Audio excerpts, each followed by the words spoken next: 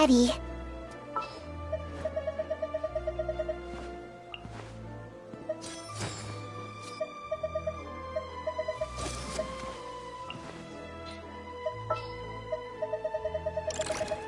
Awaiting instruction.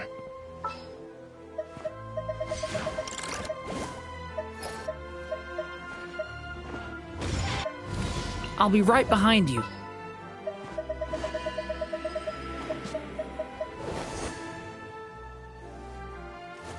Watch and learn.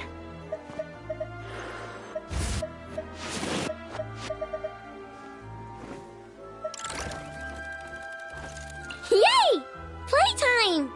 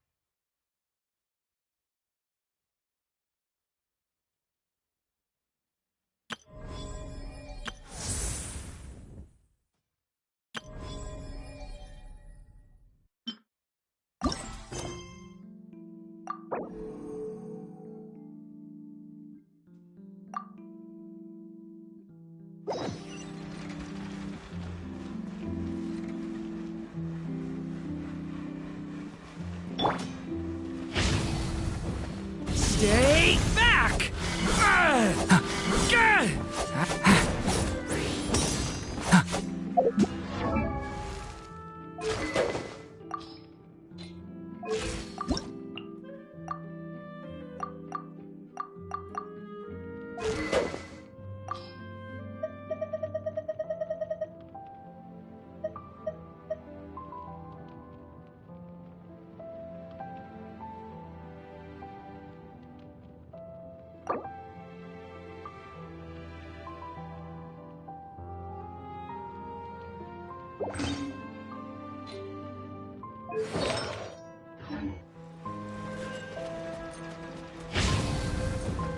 Thunder!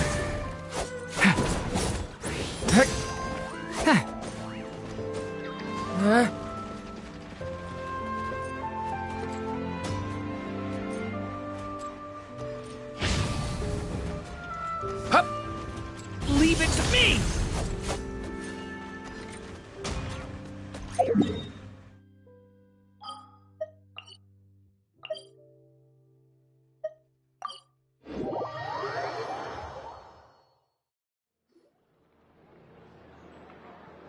Thank you for waiting.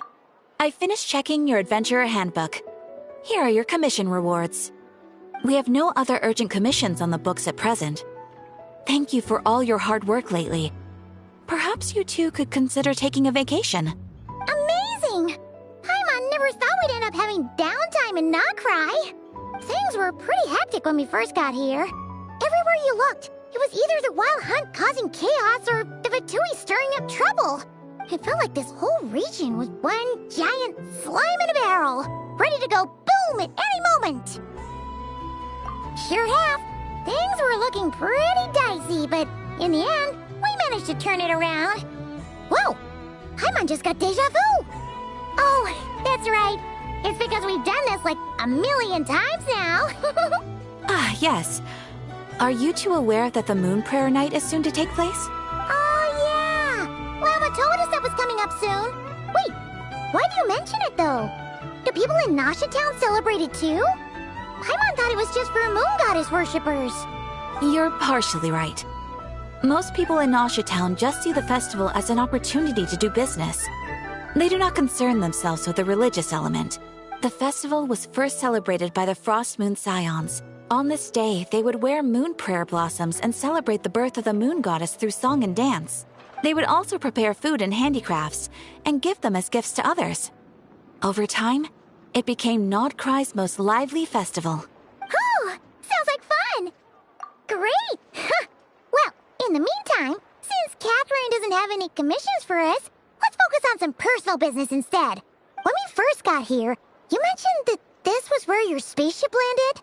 We didn't get to follow up on it at the time, because we got wrapped up in that whole rare situation, but now we can finally start investigating it properly. Well, there's a saying Paimon's heard around these parts, which goes, if you lift up a rock, you'll find something you weren't looking for. By that logic, you'll never find what you're looking for while you're searching, but the moment you stop looking, it'll jump right out at you. Could be worth a try though, right? Anyway, Paimon suggests we focus on other stuff we want to do for now, and just keep an ear out for spaceship-related intel as we go.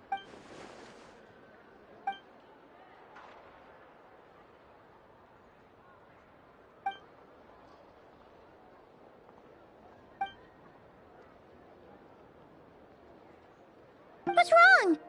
You look super serious all of a sudden. Huh? Paimon gets why you'd be concerned about Columbina, but what does the doctor have to do with anything? Oh, that's true. And now that you mention it, we're definitely overdue for a showdown with the Fatui. It is weird that he hasn't shown himself this whole time. What could he be up to? True. Paimon would much rather deal with Marionette anyway. She says the meanest things, but when it comes down to it, she doesn't seem like a bad person. Maybe it's the pressure of being a Fatus? Especially as a Harbinger. Does she feel like she's gotta act tough to keep up appearances or something? But then, every time we headed out with Rarier, she always wound up having to repair Polonia and her other robots. That's gotta sting. Losing face always hurts more for people who care a lot about their image. She's probably still furious about it. What? Relax, she's not even here! Huh? What's the matter? Oh, nothing. Sorry, we'll be on our way now. Where are we again? Oh yeah, Columbina? Right, yeah, let's go see Columbina.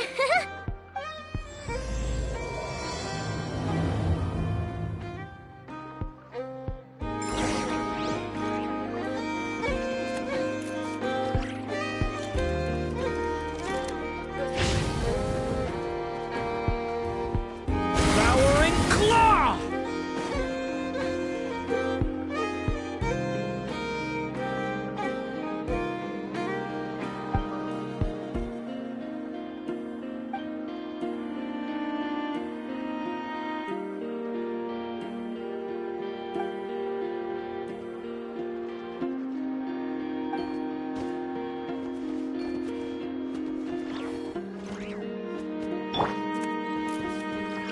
You're my target!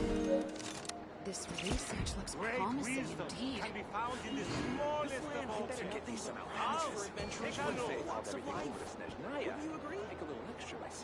You're not going anywhere!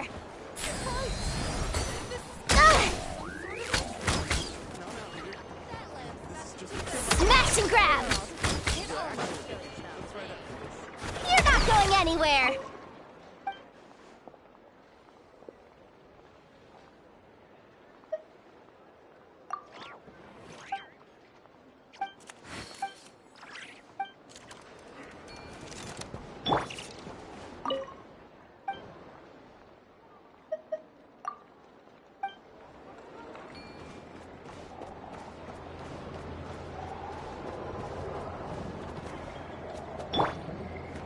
Eeny, meeny, miny, mo.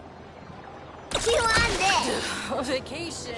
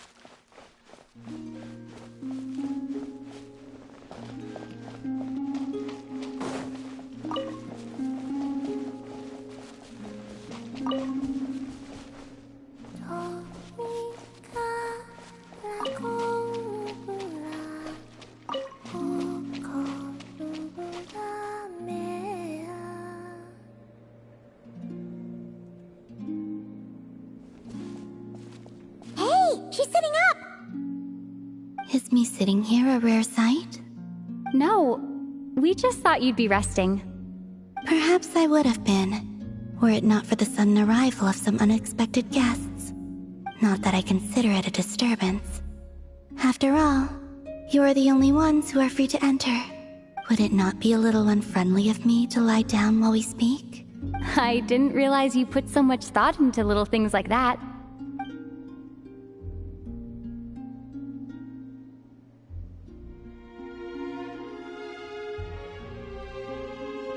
Only sometimes. There have been moments lately where I think about you and your companions. They are warm, mysterious, and cozy memories. Very few of my past memories are anything like that. They say that travelers return home bearing bags full of souvenirs. But my luggage was empty, and I believed it would stay that way. Return home? So, you're still planning on returning to the moon? Yes. This planet continues to reject me, reminding me that I do not belong here. If I remain in Teyvat, there will come a day that I disintegrate. And I don't mean reduced to dust, or turned into food for the flowers. I mean, I will cease to exist entirely. Alright then. Well, we're sure gonna miss you. But it sounds like we'll have to say goodbye. How do you intend to return? The moon prayer night is soon to arrive. On that day, the moon will be closest to Teyvat. The Kuvaki in this land will reach its peak at that time. I merely need to grasp the tide, and with relatively little effort. Oh, Paimon gets it! It'll work like a slingshot! You make it sound like she's gonna get blasted up to the moon. If I did that, I suspect I would crash into the false sky. I will be using a much gentler approach. But I do like the analogy. It's fun. You see? She gets Paimon's sense of humor. In the blink of an eye, the time has come to part ways. It does feel that way, doesn't it? Time seems to fly fastest when you are enjoying it. I have always thought of myself as a wanderer on this earth, and it has never expressed any desire to keep me here. Yet, just as I plan to depart, it tugs at my arm. Is this a gesture of affection? Or is the world mocking me? Oh. Were you hoping I can answer that? Yes. You are a traveler, so you must have a lot of experience in this area. Then, what I would say is, enjoy the moment. That's right! Don't overthink it! Happiness is happiness and joy is joy! The point is to enjoy it, not analyze it! I see. Then what I would say is, even though I am very tired right now, I am still happy. I can't tell from the tone of your voice. Oh, really? You don't think I sound happy? I'm just kidding. I could tell you were in a good mood today from the moment we saw you. Ah, a joke. Albeit not a funny one. Anyway, I assume you're here about you-know-what. Give me your hand. Actually, it's not that. There's something else we wanted to discuss with you. Oh, then, do you still want to give me your hand? Or not? Sure.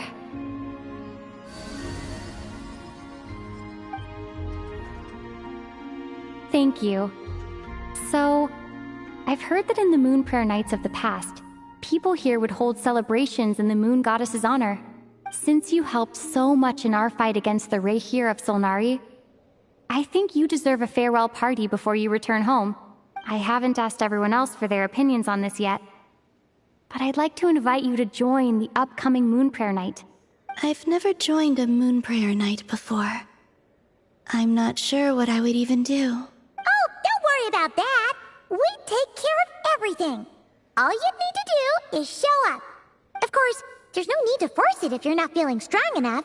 It's just, this kind of felt like a golden opportunity. But they call me Kutar, and the Fatui have an arrest warrant out for me. I shouldn't appear in public right now. I'll make it work. You have my word. Yeah, we got your back. Well, she does. Paimon's actually not too sure what she's planning. All right, if you're sure. I will not refuse your invitation. I suppose it wouldn't hurt to pack a few more sights from this world into my suitcase before finally learning what my homeland looks like. Oh, if you see Lauma, please tell her that my answer to the question she asked me is neither yes nor no.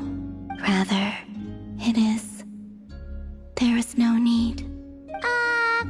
That was kinda cryptic, but sure. Guess it's between the two of you. We'll pass along the message. Bye for now!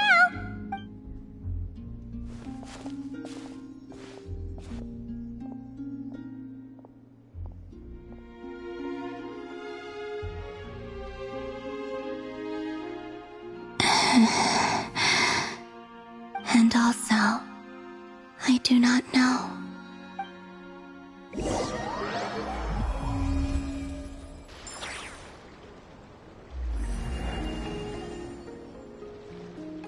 Since she's agreed to join the festival, let's go see who else wants to take part. Lauma's gotta be the person most familiar with the Moon Prayer Night. We should start with her. Also, what exactly is your plan to keep her safe? Not sure yet. I'll figure something out. What? Are you serious? And Paimon even gave you her vote of confidence back there! When did you become so sneaky?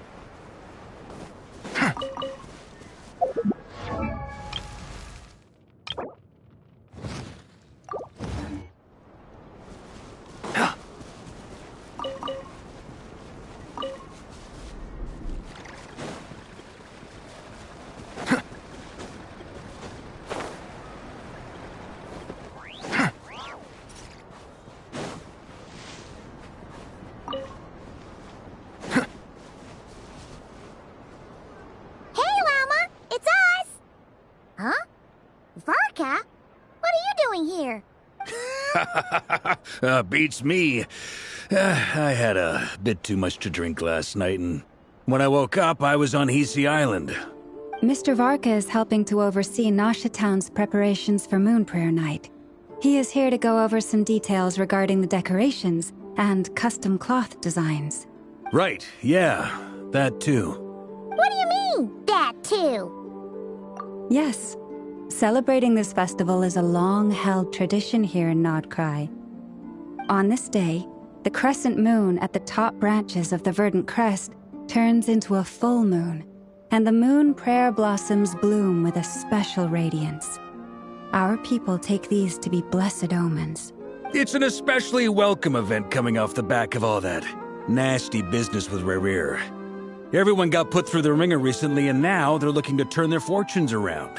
The big shots in town all agree that a big, lively celebration is just what we need to rebuild people's faith in this place. No wonder Catherine said that people weren't so bothered about the religious element. That's right. It's become more of a local custom by this point. The celebrations have little to do with whether the religious stories behind this event are true or not.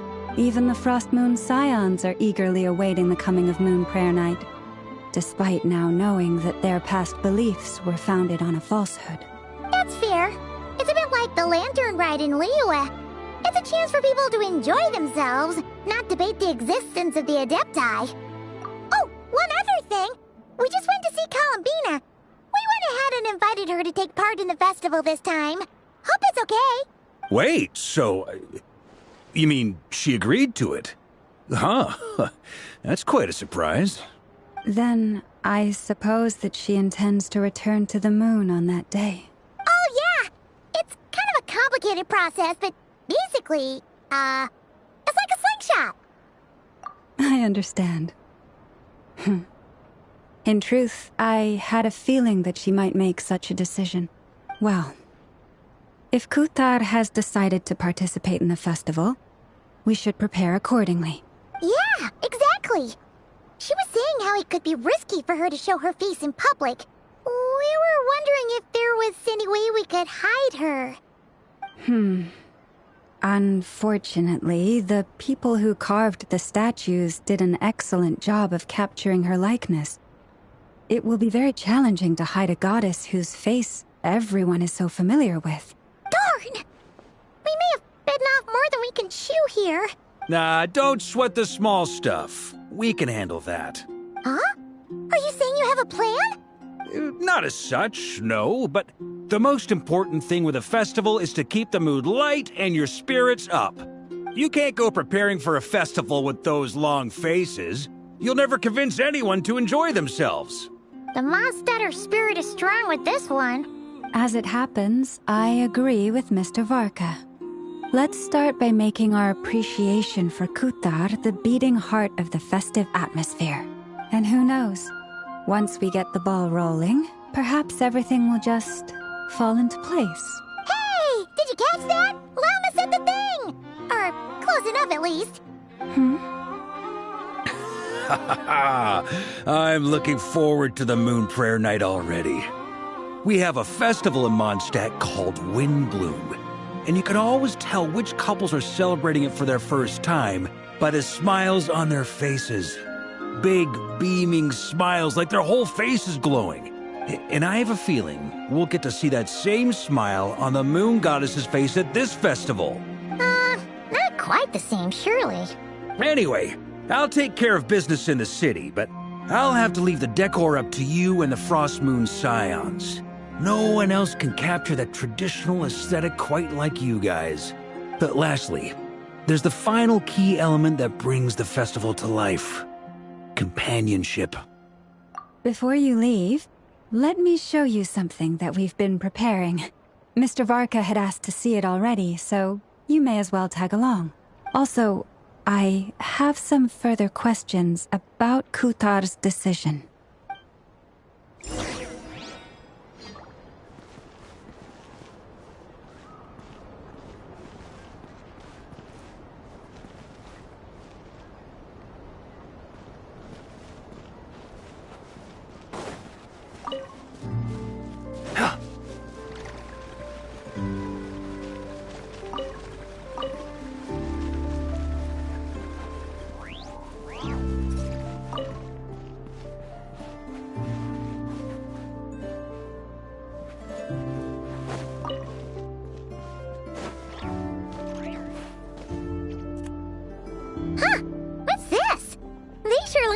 having fun. I believe so.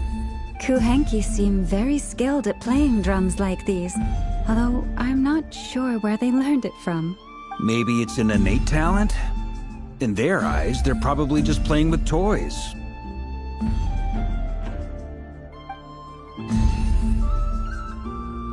Luanatar! You want to play too?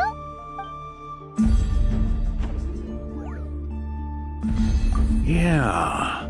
She looks more confused than anything. Maybe we can teach her next time if we get the chance.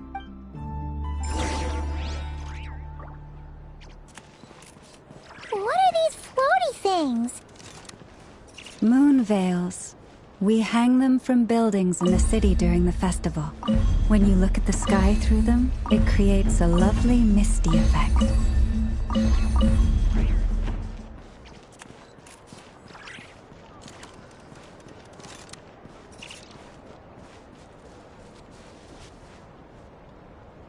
Everyone seems hard at work. They are preparing items for Moon Prayer Night.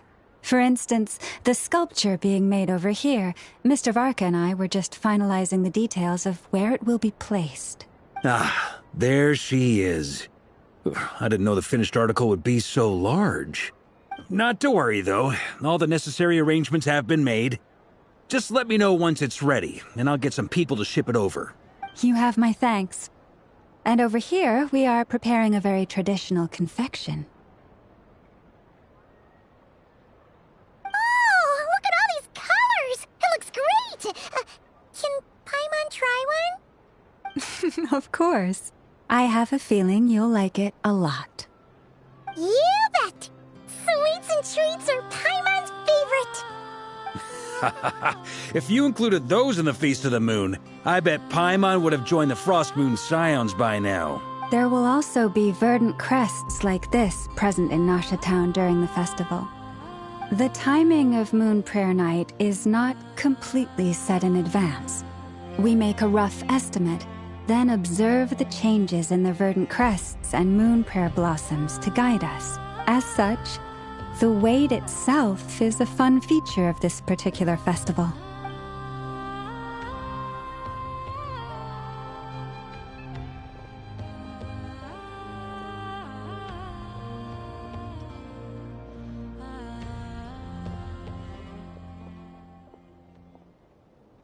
Let's talk here.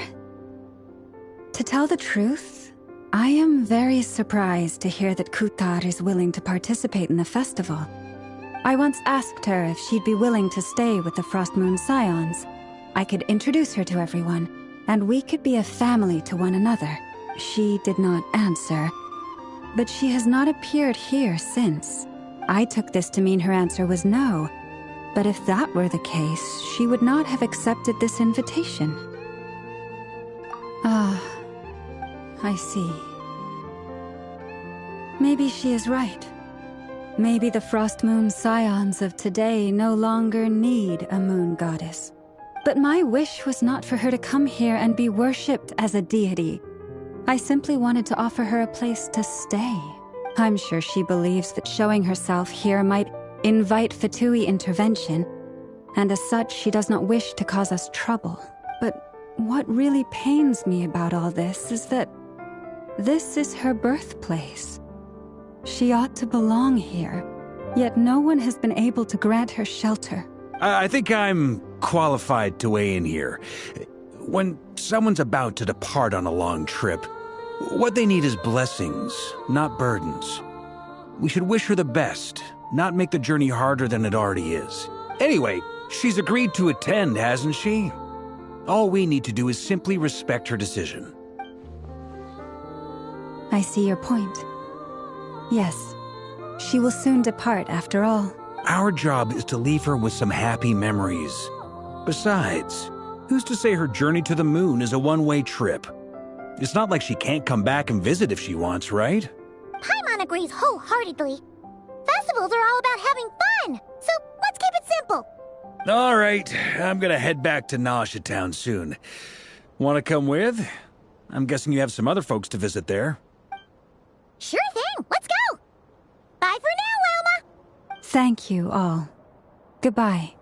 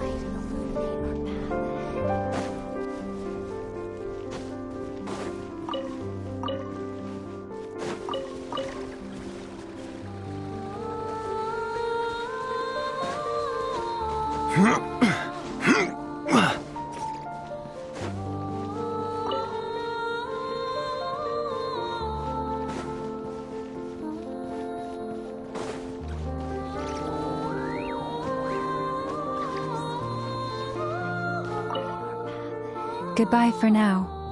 I look forward to the festival.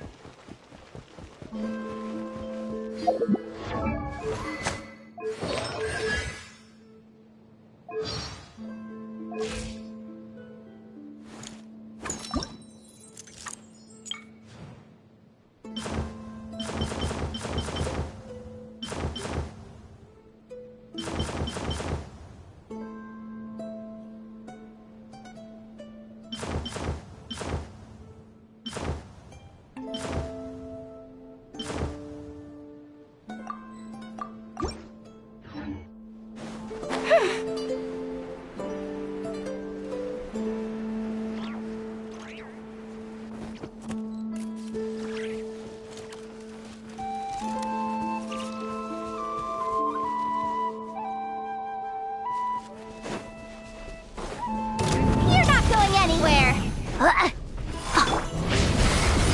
Does this make a good ending?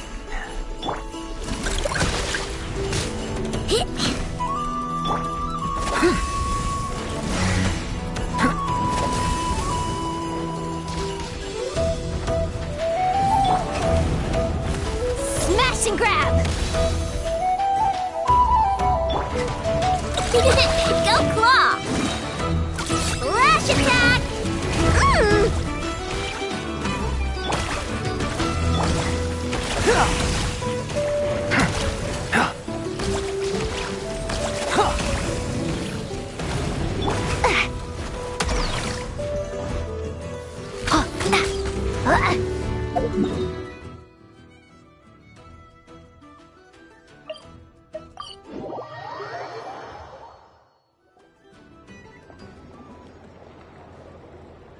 Huh?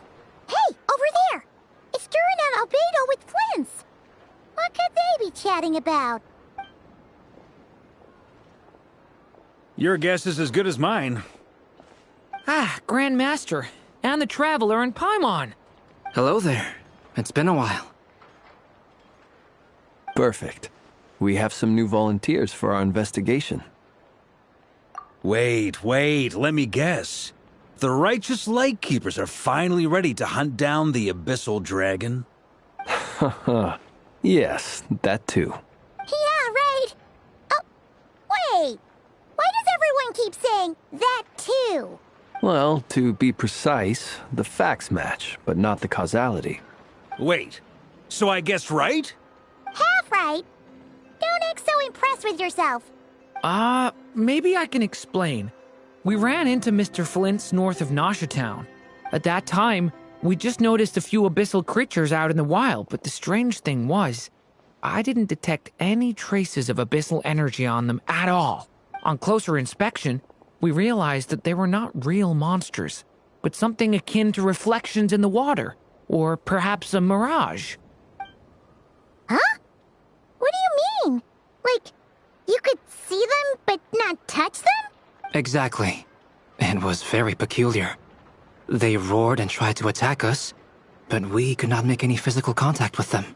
I think I've heard of things like that happening in Nodcry before, but I don't know much about it. Yes, it's a known phenomenon.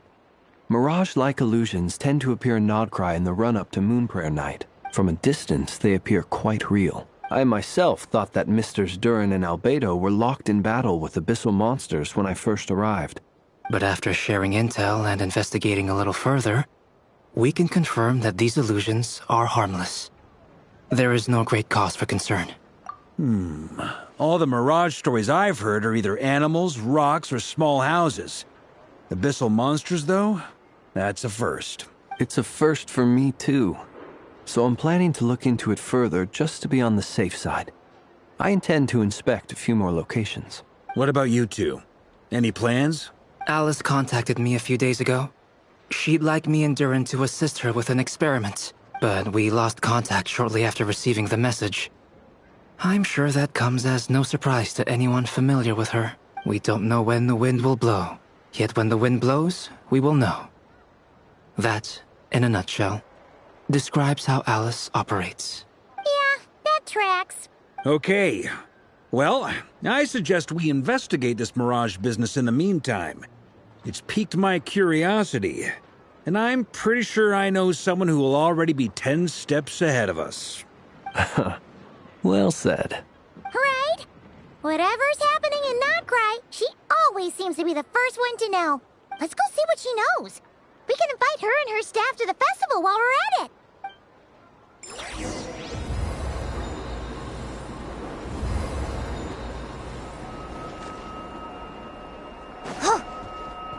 You're not going anywhere.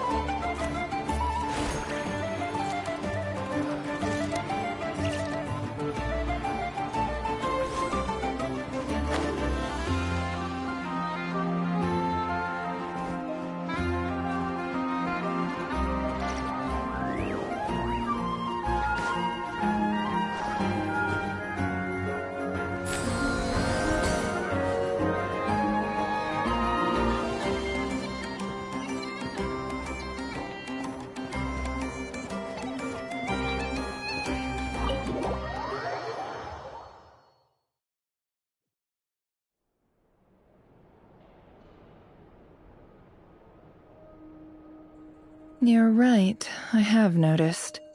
There's certainly something a little fishy about this situation. Only a little, though. Records indicate that this phenomenon can occur in the days before and following Moon Prayer Night. That said, it has always been a rare sight in the past.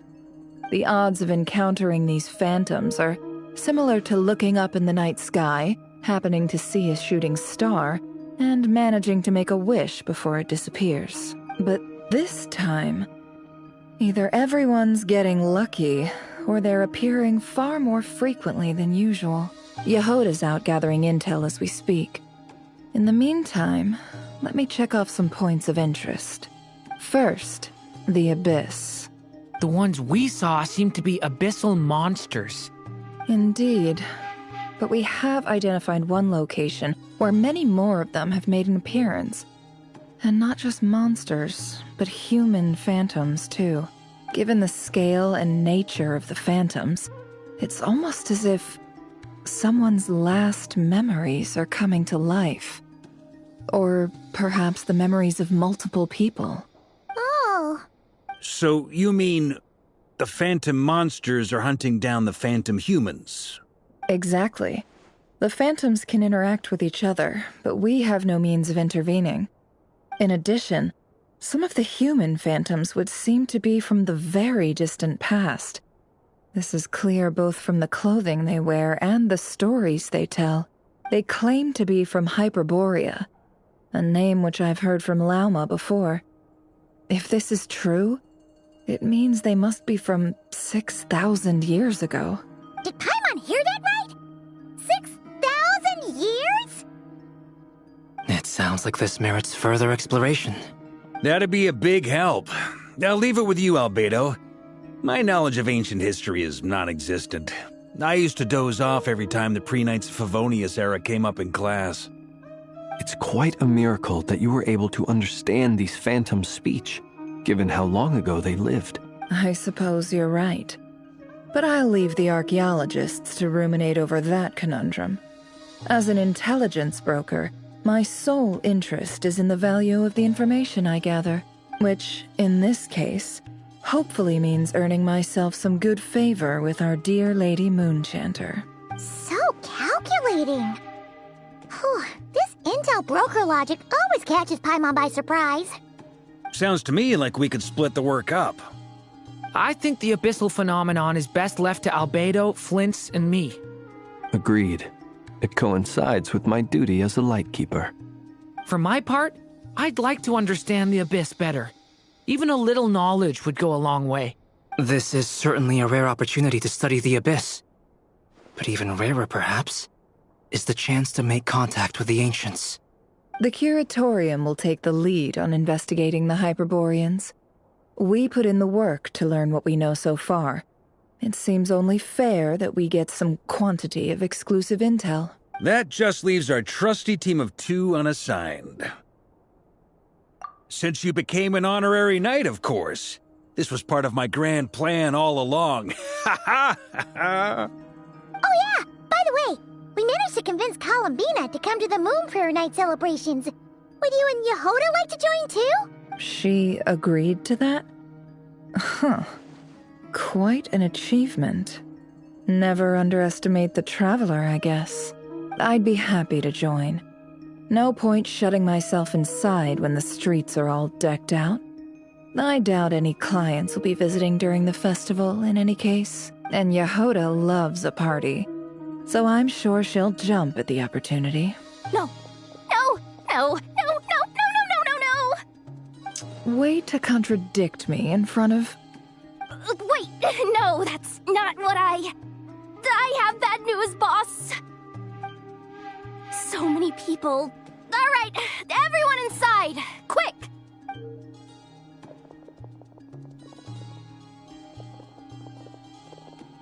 This is gonna sound crazy, but hear me out.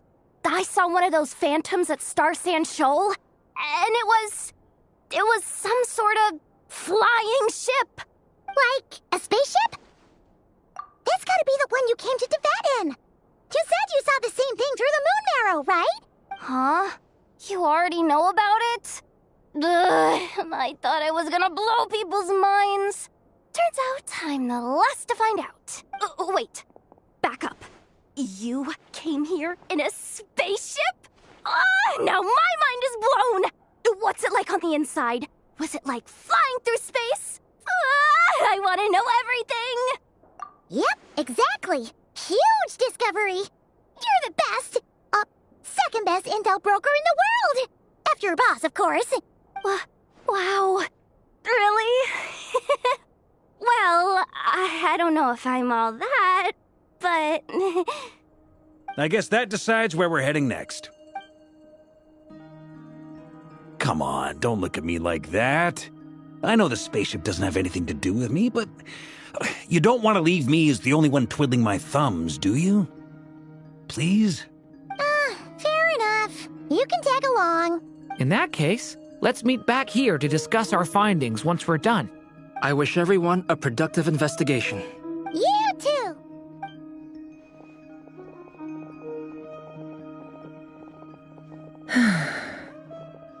What's up, boss? Aren't we gonna head out?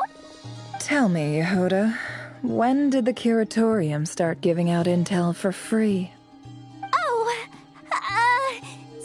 sorry, boss.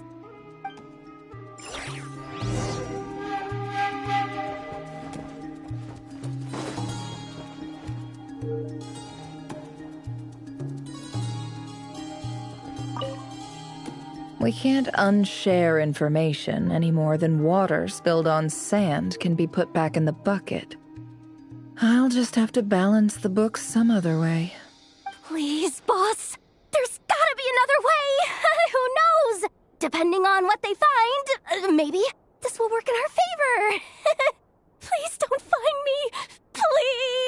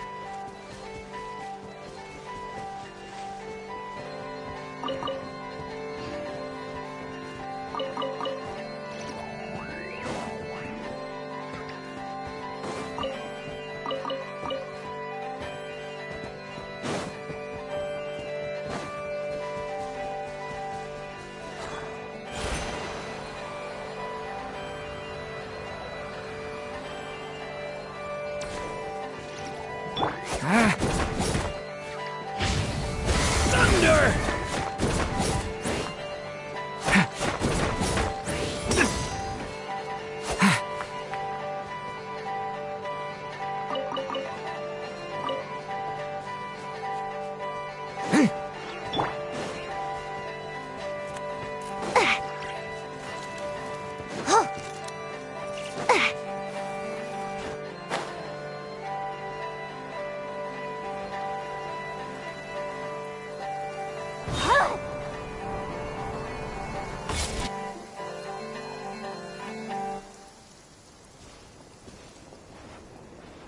Wow, what do you know? Yehoda was right on the money.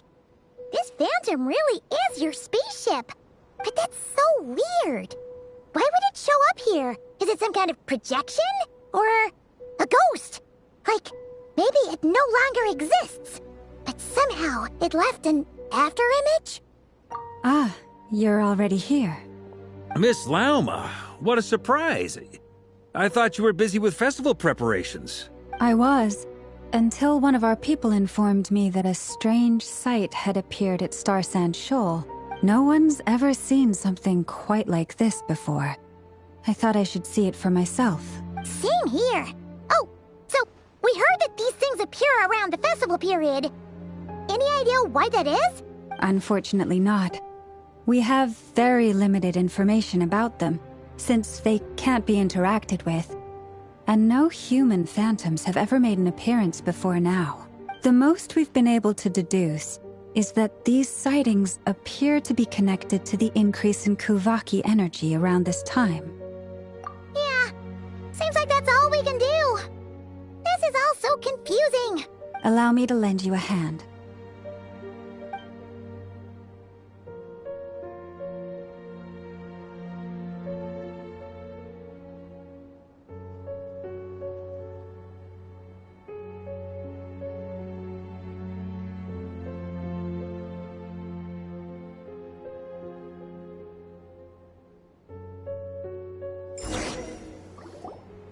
Everyone, our friend here should be able to provide us with some information. Is that a phantom Rhymehorn deer? I've heard about how the Frost Moon Scions live in harmony with the animals and can even communicate with them. That's coming in handy now, for sure. Okay. Yes, I understand. Then how about this?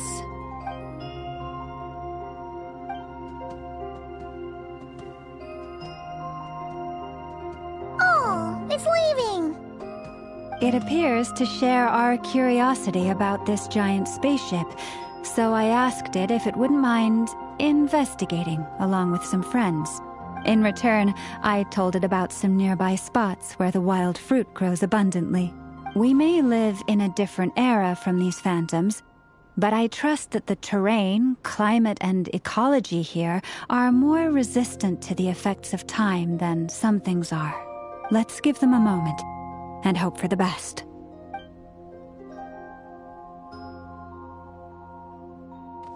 All back together? Must have been a lot of fruit. Indeed. Now let me ask them some questions.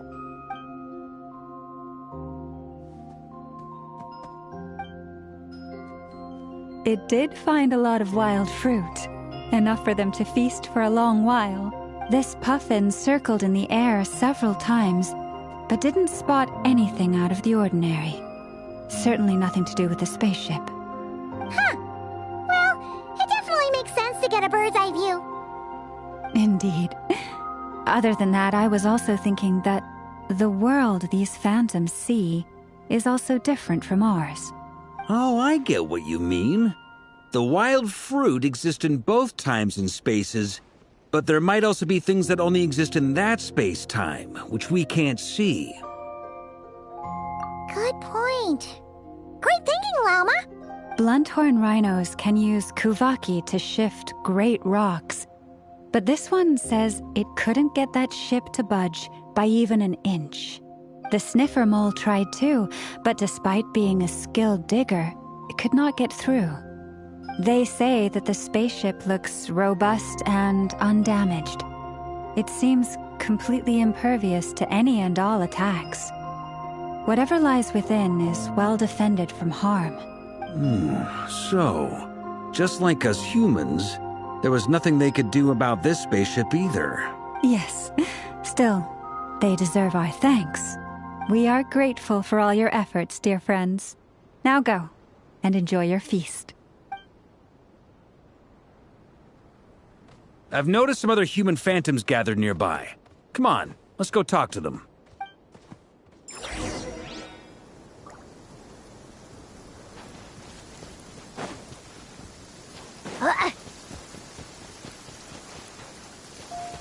Rain? Go, go, go! We gotta find some cover before we get soaked!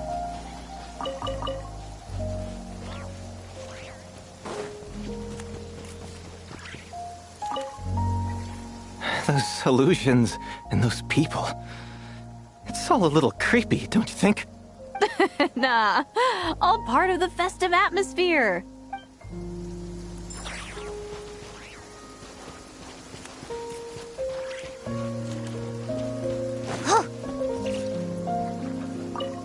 Have you ever seen anything like this? Nope. Never seen or heard anything this weird.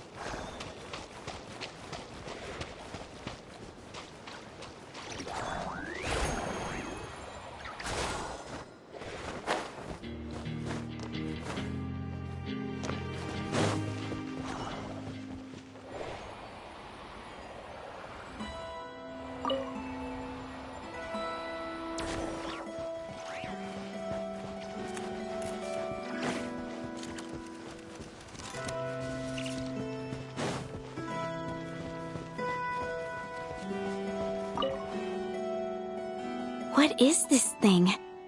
I've never seen it move, and there's no way to get inside. Goodness knows. My grandpa says it's been sitting here at least since his grandpa was still alive. What about his grandpa? Did he say anything to your grandpa's grandpa about it? Huh? I don't know. In all likelihood, it was here back then too. Hard to imagine something this huge could move. Guess that means that as far as they're concerned, this ship's been around a long time.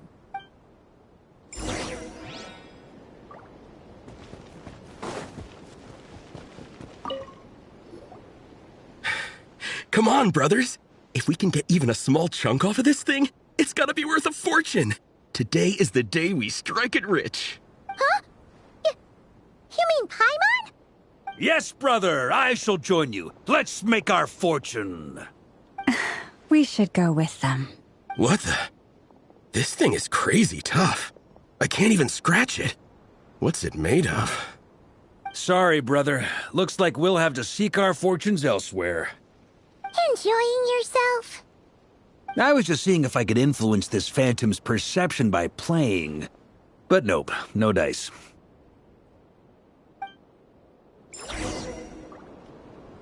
I'm sure we're all starting to build up an idea of what's going on here now that we've spoken to some of the people. These phantoms are reenacting real historical events in Nodcry. It's almost like we're in some kind of interactive stage play. We can talk to the actors, but the plot is fixed, and we can't influence it. It makes sense. History is set in stone. The objective facts of the past cannot be changed. Paimon totally thought you were just goofing around earlier. But actually, you were doing some serious investigating. Of course I was. Anyway, at this point, I think we're forced to conclude that although the Phantom spaceship is right there in front of us, we aren't going to learn much about it from these people.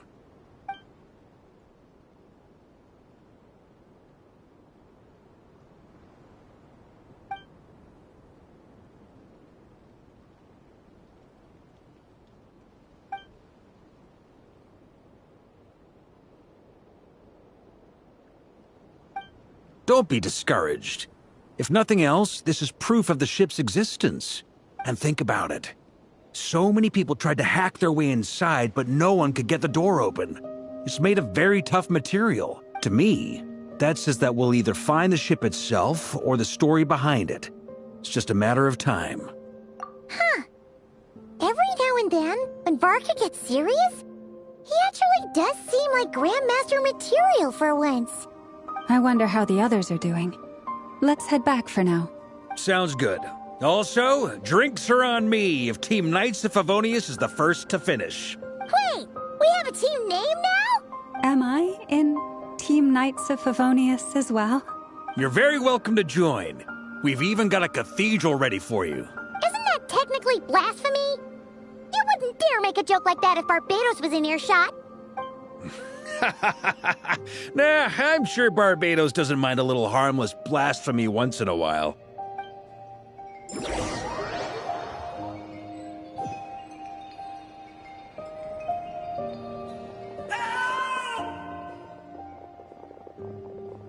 Oh, no! Get away! Oh.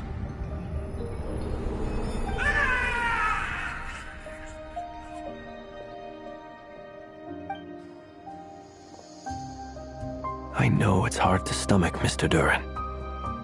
But as I'm sure you've noticed, there is nothing we can do to intervene in that which unfolds before us. But we have to at least try. And try you have. But are you aware of how many unsuccessful attempts you've made now? I wasn't keeping count.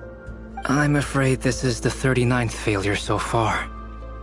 Or the 5th if we're only counting this particular victim. There are no indications that these phantoms may be altered in any way. You seem to have calmed down a little. I'll make us a fire. You should rest and have some water. Feeling any better now, Mr. Duran? May I ask a few questions? Be my guest. What exactly are we witnessing here? What happened to those people? My guess would be that we are seeing Nodcry during the Conrian Cataclysm. Would that be accurate? Conria. That is correct. As you know, once the Abyss senses even the tiniest crack, it floods in and spreads like wildfire. There was a time in the distant past when it permeated all of Nodcry, causing immeasurable harm. The people paid a terrible price to heal this land. Then, 500 years ago, the whole of Teyvat suffered an abyssal disaster. Once more, Nodcry was dealt a devastating blow. I see. In the face of the abyssal onslaught, all were like grains of sand tossed around by a tidal wave. Be they human, fae, or god. The moment you witnessed is but one drop in a whole ocean of catastrophe. All right. I guess that answers my second question, too. I wanted to know why there's nothing I could do to help them, and that's because what we are seeing is history. That would be my guess as well. As I understand it, history and fate are not all that dissimilar. The latter may be unseen to us, but both are immutable. Yes. Fate was determined long, long ago. I still have a couple of other questions for you, Mr. Flint's. You mentioned more than one abyssal disaster that has struck this land in the past. How can you be sure that what we're seeing is from the Conrian incident? And also, how are you able to stay so calm when you're talking about these events? From everything I know about you, you're not cold or ruthless, and you're not indifferent to the suffering of others. Alas, I am forced to show my age. I must be 600 or 700 years old by human measure. Wait, so you... One is not easily moved by history when one has witnessed the truth firsthand. I'm sorry. You needn't apologize. Your passion is a good thing to have. Treasure it, because someday you may find it in terribly short supply. Now, at the risk of offending you, I have a question in return. Your curiosity toward the abyss, is it born from hatred or because you sense its call? I only ask because I kept a fragment of Rerir's body in my lantern for a short time. Specifically, his heart. So I know what a burden it can be to carry the abyss with you. And I hear its power growling from somewhere within you. In my eyes, your mere existence is a miracle. My honest answer is... I don't know. I don't think I have the confidence to say for certain. What I will say is the abyss is not the only issue that haunts me. Even before I became who I am today, the question dogged me constantly. Should I even exist at all? My doubts remain unresolved. But when we fought Rerir, something became a little clearer to me. Sometimes it is the darkness within us that allows us to achieve the impossible. I certainly got the sense from your 39 attempts that you were trying to achieve the impossible. It sounds like you've resolved to see the truth for yourself. Absolutely. In that sense, he and I are quite similar. Then I wish you every success. I look forward to the day of your transcension. Well, if everyone's caught their breath, I suppose we should head back. Oh, and one last thing. I'd appreciate if you kept our discussion about history a secret.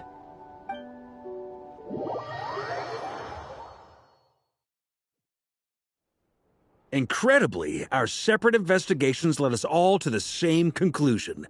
Hooray for consensus! Yeah, but we barely learned anything, though. I totally thought this would be the mother lode. Talking with the ancients? I mean, come on! But nope. All we got was useless snippets of conversation. And all this stuff about moons and hyperopia. What a load of baloney. Seems like people back then had a few screws loose. I understand your frustration. We found the same issue.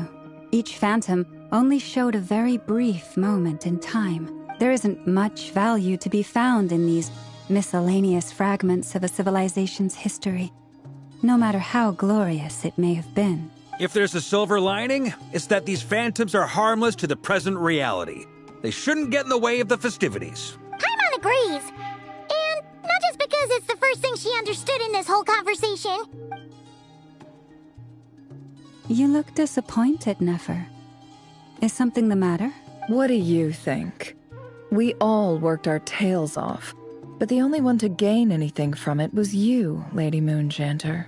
Well, please do share the Hyperborean records with me. I will gladly inscribe them in our people's documents. Oh, duh! Yeah! That was it! Hyperborea! Hyperborea. I'm serious. Only an expert in the Frostmoon Scions and their history can turn these records into valuable research material. The alternative is to let them gather dust on the Curatorium's storage shelves until the pages turn yellow. Nefer, you're wise enough to know that cooperating and sharing the profits is the best course of action here. Well, that goes without saying. Sure, let's do that. Huh? But didn't you say we aren't supposed to give out intel for free? Sorry. Shutting up. Now is not a good time to push Nefer's buttons. Anyway, back to Moon Prayer Night. I'm thinking that we should prepare something a little special, aside from the usual decorations and so on. You mean a parting gift? Can't go wrong with food.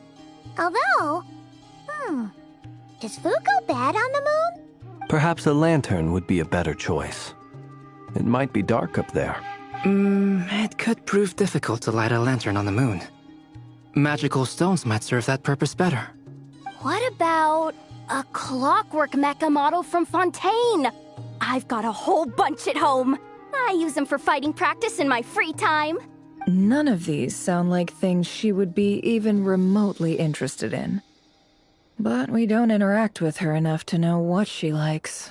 Yeah. It would really save us the guesswork if someone could find out what she's into. Wait, what the? Traveler? They're all looking at you. Great! Haha, problem solved. Now, I need to stop by Dory's. Gonna need her help sourcing a bunch of stuff for the festival. Then let's leave it there for now. We all have our own business to attend to. Traveler, if you find out what Kutar likes, let us know right away.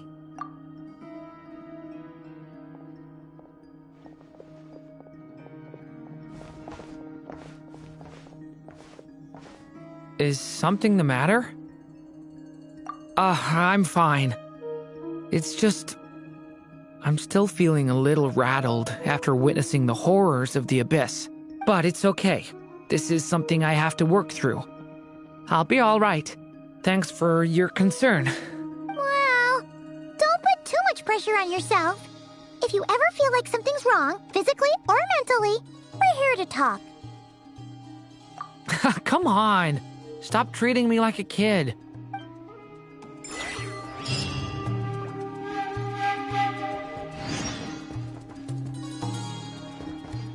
Which is why we need a lantern guaranteed to work on the moon. Yes, I have a few ideas, but the lantern itself is the easy part. The real issue is how little we know about the lunar environment. Wait, you two are serious about this? Let's just say I'm intrigued by these shining magical stones that Mr. Albedo has mentioned. Could you do me a solid and try to smooth things over with Boss Neff?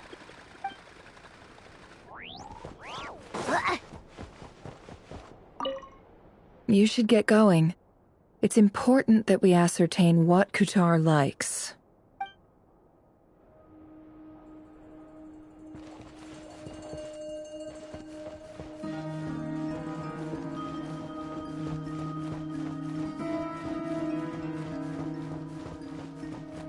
Miss Lauma, would you accompany me into town? I think it'd be best if you saw the Frost Moon Scion's decorations for yourself. Very well. Let's go.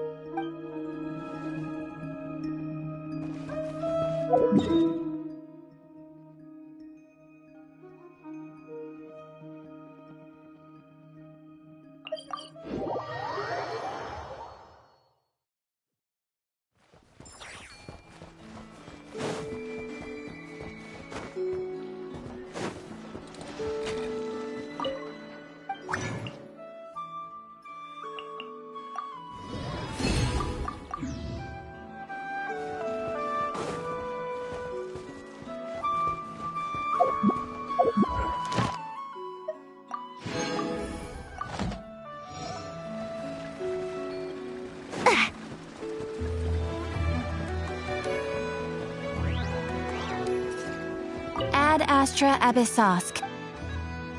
Thank you for Ad Astra...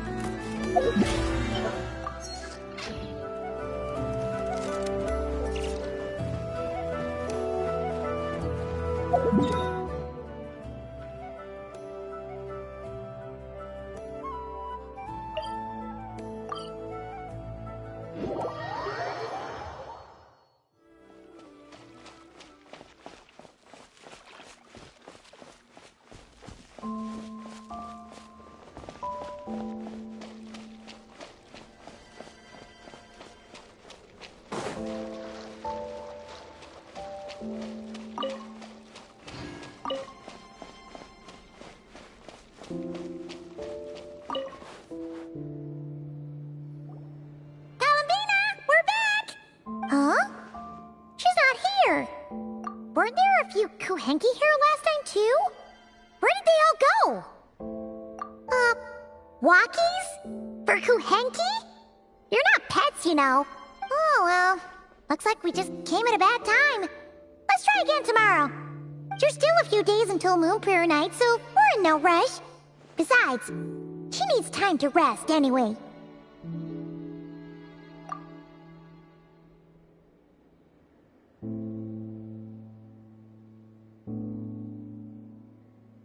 Kalamina! Are you back yet? Oh, how strange. Looks like she still isn't here. Right? It's not like her to spend so much time outside. Especially since she's worried about attracting unwanted attention. What about Luonatar? Luonatar, you there? Hey! Do you know where Kalambina went? Sorry, didn't understand. But if you know where she is, could you take us to her?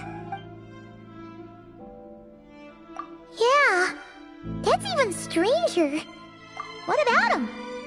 Oh, that's not good news. They change color when Kalambina gets weaker, right? And they look super pale right now. Good idea. She might know what's happening.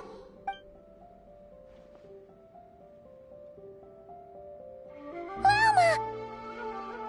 Ah, it's you. How is Kutar? Is she okay? No, she hasn't. I came here to check on her after I noticed the flowers had changed color. Based on past precedent, she must be very weak right now. Even getting up to walk would be a struggle. It seems unlikely that she wandered off outside. Not to mention that she doesn't do that at the best of times either. So yeah, this is super weird. No. Very few people are in the know about Kutar's whereabouts. And if anyone suspicious had visited, they'd have left some sort of evidence. Come on, let's go to Nasha Town. If anyone has seen her, someone there will know about it. It's not Cry's information hub after all. Makes sense. Let's go!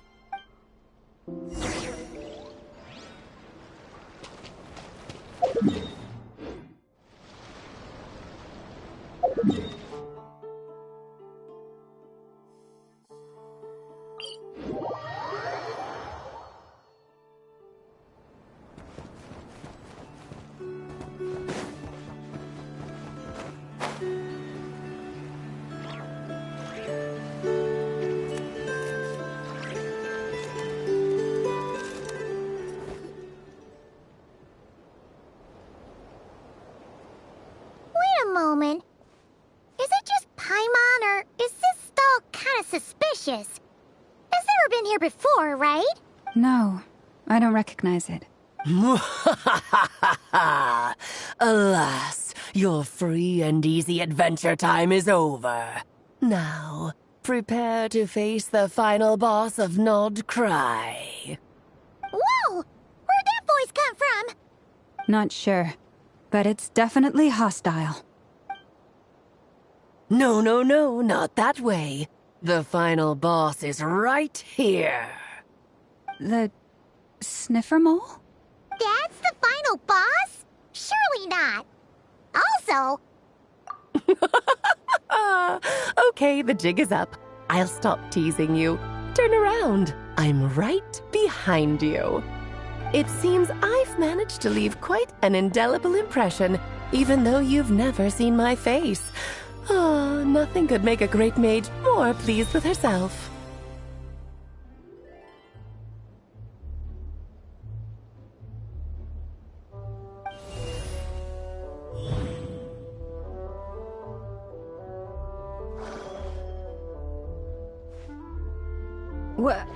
What is going on?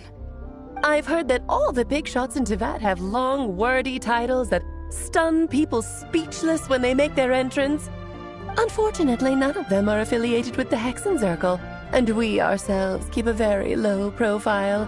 The notorious name-dropping doesn't quite work for us. Still, I, for one, think I'm really quite amazing. So that didn't stop me from coming up with a title anyway. Alice! It's really you this time? Not a lantern or a dodo coat, but Alice in the flesh? Oh, that's right. So, what do you think? How does it feel to finally meet me? You look like... Oh, that's the first thing you thought. A little surprising, but that actually makes me very happy. Because that means that when Klee grows up, she'll be just as stunningly beautiful as her mother. So she's a friend of yours? Kind of. This is actually the first time we've seen her in person. I see. Madam Mage, that was, quite a powerful entrance. I certainly won't be forgetting it anytime soon. It's okay, Lauma, don't force it. Paimon will do the honors. This is Alice from the Hexen Circle. She's a friend of ours. And of Arcus, too. That's right. She's a good person, just kinda... unpredictable. Well, what is the human heart if not unpredictable? Hmm? If we could not do as we please, how would we differ from machines? I am Lauma, Moon Chanter of the Frost Moon Scions. It is a pleasure to meet you. Oh, I know. Before you got here, I spent a good, 15 minutes getting up to speed on Nodcry's present situation. In other words, I've read the whole in the last episode part, so we can skip the pleasantries. Fair enough. Well, Miss Alice, I can already tell that you have quite a unique personality. He'll get used to it. Paimon sure is. So anyway, what are you doing in Nodcry, Alice? Oh, I thought I told you already. This time, I'm the final boss. And what a formidable foe I shall be. Powerful, confident, decisive, and good luck finding my weak spot. You will never succeed. Oh, drat. My one weakness, and you found it in an instant. Fate has been dealt a devastating blow. Thus falls the great Dodo King. Why are you playing along with this nonsense? For funsies, of course. What's wrong, Paimon? Are you disappointed in me? Am I a gigantic letdown? No, it's just... You seem like a busy lady. And this is the one time you've shown up in person. Paimon figured it would be for something more high stakes than just goofing around. You're quite right. I'm here in Nodcry because something big happened. Something big enough it caught the attention of the Hexen Circle. It concerns the 3 moons, Tevat's borders, and of course, the moon goddess you are currently searching for. Kind of. Why don't we discuss this over a pot of tea? My main reason for coming on this trip to Tevat was, of course, to have some fun. But I do technically have a job to do as well, namely, maintaining the stability of Tevat's borders. I'll skip over the complicated parts, but to sum it up, abyssal energies are all that lie beyond Tevat's border. We'd find ourselves in a real pickle if they ever made it through. And the phantoms you've been seeing are a sign that the border has been disturbed. No wonder they tend to show up around Moon Prayer Night. Is it because the real moon is now so close to us that its power can cross the border? In part, but only a negligible amount passes through. Just enough to influence the verdant crests and so on. And as you've noticed, there has been an unprecedented number of phantoms appearing this year. The influence of the moon beyond the border cannot explain this. No, there is another far greater factor at play. The trilunar syzygy. A trilunar syzygy? Eons ago, before the heavenly principles came to Tevat, it was the then 3 moon goddesses who controlled the laws of this world. Oh, that's exactly it! The 3 goddesses split these powers amongst themselves, promising never to consolidate them into one singular body. This was meant to keep the world stable.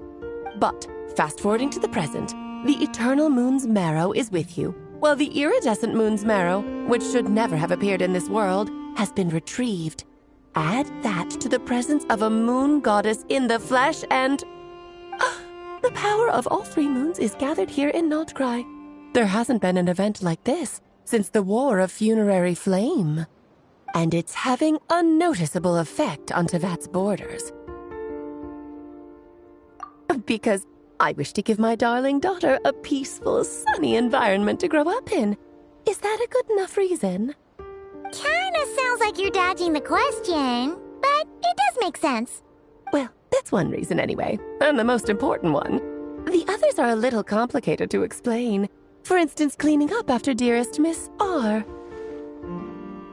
Albedo could tell you more about that if you're curious, but right now, I have a more important question to ask you. Why are you collecting the moon marrows? I see. Nicole told me about that legend once. Nicole?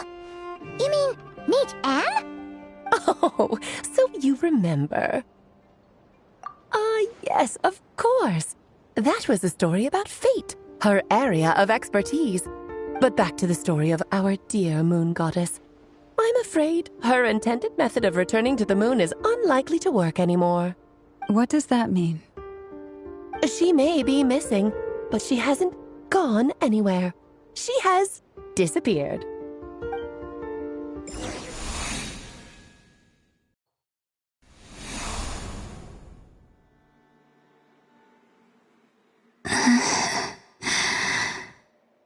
My body is so heavy.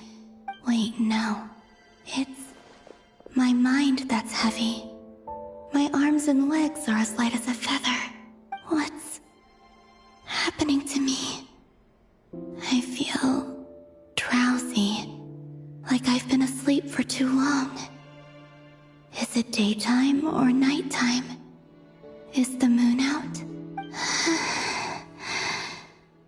I think I'll go for a walk.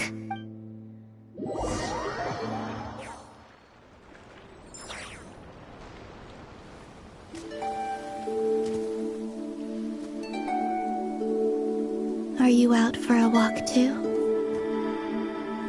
Huh?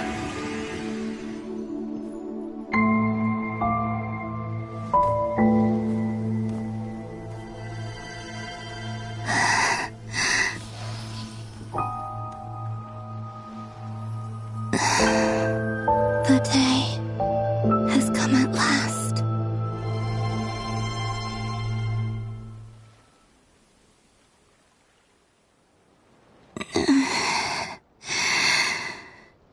Have I grown so weak that I can't even sustain my physical form? But Moon Prayer Night is nearly here. I was so close to returning home.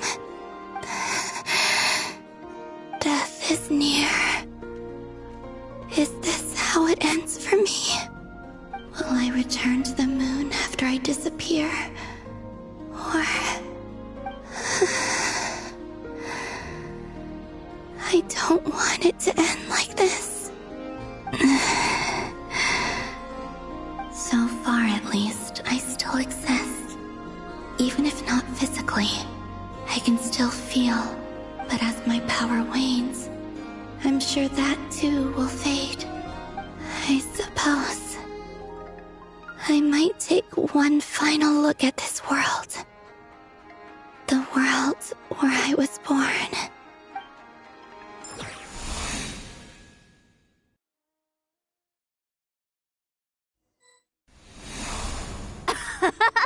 Come on! Come on! Wait for me! The Frost Moon Enclave. How much it has changed since I was born. These decorations, they're so heavy. It's times like this when you kind of wish men could be priestesses and acolytes. How fascinating. I've never had the chance to be privy to people's private lives in this way. In the past, people would get so solemn and serious the moment I showed my face. Like they were frozen stiff. Karina, Lametti, it's time to eat. Coming. I want to watch them a little longer.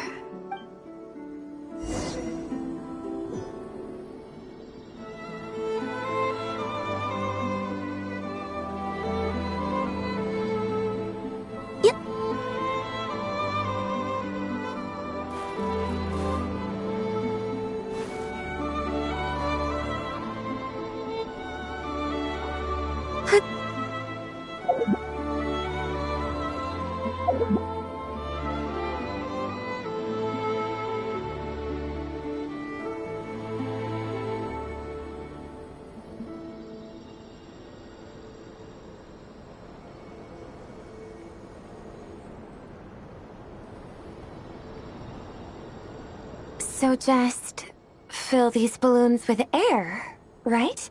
Yep. Try a couple now to test things out. The rest can wait till Moon Prayer Night.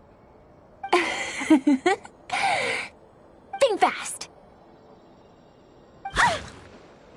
Rita! Teasing an acolyte of the Frost Moon Scions? Surely that's a punishable offense. Take this!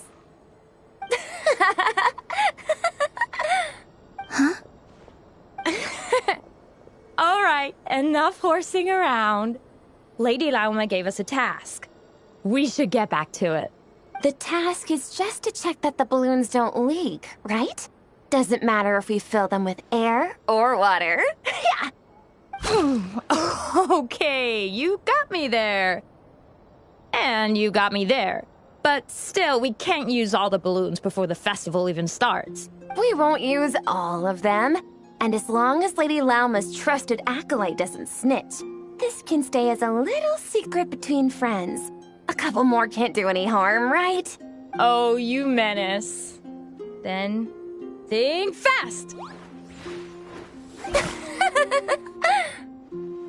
Is pumping a balloon full of water really so much fun?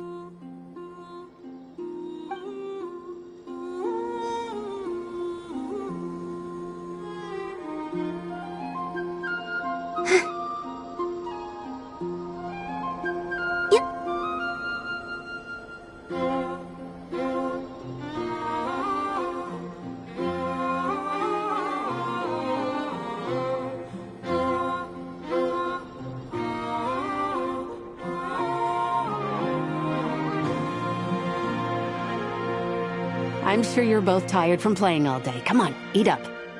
A plain, humble meal. That has always been the way of the Frost Moon Scions.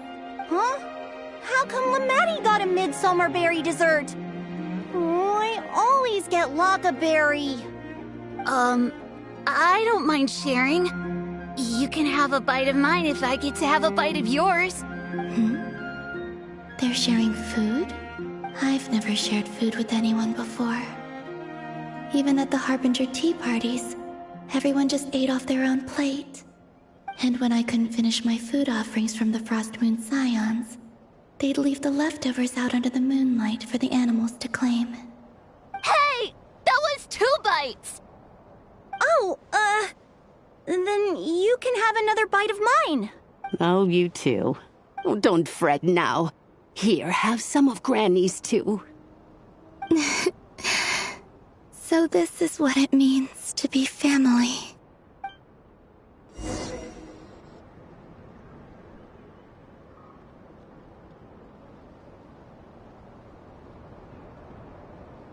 I'm seeing so much that I'd never usually get to see. They'd never act like this when I was around. It's nice, being able to just watch people in peace in these final moments. What a rare opportunity. I think I'll go take a look around Nasha Town, too. Maybe the Traveler will be there.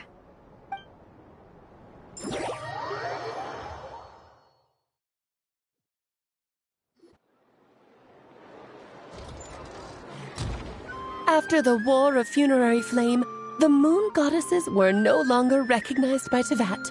They lost the whole foundation for their existence. That's why the Moon Goddess's strength is fading.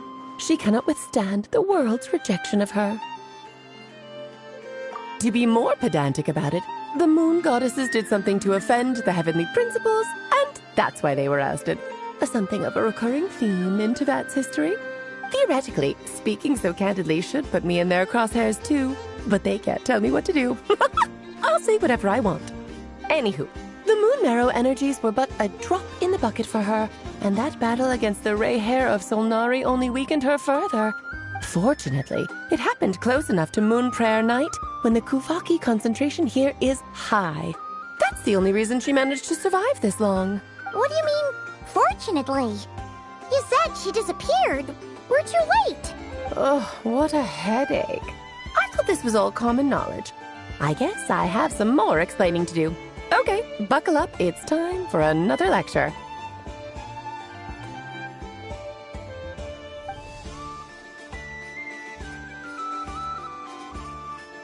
Now, I said earlier that the moon goddesses lost the foundation for their existence.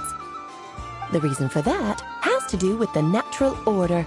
Basically, the rationale for their existence in Teyvat was lost. The same logic applies to the present moon goddess, too. Consider her existence so far. Her comrades in the Fatui called her Damselette.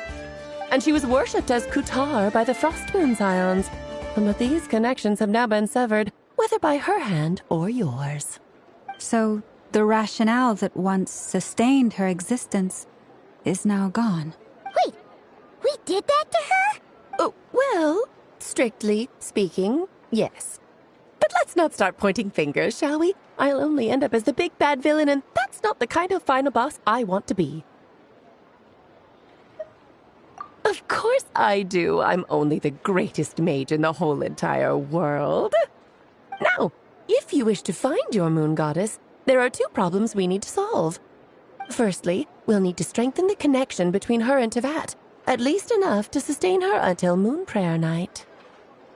Strengthen her connection. But does that mean I'll have to rally all the Frost Moon faithful behind this? I'm afraid a bygone faith and a former home won't be of any help to her now. Do you know her name? Her name? Oh, yes. Names are very important things. A name is a fundamental concept that anchors one's entire existence. Then your first job is to find it. As a moon goddess, I'm sure she must have a name she identifies with.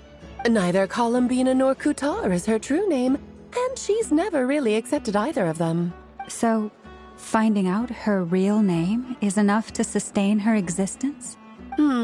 Yes, I know it sounds like a small step, but every journey begins that way. So for now, that's all we need to focus on. The second problem is with her plan to use the moon marrows to return to the moon. Unfortunately, piercing through the false sky will take an enormous amount of power.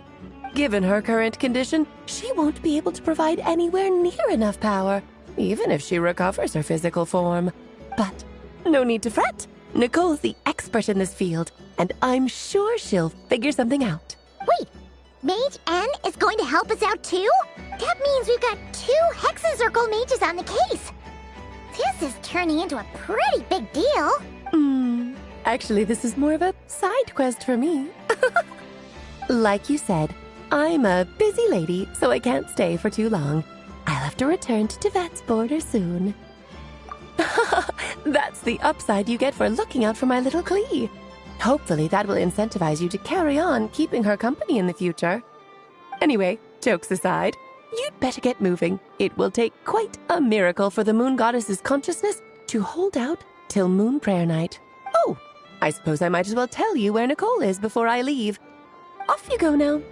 Time to meet your new friend. Oh, yes, and a little suggestion. Don't forget to mind your heads. What? I wonder how Durin's doing. I should really go see him before I head back. You really are super busy. I most certainly am. There's so many children I have to keep tabs on just in Mondstadt. Durin, Albedo, Venti, Varka. Klee didn't make the list, huh? Of course not. Klee is my pride and joy. I have no qualms about her, because she's the best child in the whole wide world. Yep. Klee's a little angel. I'm glad you agree. Well, all the best. See you when I see you.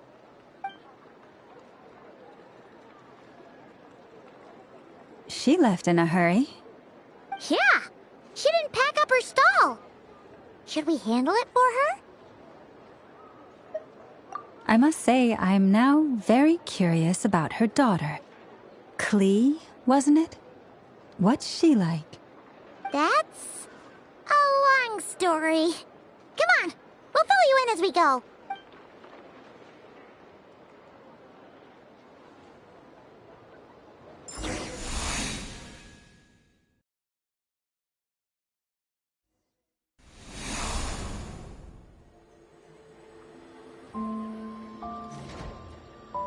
What a lively place. I've never experienced Nasha Town like this before. Hey, you old geezer! Your hammer's rusted through! Who are you calling old geezer? Are they quarreling? I'm looking right at him! You've really gone downhill since giving your daughter free rein in the workshop. Can you even swing a hammer anymore? It shouldn't take you days just to fix a single chair! You might as well use that hammer to massage my back for all the good it's doing. Don't run your mouth, or you'll get a back massage that'll put you in bed for the rest of your life. Look, the materials haven't arrived yet, all right? You know how busy it gets in the days before Moon Prayer Night. I'll bet you send all the materials to your little princess. Blood's always thicker than water, huh? All right, you've made your point, Uncle Koski. As soon as the materials arrive, fixing your chair will be the #1 priority.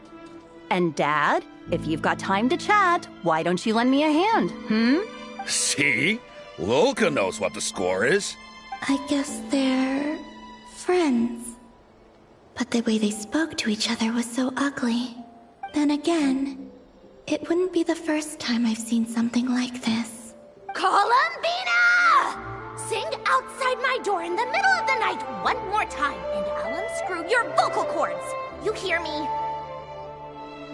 Oh, Zandrone. So that was her way of trying to be friends with me. What a pity. I won't get the chance to say any ugly things in reply.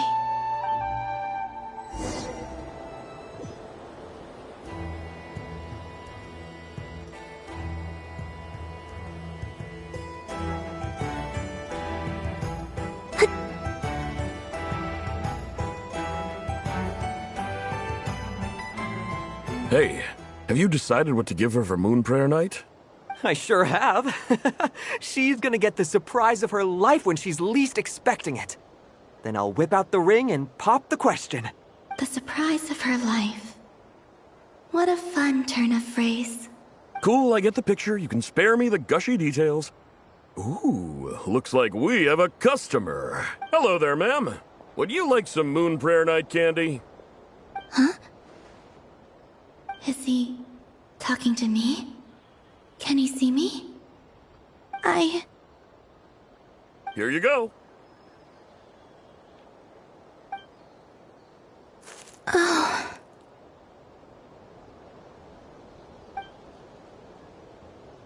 Come back anytime. Right. Now, where were we? I don't know why, but I still held out hope.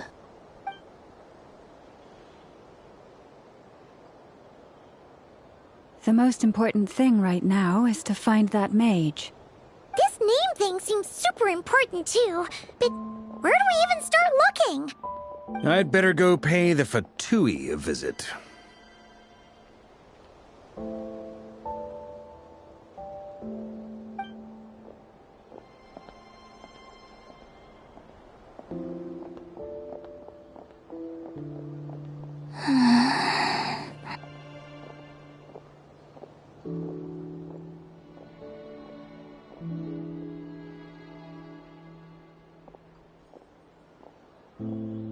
Columbina?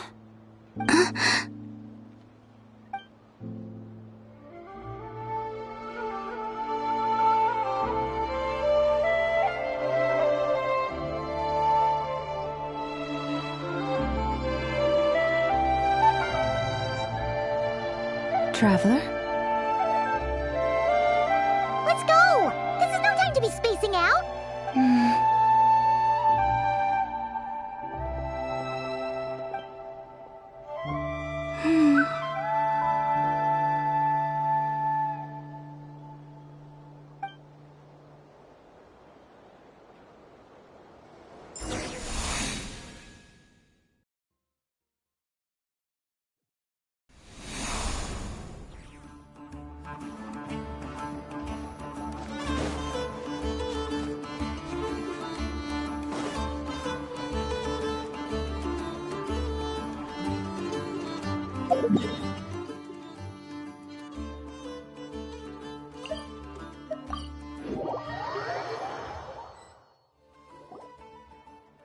they going? They mentioned a mage and... a name? So, Mr. Varka, are you acquainted with this Nicole? Or should I call her Mage N? Not really. We've never met, though she has come up in conversation. From what I've gathered, Alice kinda took Nicole under her wing. Taught her how to speak in a more ladylike fashion, that kind of thing. Huh. Hard to imagine Alice as an etiquette coach. Yeah. Alice is a larger-than-life personality, I'll give you that. But then again, that's why she's able to draw such an eclectic mix of people into her inner circle. If I remember correctly, being an interesting person is actually one of her main entry requirements. So, if you ever wanted to join the Hexen Circle, I'm sure you'd both be eligible to apply. Hey! Don't go around making promises on Alice's behalf! I wouldn't dare. I'm just trying to paint a picture of the Hexen Circle for you. Okay, sure. Anyway, since none of us have ever met Nicole, how are we supposed to find her? We can't just go up to every woman in sight and ask, "Hey, are you Nicole?" Maybe something she's wearing will give it away? Like, a wind bloom pinned to her chest or something. Wait a minute. Alice never said Nicole was from Mondstadt. Oh, true. That would be... this young lady, then?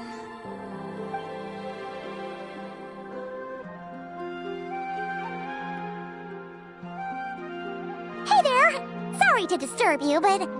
are you Miss Nicole?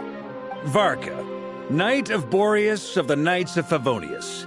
Alice might have mentioned me before.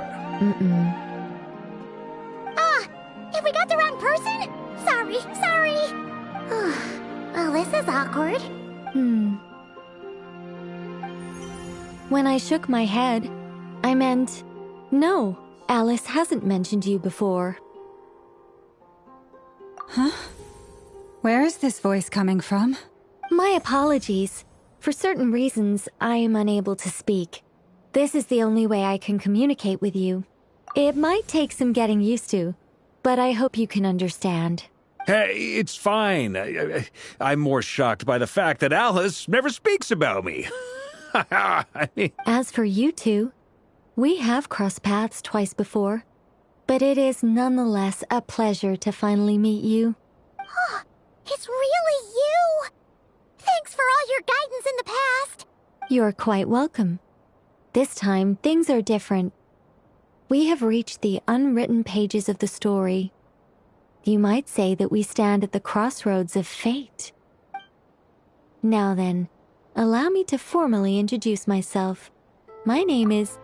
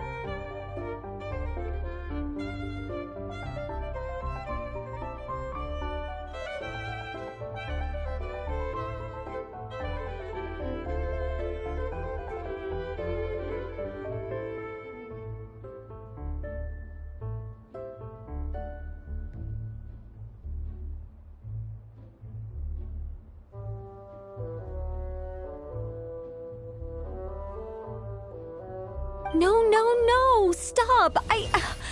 Alice! I can't believe it!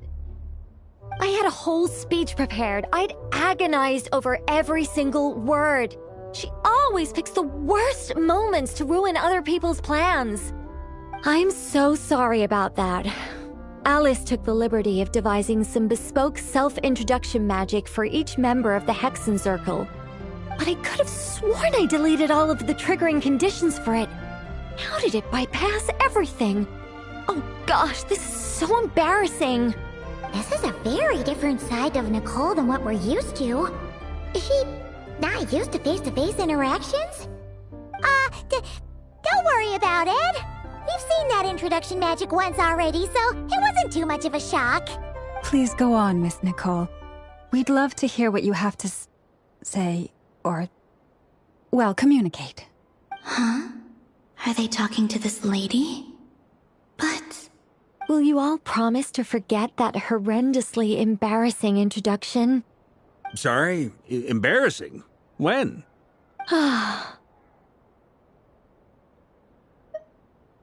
Yes, my name is Nicole, and I am one of a very few angels who have retained both their preferred form and their power. The Traveler and Paimon should be no strangers to this concept. There is another of our kind in Natlan. They call her the Lord of the Night. Right! Paimon remembers her.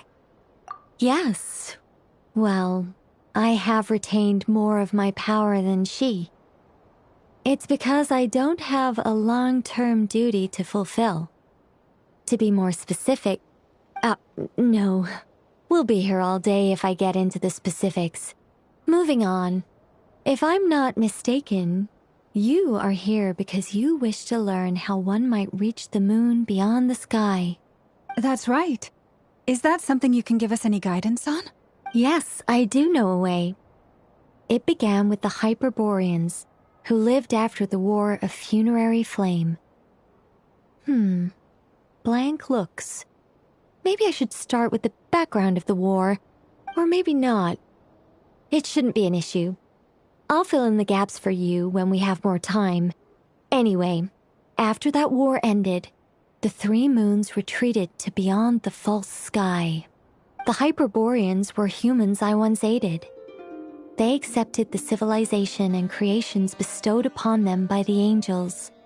But despite accepting many blessings of the angels, many among them still held on to their faith in the moons.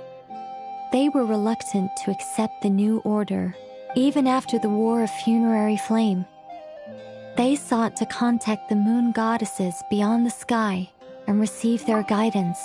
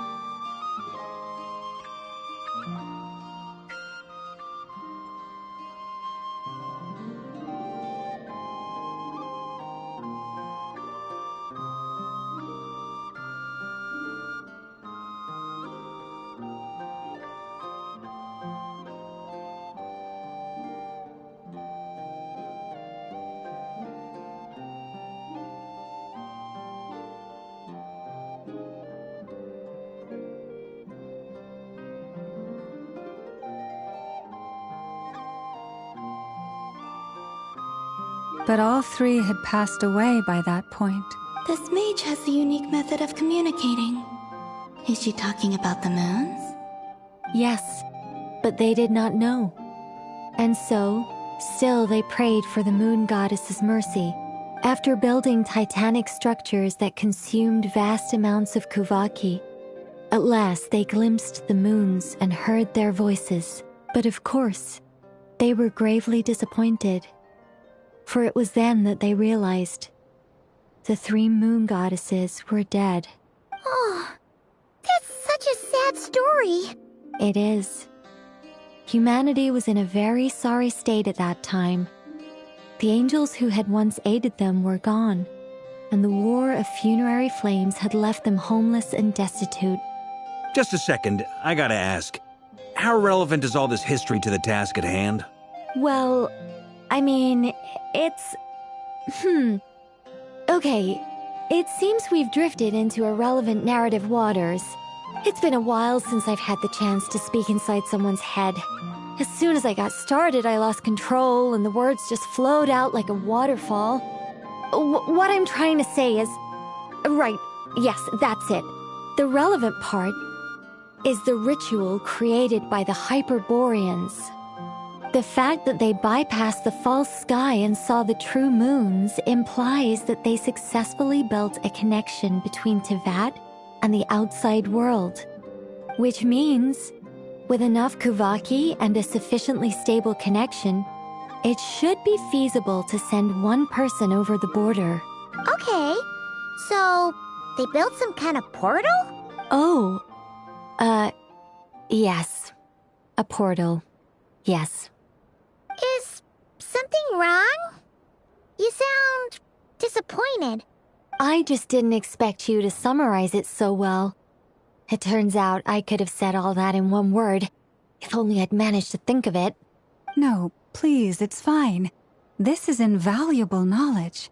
I'll be sure to record and preserve everything in writing. Oh, really? Well, in that case, I suppose I could backtrack and add some more detail. I did gloss over a few things so far. Whoa, time out. Let's summarize what we've got first. The Hyperboreans were the last ones to use this method, right? So we somehow need to find whatever structure they built and make sure there's enough Kuvaki to power it up.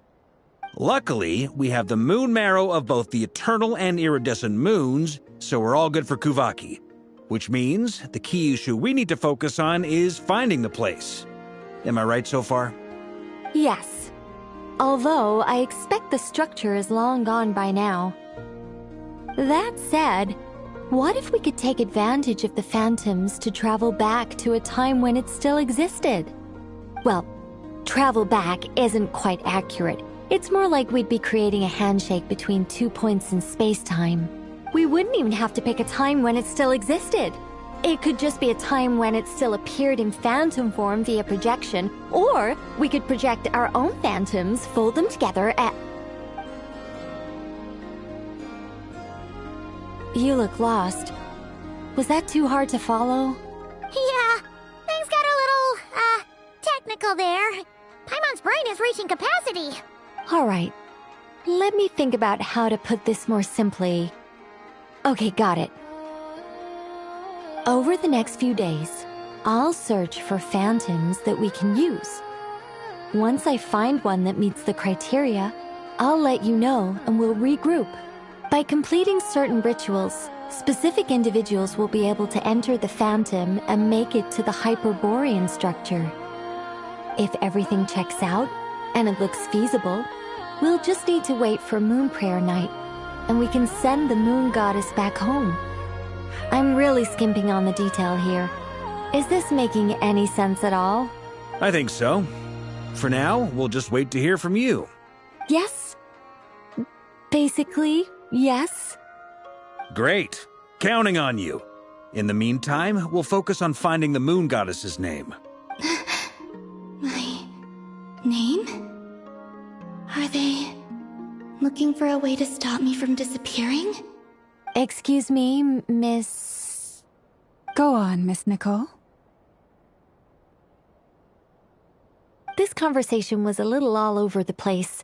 I didn't catch your name. I am Lauma, of the Frost Moon Scions. Ah, I did wonder. I noticed that you listened very intently when I spoke about Hyperborea and the moon's history. If you'd be interested, I'd love to visit you this evening and go through it again in greater detail. Also, if you were serious about making a record, it would be too risky to simply write down the raw details as is. I would suggest some tweaks. Maybe rewrite the stories as fairy tales or fables, perhaps even prayers. Anyway, we can cross that bridge when we come to it. So, see you later then? Oh, and no need to prepare anything. Just a cup of tea will do. See ya! She seems friendly. It's just... It's so nice to find someone who's actually willing to listen. I've been dying for a chance to finally go through all this systematically from start to finish. Any longer and I'd probably start forgetting it. Now Paimon gets why Alice told us to mind our heads. Ha ha ha ha, what did I tell you? A lot of quirky people in Alice's orbit. Now then, the next order of business is, where do we start looking for the moon goddess's name? Maybe the rest of what Nicole has to say might give us some clues. Once I've heard her out, I'll summarize the salient points and share them with you all. I'm also inclined to review our other documents. Yes, our faith was first established by our Hyperborean ancestors, but many of the more factually accurate records are from after Kutar's birth. Sounds like we're gonna follow Columbina's journey through Teyvat, huh? In that case, we'll start by heading to the Frost Moon Enclave. Sounds like a plan. Take this with you. I'll see about getting in touch with the Fatui. It'll probably just be Arlecchino and Sandroni again. They're the only ones who would want to help. Thank you, Mr. Varka. Ha ha ha ha, don't mention it. Honestly, I'm more comfortable dealing with the Fatui than prying into the details of a young lady's childhood. Catch you later. I should follow them, just in case there's some way that I can help.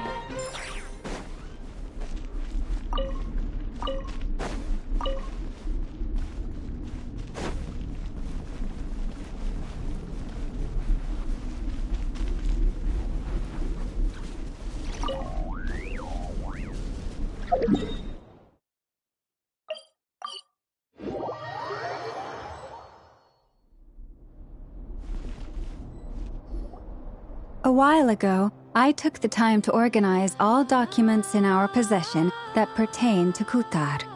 What you see here is the material I consider reliable.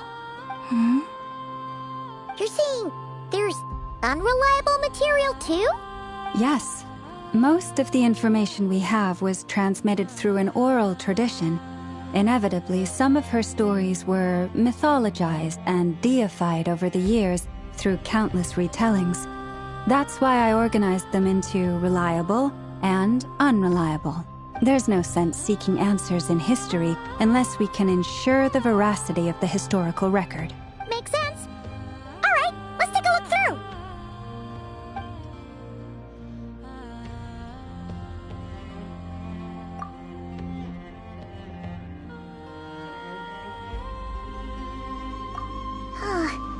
Almost all these records refer to Kutar instead of Columbina. Although neither of those is her real name. Paimon's not sure what point she's trying to make. What we can gather from these records is that the Frost Moon Scions worshipped her as a god, placing impossible expectations upon her. I cannot fault them for their earnest faith, but for all their devotion, worshipping her day in, day out changed nothing. I imagine that none of it resonated with Columbina. It wouldn't surprise me if, even back then, she had already begun to reject the name Kutar and everything it represented. Lauma speaks the truth. When I heard them call upon Kutar with hope and expectation in their voices, they may as well have been calling upon somebody else. Well, that's a bit complicated. I looked at the level of detail, perceived authenticity, prose style, and how realistic their portrayal of Kutar seemed to be. Amongst the Frost Moon Scions of today, only I know of her existence, and I alone have spoken to her face to face. As such, I know that there are certain things she simply would never do. That being said, I have sensed some changes in her lately. Changes? Me? Seems like this is getting us nowhere. For what it's worth, why don't we check the unreliable sources too? Sure. Give me a moment.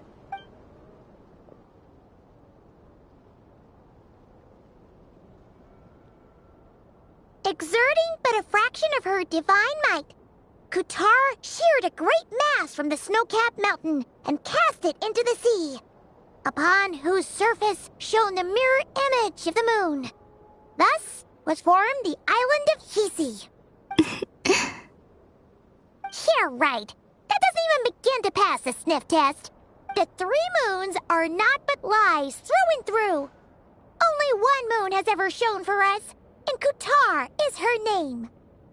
The vast majority of ancient texts are filled with fanciful tales like these.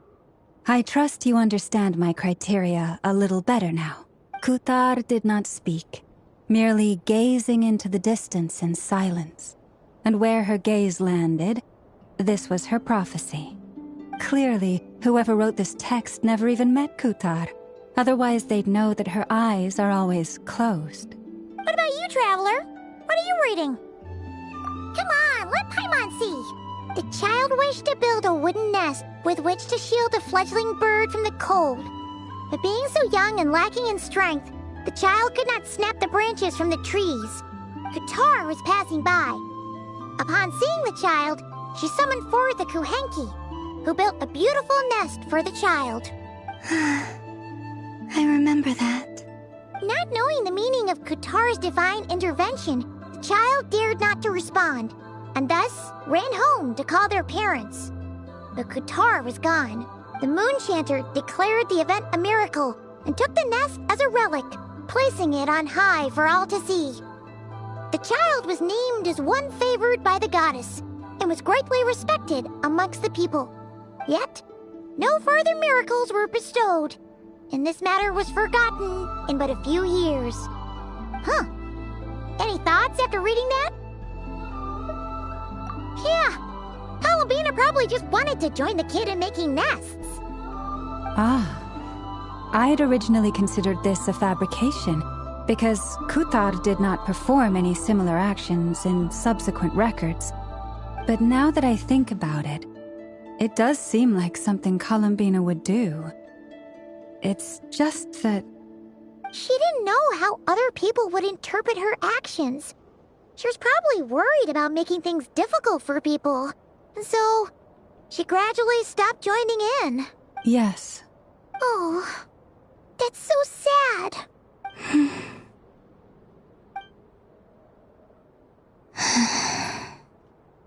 And now, I can make no such gestures of warmth, even if I want to.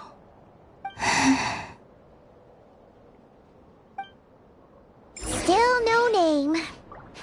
That's a bit of a shame. But we did learn some interesting stories. That's gotta count for something. Barca said he was gonna set up a meeting with Arlecchino and Sandrone, right? Let's go back to Nasha Town and see how he's doing.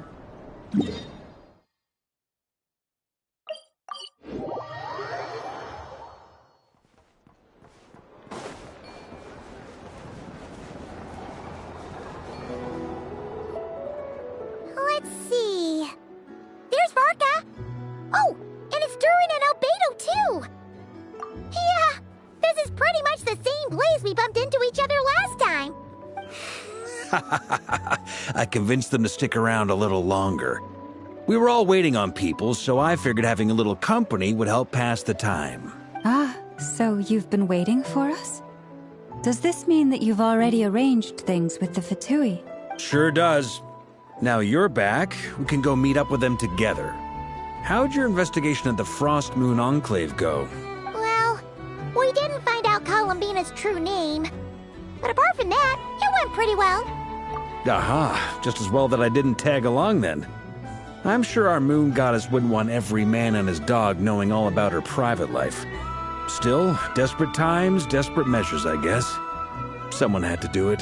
So, Varka was waiting on us, but what about you two? Are you waiting for Alice? Oh, no. We already met with her. We discussed that experiment I mentioned to you last time. Oh, and she also handed me this communication device.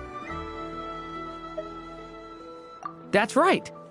I understand she informed you about the relationship between the phantom phenomena and Tevat's borders, yes? She wants me to help her with some more experiments on that front. She said that she'll contact me through this device with more information. Ah, I see. Following instructions and making observations. Pretty common research method. Takes me right back to Albedo's lab. Wait, then who exactly are you meeting? Someone you know. Albedo's met him too. But I don't think Miss Lauma or the Grand Master have been introduced. Introductions are overrated, especially in cases like this. It's you! So, it's not like the Academia has prohibitions against going abroad. Also, I applied for leave. I've been writing to Hat Guy since obtaining a human form. I've already brought him up to speed on everything that's been going on in Nodcry. Hat Guy? Turns out, I actually have heard that name before. Oh? Then why did you react the same way I did? I only knew the name, not the fella. But since we're all here, let's do some introductions for what it's worth. I'm Varka, Grand Master of the Knights of Favonius. Lauma, Moon Chanter of the Frost Moon Scions. And I'm a Driosh from the Vahumana Darshan of the Sumero Academia. Hat Guy. Good to see you again, Mr. Guy. I believe we last saw each other on the boat ride here. Mind you, the only reason I came here is because there's someone I want to look into. Who's that? The Doctor, also known as Dottore, second of the Fatui Harbingers.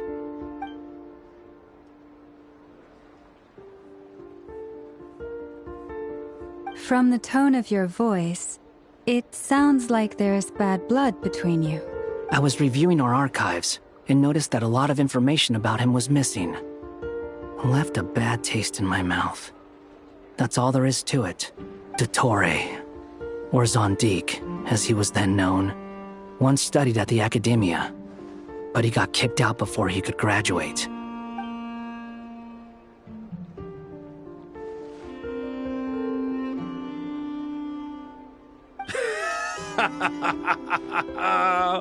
So the Harbinger's #2 man is a college dropout? How embarrassing for them. Last we heard, he was planning something.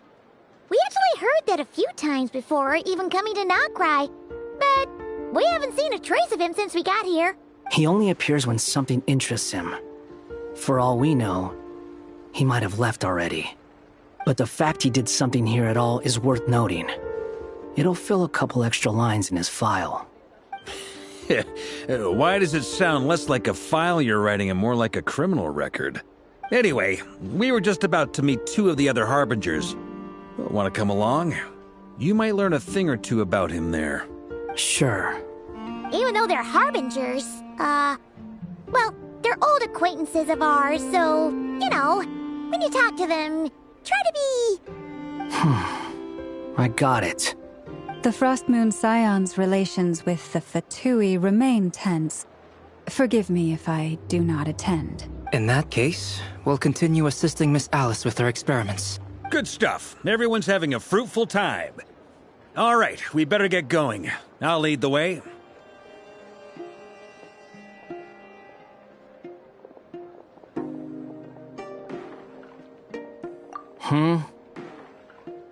Well, yeah.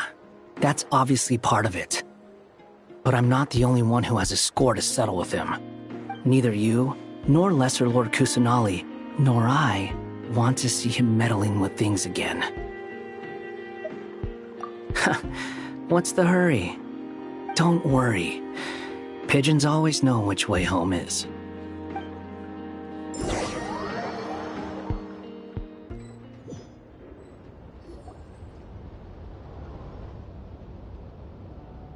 You made it. Who is this? A scholar from Sumeru. They call him Hat Guy. He's an old friend of the Travelers. Wait, this is the academia representative you wrote about?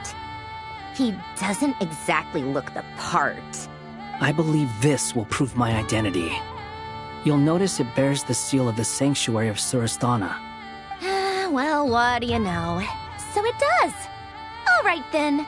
My mistake. It's fine. I expected as much. What? So as I mentioned in my letter, the Academia's got its eyes on Dottore. But this matter remains top secret. Apart from those assisting in the investigation, the fewer people who know, the better. If anyone asks, I'm here in Notcry to pursue my personal academic interests. Gotta say, Varka, you did pretty well to keep all this under wraps for so long. Sounds like you got in touch with the Academia about this way back. You flatter me. Where do I even start? Remember that time we fought Rerir at Star Sand Shoal? He sure let me have it then, didn't he? I'll bet Dottore had that all sketched out, with me as his convenient little pawn. He could not care less about us if he tried, but hey! The feeling's mutual. Does Dottore really strike you as the sort who values his relationships with his colleagues? Fair point. Definitely not. Which is why I always keep my guard up whenever he starts making suspicious moves. To that extent, our motivations align. On top of which, I consider you trustworthy people. Now, back on topic. In the wake of the Reikir of Solnari episode, Sandrone and I grew suspicious about Dottore's complete inaction during the entire affair. So we tried to find out what he'd been up to, but unfortunately to no avail. He never lets anyone in on his plans. The more he cares about something, the more secretive he gets. Indeed.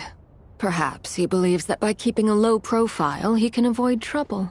But that trick isn't going to work on his colleagues.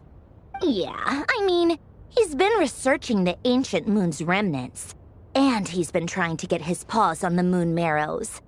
Only an idiot would believe he doesn't have something more planned. With this in mind, I returned to Snezhnaya and relayed my thoughts to Her Majesty the Tsaritsa, entreating her to have him recalled. That's pretty direct. Did the Tsaritsa agree? Yes. I made it abundantly clear that the Fatui's business in Notcry is almost concluded, and we do not need 3 harbingers in this territory. Her Majesty concurred. Accordingly, Dottore has returned at her orders. I imagine he is continuing with experiments, which no one besides he would ever have any interest in. Common sense might mean nothing to him, but he's not stupid. He knows that no good can come from opposing the Tsaritsa. Smarts alone won't get him all the way. He needs the Rooster's resources and Regrator's Mora, both of which the Tsaritsa can strip from him by waggling a finger. But doesn't he have a track record of publicly following orders while going against them in private? He probably has it down to a fine art by now. Wouldn't put it past him. We worked together on a research project once. Only briefly, but it was enough to show me that we're fundamentally different people. He has no interest in doing things methodically, stage by stage. His thoughts jump all over the place, and the moment his curiosity is satisfied, or he gets the results he wants, he disappears. The only similarity we share is that Once we set our minds on doing something, we will see it done. Whatever it takes. Well, we definitely saw some of that in your battle with Rerir. You got so competitive. Ugh, do not remind me. Then I believe we all concur. Dottore will not simply give up. Fantastic. Now this is turning into a whole day of unpleasant memories. Ugh. Are you talking about the moon marrow stuff? He also strikes me as the kind of person to disregard experimental regulations, ruin all the equipment, and go way over budget. Then leave the first person he can find to deal with the fallout. Exactly. This one time, he was running some high-temperature experiment and the substance exploded. But does he care? No. He orders his subordinates to open the device so he can observe the results, which causes the gas inside to leak out. That gas was poisonous. If I hadn't been there, who knows how many people might have died. And after all that, he left while I was still cleaning up after his mess. What a waste of time, he said. Waste of time? The nerve! He wasted my time! You've been bottling that up for a while, huh? Hat guy, I must say, you seem awfully familiar with internal Fatui affairs. Especially when it comes to Dottore. Thank you, Lady Harbingers, for providing such valuable information. I have no other questions for now, so I'll be on my way. Wait, what? You're just gonna leave? You're welcome to join if you want. Ugh. Just when Paimon thought he'd finally mellowed out. He makes quite the impression. I'll say. I've met tons of headstrong people, but not many of them would join me in bad-mouthing Dottore. Anyway, back to the main agenda. Barca, you said that Columbina has gone missing? Or rather, disappeared. Yeah. We're working on building a connection between her and this world. The simplest method is to find out her real name. I've actually asked her that question before, but she said she didn't know. Considering our relationship, I doubt she was lying to me. As far as I recall, she was never dispatched by Her Majesty to claim a gnosis or anything like that. That Tsaritsa's plans had long contained a place specifically for her. I always thought that was weird. What could she do that the rest of us couldn't? Knowing what we do now, it's probably something related to Kavaki, right? More than likely. When she first arrived, Columbina would often go to Her Majesty and ask when she could start the task assigned to her. But Her Majesty always gave the same reply. The time has not yet come. So she spent her days in Snezhnaya doing basically nothing. The Tsaritsa has summoned a beautiful blind maiden to be a harbinger, giving her the third seat by virtue only of her enchanting voice. It was a dumb and stupid rumor, but the reality of the situation made it hard to refute. And what happened after that? I imagine she stopped caring. She no longer seemed to care why she had been recruited, and Her Majesty never gave her any missions, so she just continued to sing in the flower garden. For my part, I was busy. So busy, in fact, that watching someone be that idol had me fuming. But still, I got the sense that she had long been used to a life of other people claiming she was needed when she wasn't. I just felt that having a place to stay would cost me something eventually. And so I waited quietly for the day that I would have to pay the price. And on the other end of that spectrum, you had me. Someone once told me that I had the lousiest work and the toughest luck. That's a good way of putting it. I forget who said it, but those words have always stuck with me. But you've done your job exceptionally well all this time. Because at heart, you are a conscientious person. What is it? Something come to mind?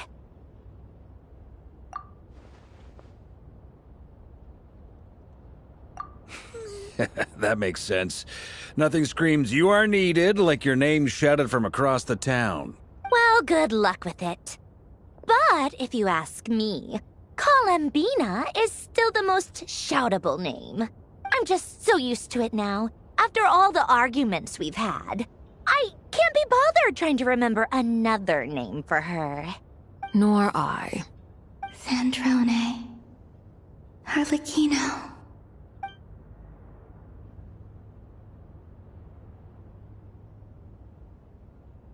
Huh! It's a Sealy! Does that mean Nicole has news for us? Ladies, I thank you for your hospitality. If the chance ever comes up, I definitely owe you both a drink sometime. I'm sure it will. You can make your own way out. Heck, you've been here enough times, you probably know your way around better than I do. Okay, time to do what adventurers do best. Follow that Sealy!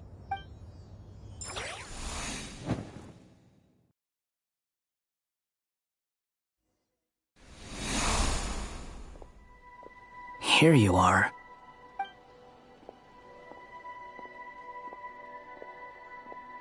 Oh, that guy. How come you're back so soon?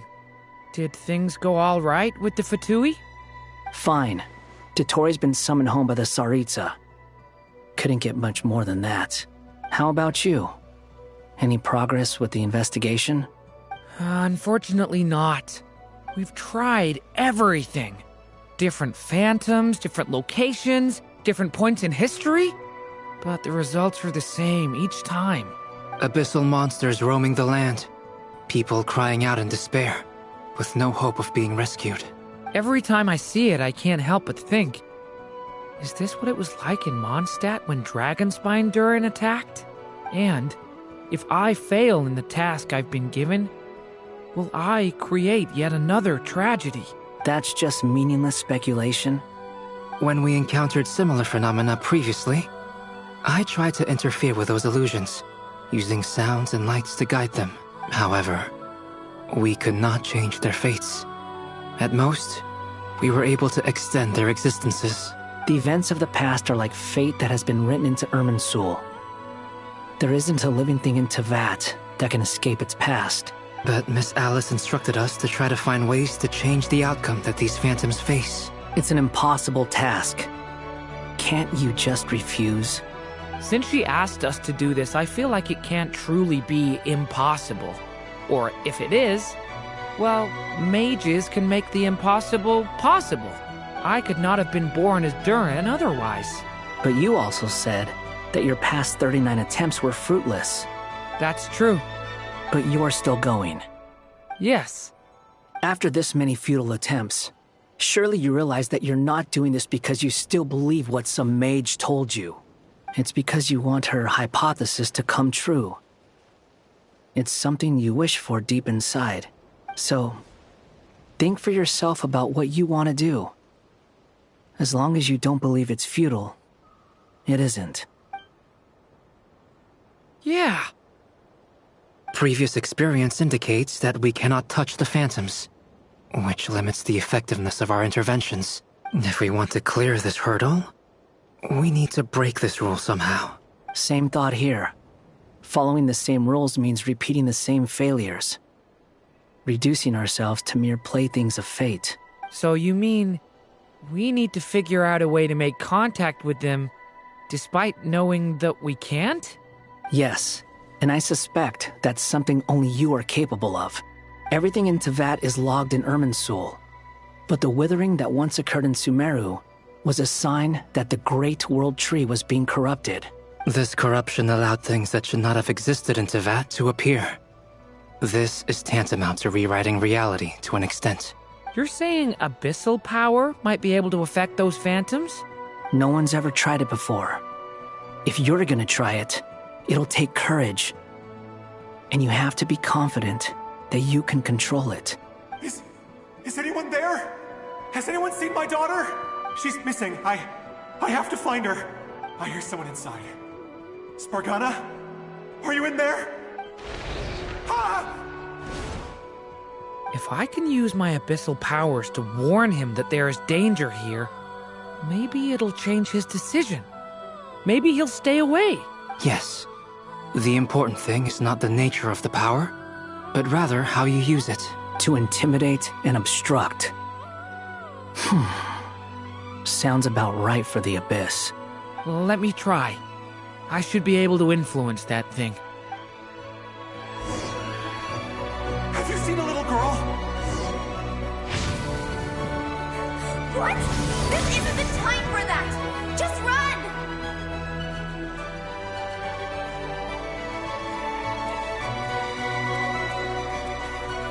I hear someone inside. Spargana? Are you in there?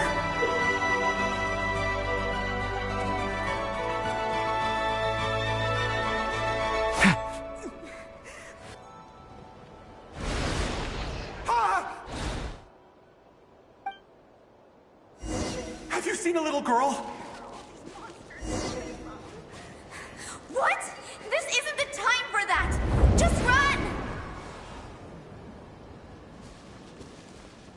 I don't want to die! I hear someone inside. Spargana? Are you in there? What is this? Dangerous. I should get out of here.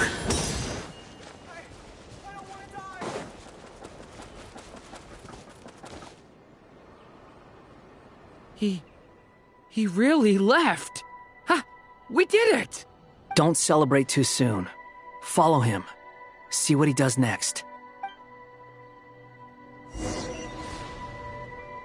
Monsters approaching from the front. You need to stop them and create an opportunity for him to hide.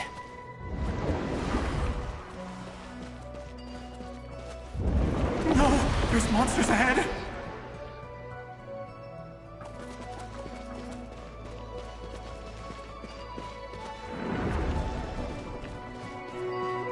Wait, is that the barrier I saw earlier? Why is it appearing now? It's as if someone's controlling it.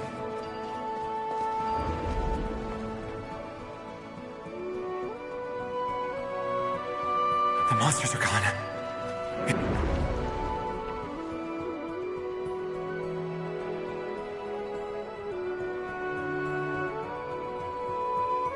The barrier's gone too. How odd. Anyway, I guess I'll keep going. Quickly, let's keep up.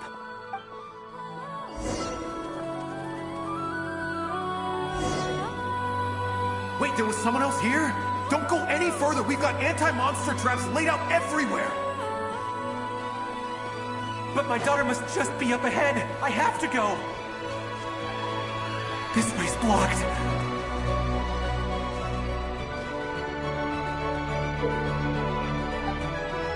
We might be able to...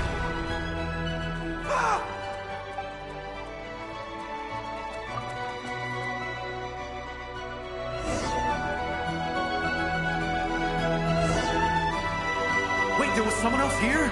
Don't go any further. We've got anti-monster traps laid out everywhere. But my daughter must just be up ahead. I have to go. This way's blocked.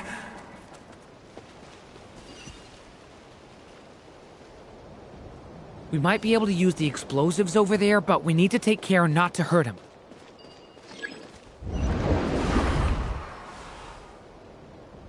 I'll use the barrier to keep him at a safe distance. This barrier seems to be helping me somehow. Hey, wake up! Oh, no good. Gotta keep moving ahead.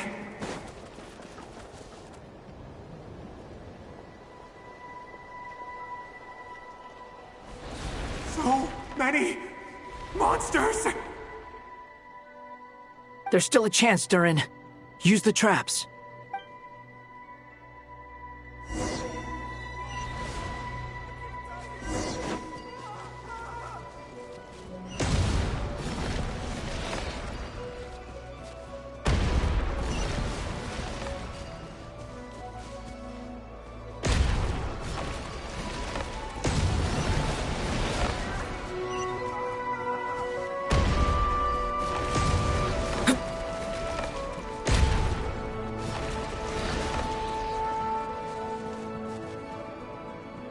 This is a new development. I've never seen this happen before.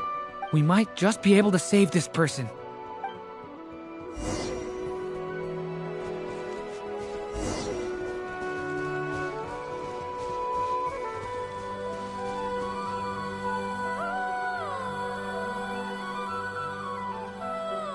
Hello there.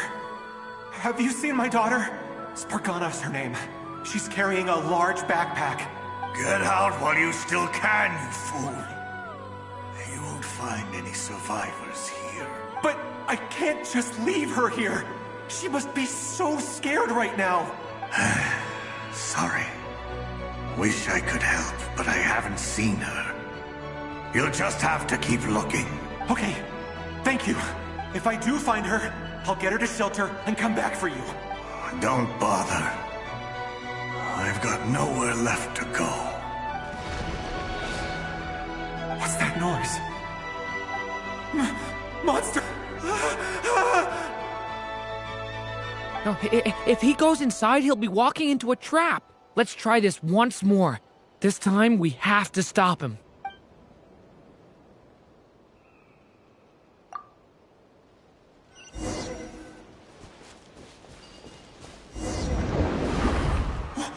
Why? How will I know where Spargana's gone like this?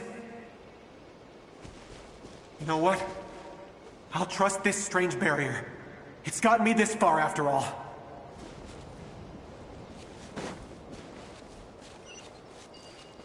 What? What's this? Hey! Let us out! Hey, Spargana, are you there?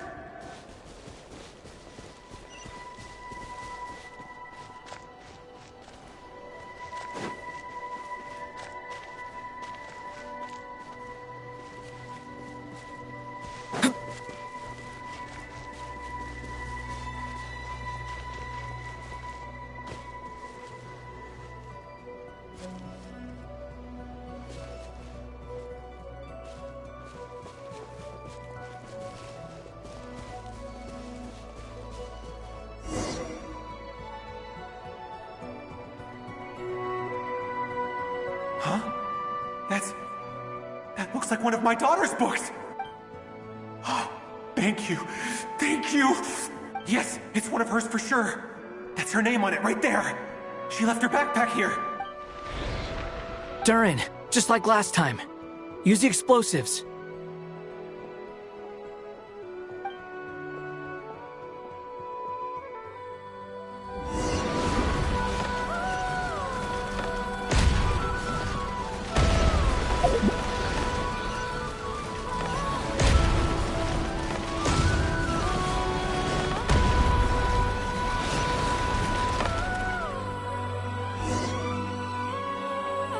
It won't work.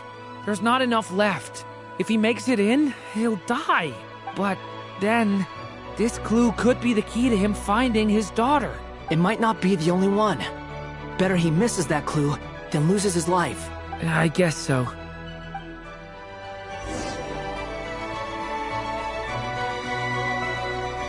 Hey, stop him, Durin! We can't let him get any further in.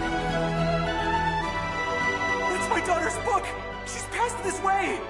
Why? Why won't you let me go in? I've searched and searched and searched just for this! But how will I find her without any clues? I no longer have anywhere else to go.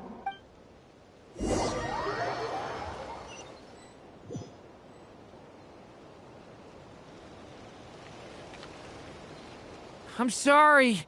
I'm so sorry. He refuses to go anywhere else. Whether he opens this door or not, all that awaits him now is death. We couldn't change his fate. Albedo? Hat Guy? Let's try one more time. I don't know how we're gonna do this, but I don't want to give up either.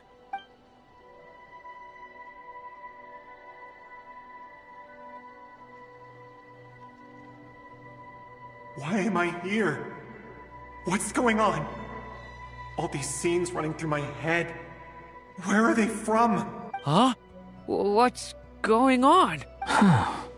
His reactions have changed. How many times have I... What's happening to me? Huh? Wait. Who are you? You can see us now? I feel like I always could, but that I only just realized you were there. I'm sorry, I don't know how to describe what I'm feeling, but you were the ones guiding me using that marked barrier, right? I haven't done anything yet, but those monsters, those deaths, they feel like memories. Like things I really did experience. I won't find my daughter. In fact, I'll ultimately die trying to find her. Isn't that right? Well, no, it isn't. Yes, it is. Even so, we're trying to find a way out of this. You've not seen my daughter either, have you? It seems she really isn't here.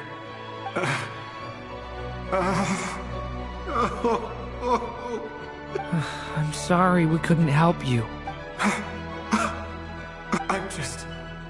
tired. Maybe this is destiny. Maybe it doesn't matter how hard I search. How long do I have left? Experience says 15 to 20 minutes. 15 to 20. Thank you for all your help. Let's rest a while. You look exhausted too. Now's not the time for you to start pitying us. It's not pity. I'm just realizing that I've only got 10 or so minutes left. You know?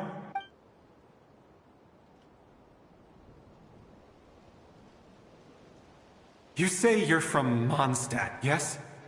A place with windmills, where people enjoy limitless freedom? And you're from Sumeru, where they've built an academy into a giant tree? Yes. It seems you've never heard of either place. Those names are unknown to me, I'm afraid, yes. Have you heard of Hyperborea? I have, but I heard that it was destroyed in the distant past. I see. That was where my ancestors once lived.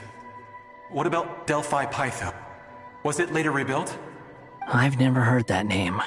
Then what about Sal Vindagnir? I have seen that name on stone tablets on Dragonspine.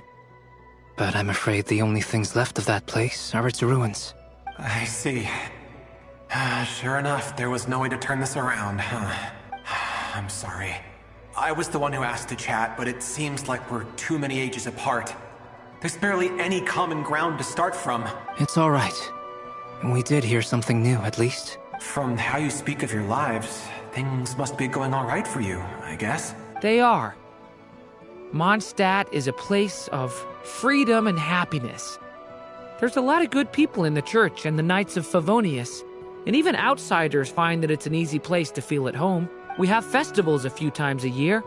Everyone gets together to drink, sing, and be merry. Sumeru's a lot more uptight. Not really the kind of place where you can relax. It's a nation fraught with problems wherever you look. But if all you want in life is to seek knowledge, I guess it's pretty much paradise. That's wonderful. In other words, after this all-devouring black tide passed, humanity did not merely avoid extinction, but rose to build prosperous civilizations anew. I mean, I can see you all right now. That must mean the future isn't a total mess, right? That's true. Well, time's almost up. Let's part ways, I think. Might be best if you don't waste too much time on me. The chances are slim, I know, but I'd like to spend these last few minutes looking for Spargana. If things work out, I'd love to tell her about what I've heard. May we meet again. Well, or not, most probably. In that case, may your wishes come true.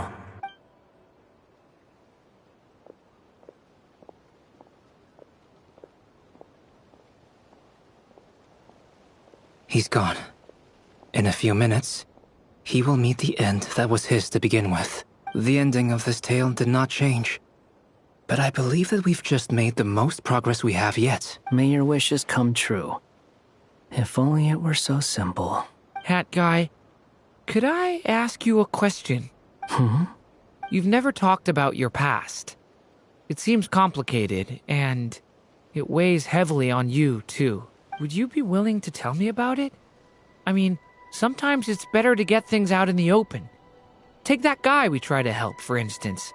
At least he said goodbye with a smile. I know about Albedo's past. Our experiences are very similar, and he created me. As for you, you're my first friend, and you've witnessed every step I've taken.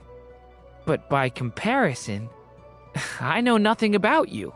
Either way, I mean, we're still best friends. But if I knew more about you, I might understand your thoughts a bit better. I've told you about myself. I'm a student at the academia. And what did you do before that? Prepared for the entrance exam? All right. If you really don't want to talk about it, I won't press you any further.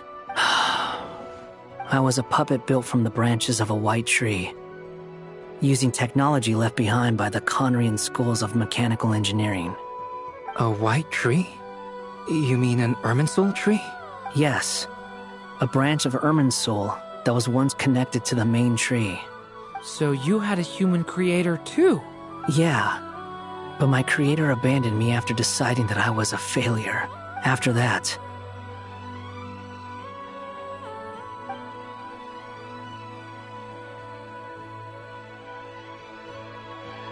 Durin.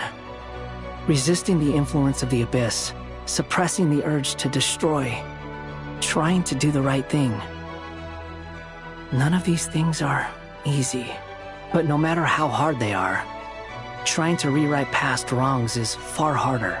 You asked me if you would create a new tragedy if you failed. I told you there was no point speculating about that, but the real answer is, yes, you absolutely will. That guy. But at least you've got people here to help steer you away from the wrong path. So, just keep aiming towards the light. I will. I promise. All right. Break time's over. Hello? Durin speaking. Hello, friends, it's me. What have you been up to, I'm detecting some unmistakable fluctuations here at the border. The amplitude isn't particularly high, but they're completely different signals from the ones before, and the scale is comparable to those I've detected previously. Alice, we were unable to save that person. However, he appears to have retained a portion of the memories gained through that cycle, and was able to hold a conversation with us. I see. Well, that is rather odd indeed. It definitely merits further attention. Could I trouble you to keep trying the same approach? I need to gather some more data. Counting on you. I should probably have Nicole come and check this out as well.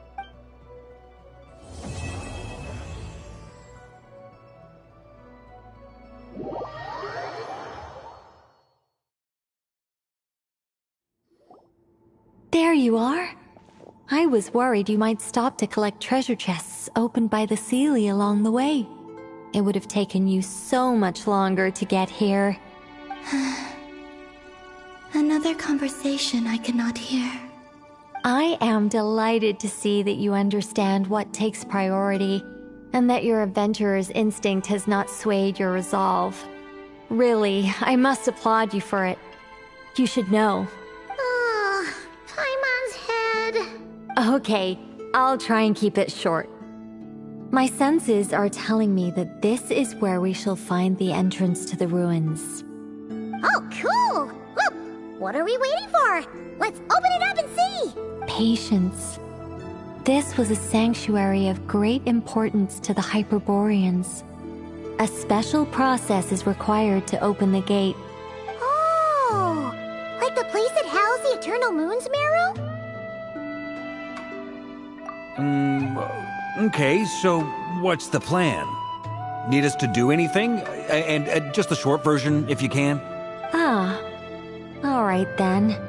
I was planning to start with some background on the invention of these techniques. Are you sure you don't want to hear it? It's quite informative. Remember what you were saying about priorities? Fine. Simply put, we need 3 human representatives to successfully undergo a process of Kuvaki resonance. Think of it as a test from the 3 moon goddesses to see if the entrants are qualified. with the most recognizable qualification being Kuvaki. Pretty sure Lauma would ace that test. Oh, wait. But we need 3 people. I also have no doubt that the Moon Chanter would be qualified. But we would need 2 other people with the same constitution. Therefore, the most feasible method is not so much to follow the rules, but to figure out how the test functions and find a workaround. I've done some research, and it turns out the mechanism is rather crude.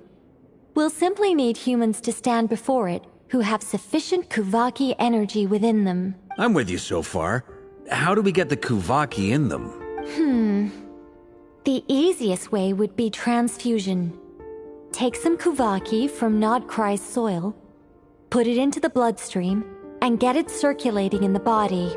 So we're going to cheat on the test? Precisely. There are other methods, but this is the simplest one. Cheating the system is much easier than trying to hide from it. Huh? Sorry? Does the idea of cheating upset you, Miss Lauma? No, that's not it. I suddenly had an idea. Ooh, what is it? It's about Moon Prayer Night. I figured out a way for Kuthar to join in the festivities. Huh? But as Paimon said, we need to have our priorities straight. Let's get back to the test. I'll follow up with Nefer on the festival arrangements. Oh, okay. Anyway, is this really the best method we have? A Kuvaki transfusion sounds dangerous, no matter how you slice it. If you think that's dangerous, wait till you hear the other methods. I'd be more than happy to go through them if you'd like. There are several. No need, we're good. Let's go with this one. Very well. Kuvaki transfusion it is. Now, I should mention that the risks can be greater or lower depending on individual compatibility. It would be rash to simply infuse the Kuvaki and hope for the best. If the body rejects it, the reaction can be quite severe. The symptoms are similar to another condition that some people living here suffer from, known as congenital Kuvaki sensitivity. So, before we execute our plan, I will perform a simple test of my own to see who is compatible and who is not. Once that is done, we will have to complete the resonance process as rapidly as possible. The participants must remain stationary while the Kuvaki circulates and bonds with them, and they mustn't eat or drink anything. What? No eating or drinking? That's some hardcore fasting. They'll all be monks by the time they're through. 3 days. Oh, that's so long! And we still need to find 2 more people who are not just compatible, but also willing to volunteer. Fasting? What are they talking about? Really? Don't you want to think this through? Haha, count me in too. 3 days without food? I can handle that. Miss Nicole has made it clear that this is the easiest way.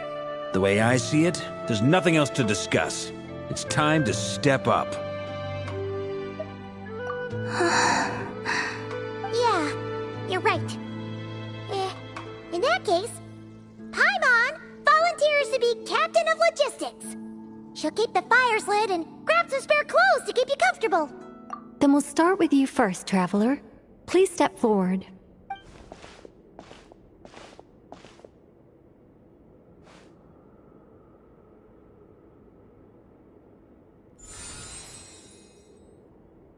How's it going? Do you feel anything? How about now?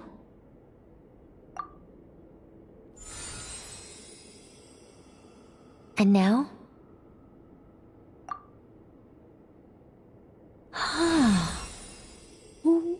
What about now? You guys, it's not a competition, you know. All right, I'm officially impressed. Even as a descender, you can withstand far more than I imagined. It's like I summoned a giant stone titan to arm wrestle you, and your arm hasn't even moved an inch. In my last attempt, I infused 5 times the amount of Kuvaki required. Yes, safe to say, compatibility won't be an issue for you. You're eligible to join. You're next, Mr. Varka. Sure, here goes nothing. All right. I'll start where we left off. 5 times the required Kuvaki dose. Whoa, whoa, whoa, hey, wait a minute. How's it going? No, not great. I kind of want to puke. Feels like I've been drinking too much. A few bottles of wine, then a big stein of Dark Horse, with some hard liquor from Liyue mixed in.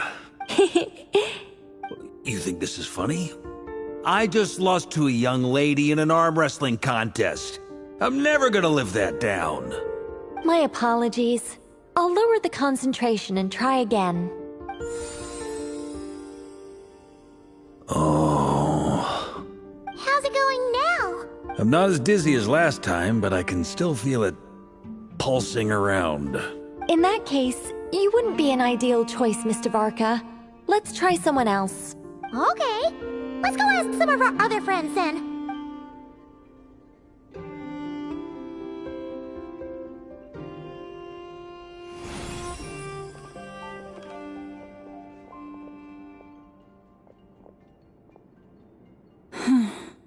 No surprises here, Miss Moonchanter.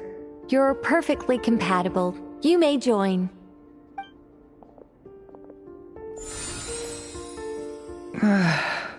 I'm getting a slight headache. Shame. You were so close. Whoa! I'm itching all over! Allergic reaction. We can't have that. Huh? Well, are you gonna start a what? The Hexenzirkel is an organization that cares for and protects children. We will not have them do dangerous things. Not even tests.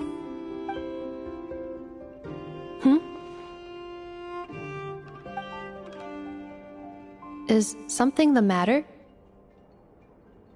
The candidates have to be human. I guess that rules me out too. Huh. Everyone except the Moonchanter got beaten. Guess I don't need to feel so bad after all. I mean, looks like this isn't gonna be as easy as we thought. Perhaps I could ask for volunteers among the Frost Moon Scions. I'll see about talking to some trusted Lightkeeper colleagues. Itlua springs to mind. In fact, I think we had some former Frost Moon Scions join our ranks recently. Can you give me the scientific explanation for how the test works? I can probably make some kind of test bot. Then we can just zip through Nasha Town, going up to people and pressing a button to check their status. Wouldn't that be way easier? No. Wow! No elaboration for once. How about I contact the Knights of Favonius garrison in the Wave Chaser plane? Shame that Lohan's already left. And that guy's even tougher than I am. Strange. The Moon Goddess is clearly revered by many people. So why is she on the brink of disappearing? She mentioned that the world has rejected her from the very beginning. And when we fought the Reikir of Solnari, it seemed like she exhausted her power for our sake. Also, I'm not sure revered is the right word for how people feel about her. Gratitude, certainly. For my part, anyway. It's basic reciprocity. She helped us, so she deserves our help in return. Yeah. Even though she looked like she didn't care, she still saved a ton of people, including me. A review of the relevant data leads me to conclude that Miss Columbina is a good person. Yep, you bet! They really think so? I'm super surprised that Columbina isn't her actual name, though. I think it really suits her. It's light and graceful and... yeah, just a really pretty name. I know, right? Unfortunately, that's not our decision to make. Columbina. That was the code name the Fatui gave me. But it also came up in the song I heard when I was born. But... is that really all there is to it? What do I truly think of my own name? Is there anyone left who will still call me by that name?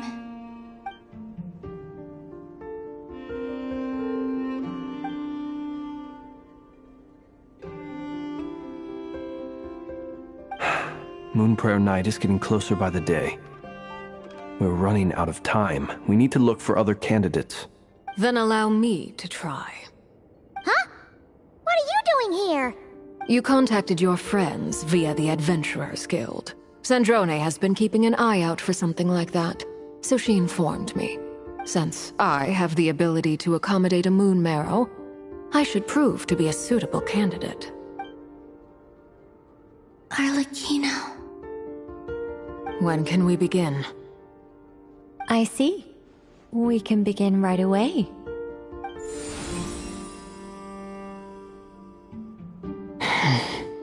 How was it? Did you feel any discomfort? Not at all. Then it seems we shan't need to look for additional candidates after all. Great! Cool. All right, like Paimon said, the rest of us can take turns making sure the three of them stay warm and comfy. Then, my job is to take care of the caretakers. I will ensure everyone receives food and accommodation. I'm ready as well.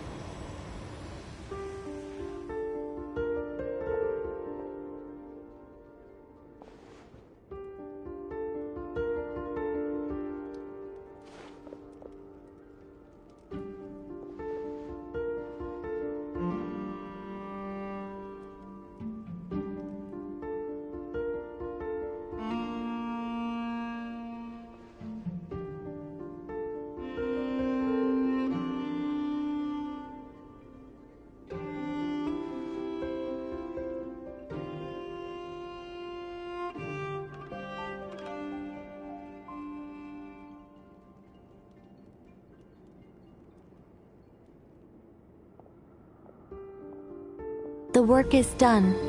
The sacred scroll shut. The stars grow dim, the people silent. The white sun sets, the silver moon rises. O path to the temple, appear now before us.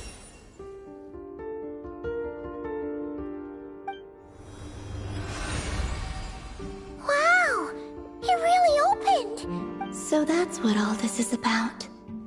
They've been trying to open this gate. Come, let us enter. It might be best to eat something first. Take care to chew properly and swallow slowly. It will give your body time to readjust to the digestion process. They will head in soon. They will need to enter this gate.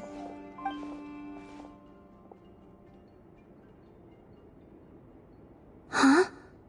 I cannot pass through. Is it because I have no physical body? It has been 3 days. My strength has all but completely faded. Can I really hold on until Moon Prayer Night?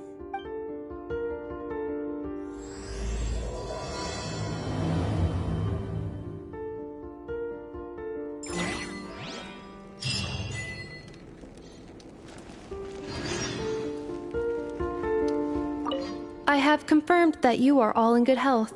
With that, my work is now complete. Congratulations are in order.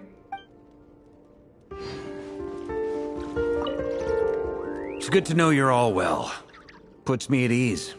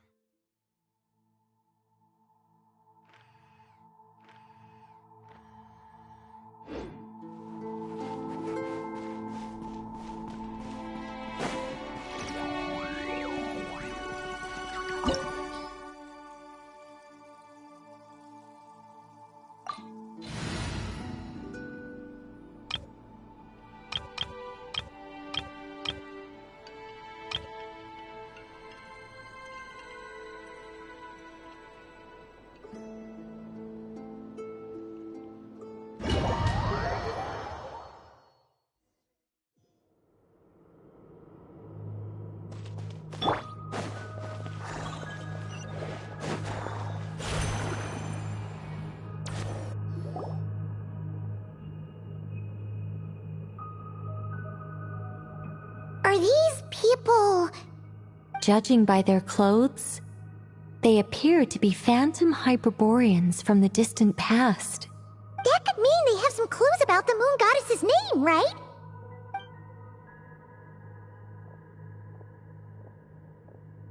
Hey there! Could you tell us what the moon goddess's name is? Sorry. That's probably a weird question, huh? How do we explain this? The moons are long gone, and their goddesses are dead. Their names no longer mean anything. When a new moon goddess is born, we will surely know her name. We have used every last resource at our disposal. All that remains is to wait, patiently and quietly.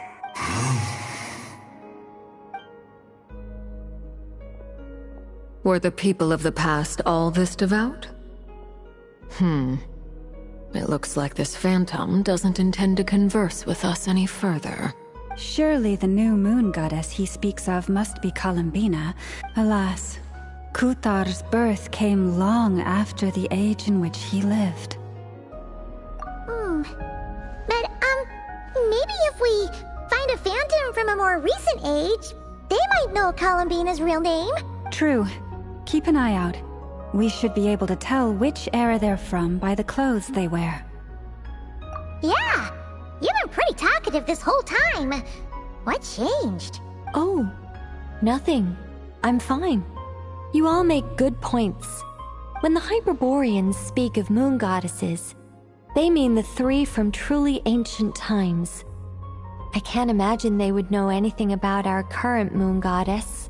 There once was a time when the moon goddesses blessed them greatly and protected them from harm.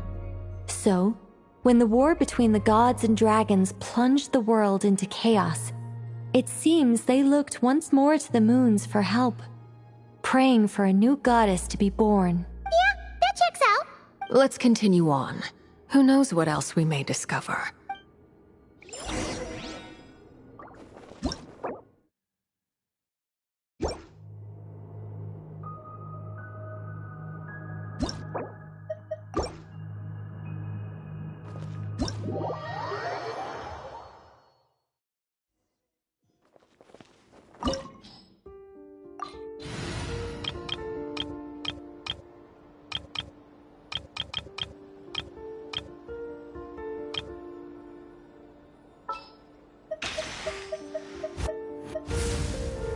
Archon reporting for battle.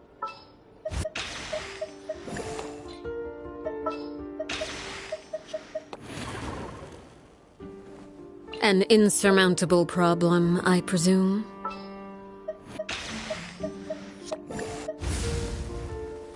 Anytime, any place.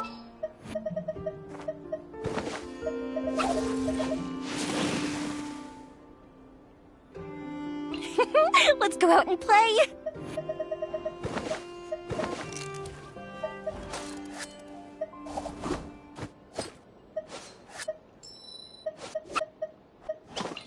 You want me on your team?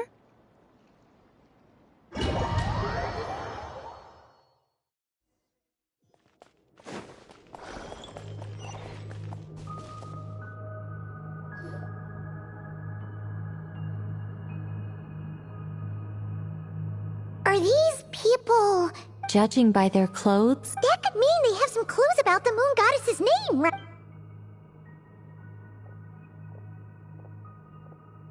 Hey there! Could you tell us what the moon goddess's name is? Sorry. That's probably a weird question, huh? How do we explain this? The moons are long gone, and their goddesses are dead. Their names no longer mean anything. When a new moon goddess is born, we will surely know her name. We have used every last resource at our disposal. All that remains is to wait, patiently and quietly.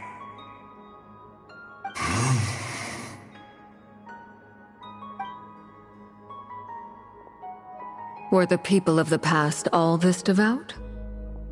It looks like this phantom doesn't intend to converse with us any further. Surely the new moon goddess he speaks of must be Columbina. Alas, Kutar's birth came long after the age in which he lived.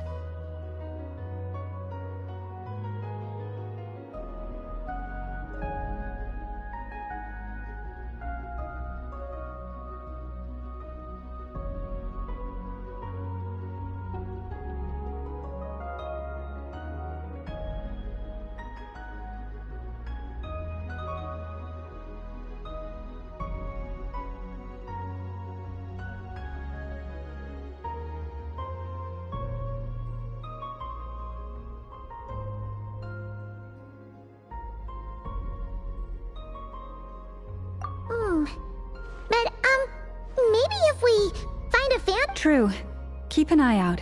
We should be able to tell which era they're from by the clothes they wear. Yeah! You've been pretty talkative this whole time. Oh.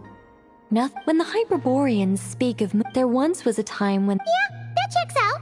Let's continue on. Who knows what else we—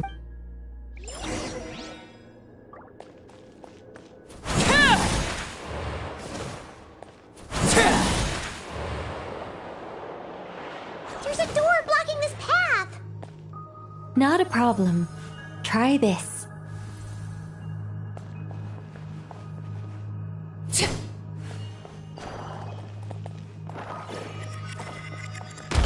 Whoa! How did that door suddenly collapse? This device was maintaining the door's integrity. Remove the core, and the device stops working.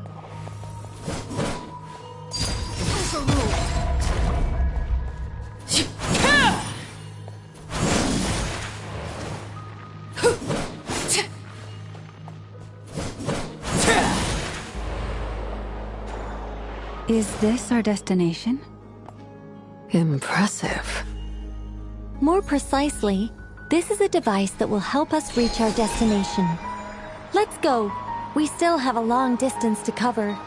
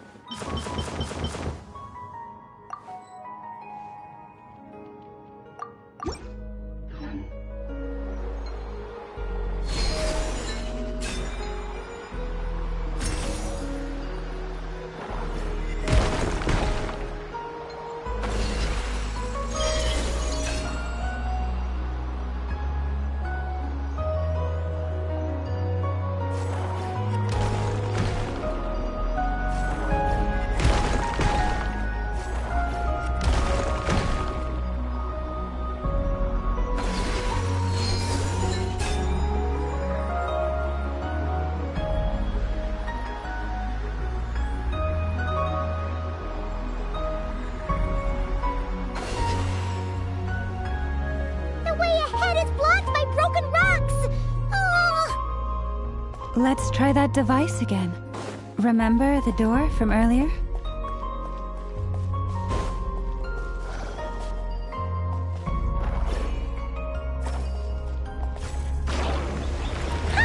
So it works in reverse, too!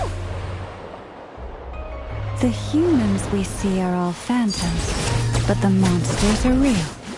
What a fascinating place. There'll be plenty of time to admire it later.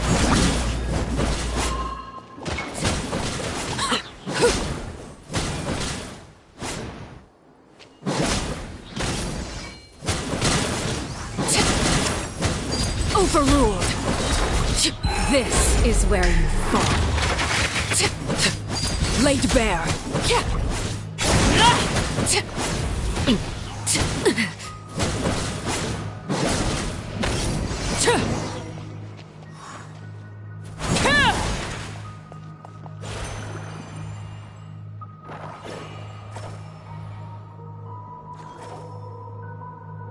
Ooh, there's a whole bunch of artwork in here. Seems pretty old. Nicole, this is probably your area of expertise. What do all these paintings mean? Let me see. To understand these murals requires some knowledge of the history surrounding the War of Funerary Flame. I shared a little of this with Lauma before. Yes, I think I follow. The dispute between the Moon Sisters, the transformation by Nibelung. Oh no, it's no trouble. I'd be delighted to share the tale again. Alright then. Tevat's 3 moons and their goddesses were brought into being by the will of Nibelung, the then ruler of Tevat. But when the heavenly principles came, they changed the world completely, down to its very foundations.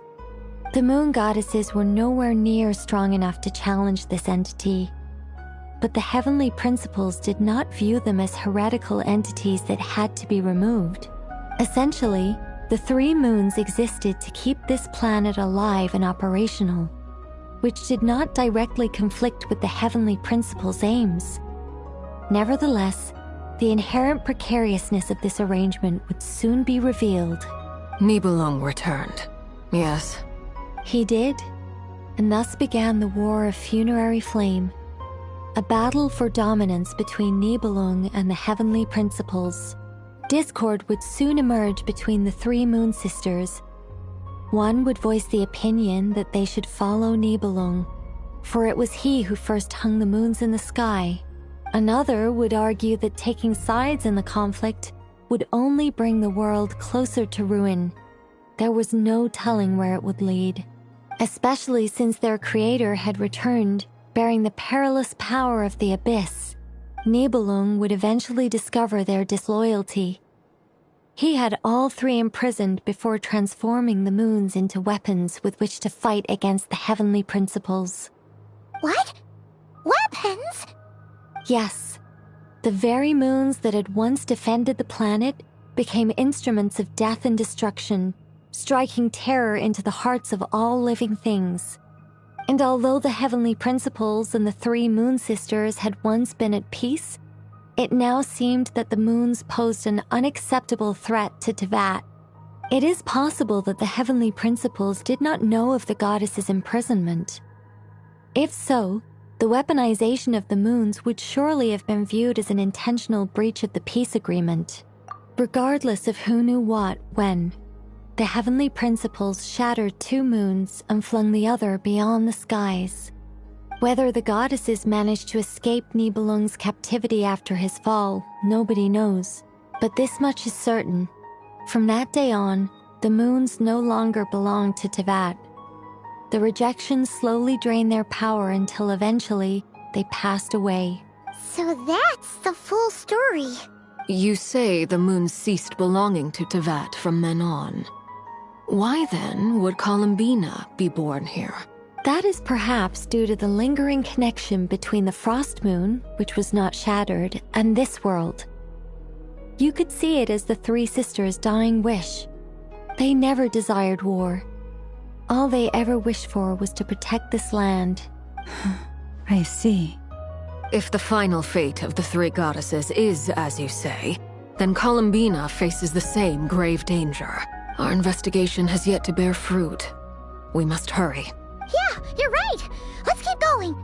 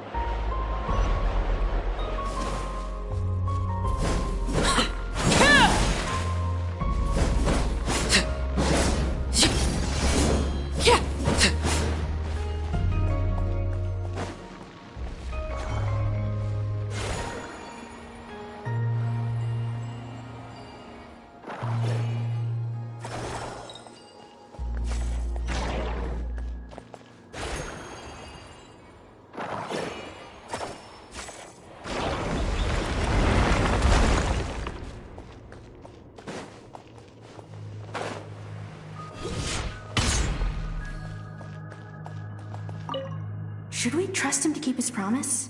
We have to. There's nothing else we can do.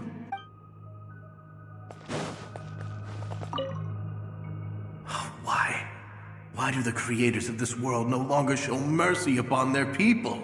Remember his words. We must change our fate with our own hands. Wait, that's odd. Who is he? Is something wrong? No, not really. It's just that over 30 possibilities emerged in my head, so I can't be sure who he is. It's been too long. My memory isn't as sharp as it once was. Okay. 30. Wow. Impressive.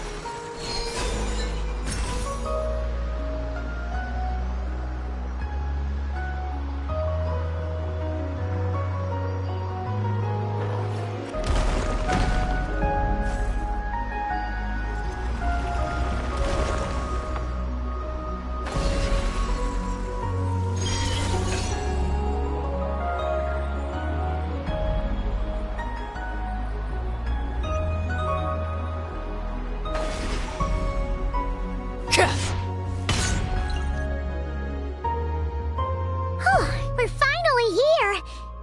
Guessing we'll need to activate this thing? Indeed.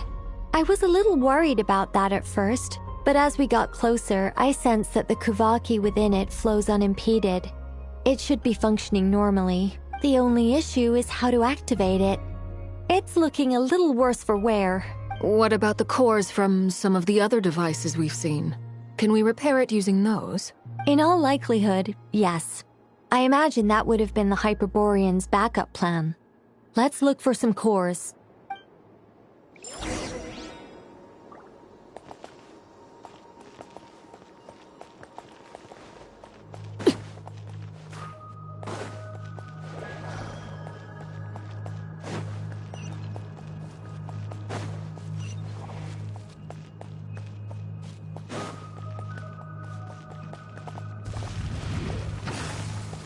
Overruled.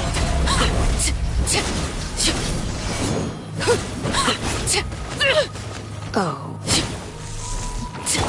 I'm going in!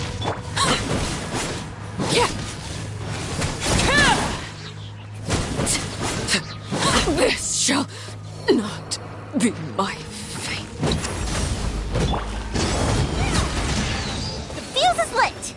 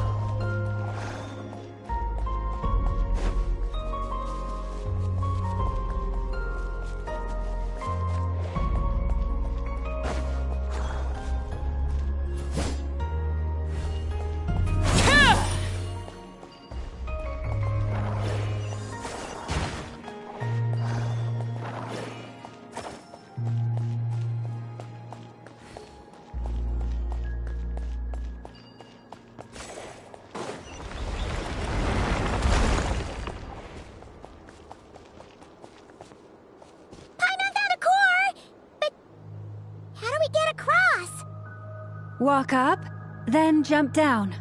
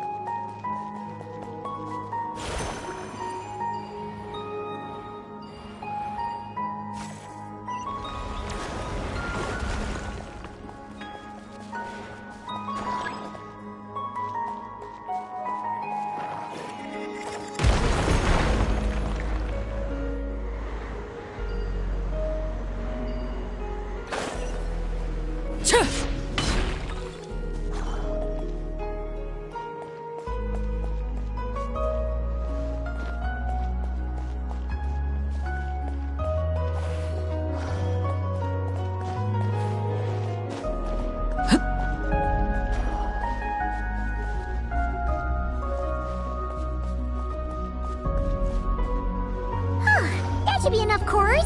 Let's head back.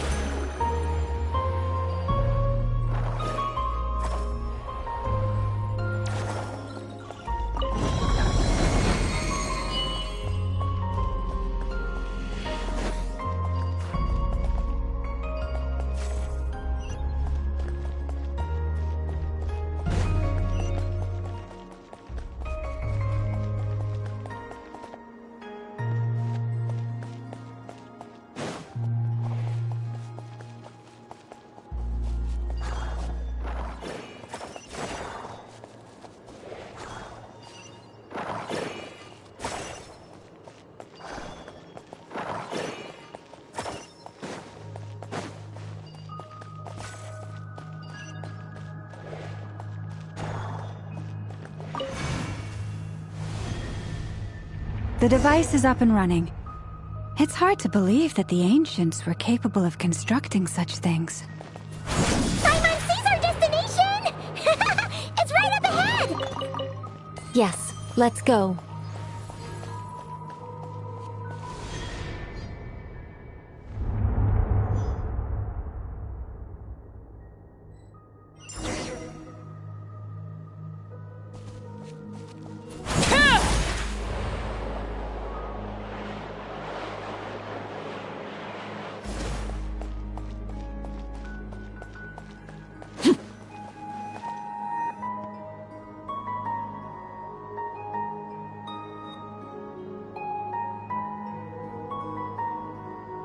This is where the people of Hyperborea communicated with the moons. We need only place the moon marrow upon this platform on Moon Prayer Night, and we shall be able to open a portal to the moon and send our moon goddess back home, the assumption being, of course, that we can find her first. That's right. You want to know if it's safe there, don't you? And yet, she has no choice but to return. You know this. That's not the only issue here. This is the end of the line, right? We've explored everything we can. And despite looking at historical artwork and talking to people from Hyperborean times, we're still no closer to learning Columbina's name. If it's not too much trouble, could you tell me exactly what Alice said to you about finding her name? Oh, sure. What she said was... Then your first job is to find it. As a moon goddess, I'm sure she must have a name she identifies with.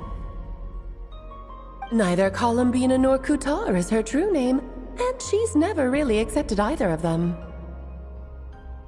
Is it not also possible that she has never had a true name?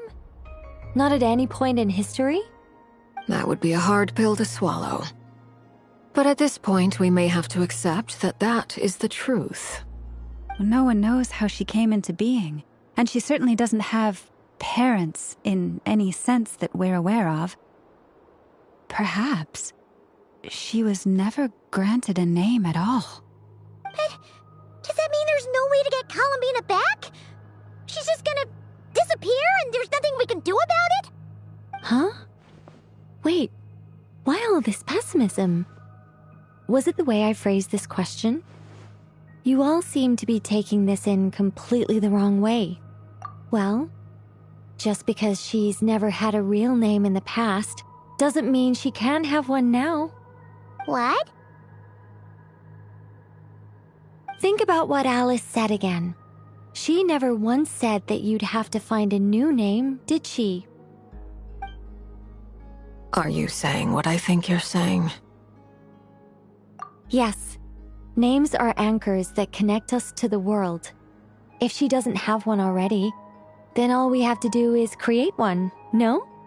It's like... yes. Traveler, when you first arrived in Teyvat, do you think you would have turned around if someone behind you shouted, "Hey, Tumaini"? But what about now? I understand what you mean. Life is a long journey. Even the friends and family by our side can change over time. When people call you by different names, what matters isn't so much the words themselves, but what they symbolize. And of course, whether that resonates with you. Ether. So, close your eyes and picture the moon goddess in your mind. If you were to call out to her in this moment, what would you say?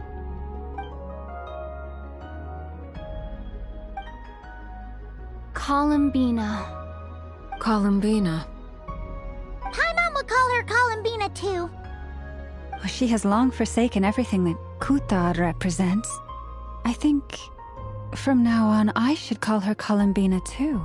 Well, it sounds to me like you found your answer. Are you sure? Is it really that simple? We haven't found her this whole time, and not for lack of trying. For a journey like this, the process is every bit as important as the outcome. Had you not searched far and wide, rejecting every other answer you were offered? How could you have come to an answer you felt was finally correct? Oh, it all makes sense now. This has Alice's fingerprints all over it. Are you suggesting that Mage knew from the start that Columbina never had a real name to begin with? I can't say for sure. But I can definitely imagine her chuckling in satisfaction somewhere right now, saying, "Ah, what fun." Llama! Your antlers! You should hurry. The festive moon has begun to rise. Do not worry, for when you called the name Columbina just now, I could sense that the power within was enough to summon back the moon goddess. The power within what? The name? Yes. So, the thing is... What's wrong now? This is so annoying. I really want to explain how that whole thing works. Starting from the founding principles of Teyvat and... Oh, I could talk about this for hours. But... Deep breaths, Nicole. Deep breaths. You're an angel. A sober, sensible, solemn angel who has her priorities straight. Okay then. Sorry for asking. Clearly a bad call on Paimon's part. Anyway, you all need to hurry. Last thing, remember how it felt when you called out that name. Then it is agreed. By the name Columbina, we shall find her. Then we'll throw her the best Moon Prayer Night party ever! And at last, we will send her home.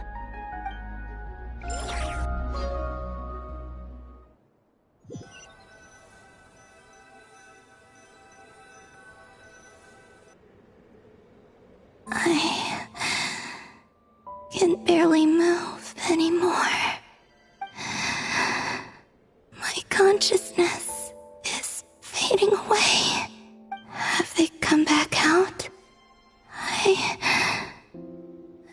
love to see them one more time.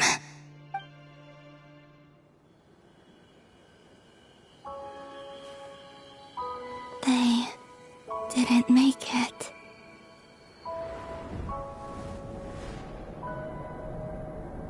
Could you tell me your name? My name is... Columbina!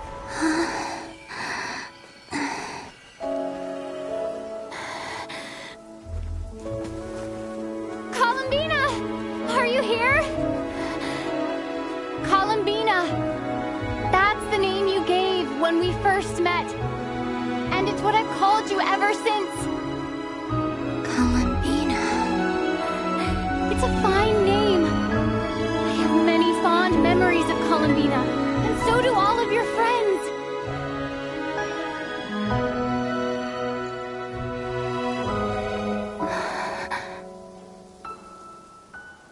If you like this name,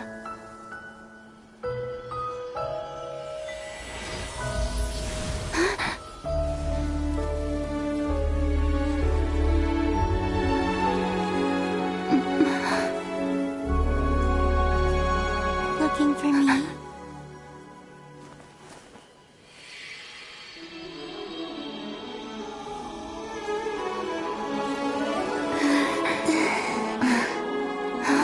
I like it. You can carry on using it. My name is Columbina Hyposelenia.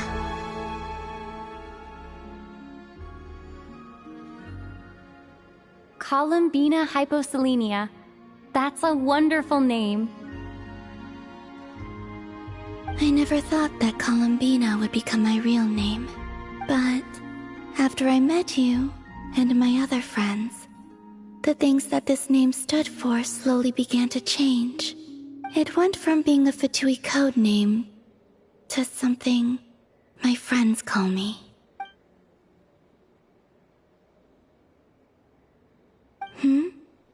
What is it? Why aren't you saying anything? I'm just so happy for you. Thank you. So, where's everyone else? We can go and meet them very soon. Everyone went to different places to try calling your name. Great. I'd like to thank them as well. Everyone's done so much for me. Searching for my name, entering those ancient ruins. Huh? Wait, so you were... Yes, I was there. Not physically, but my consciousness was still holding on. I followed you the whole way. Starting from when? You turned around and called out my name while you were in Nasha Town. Do you remember?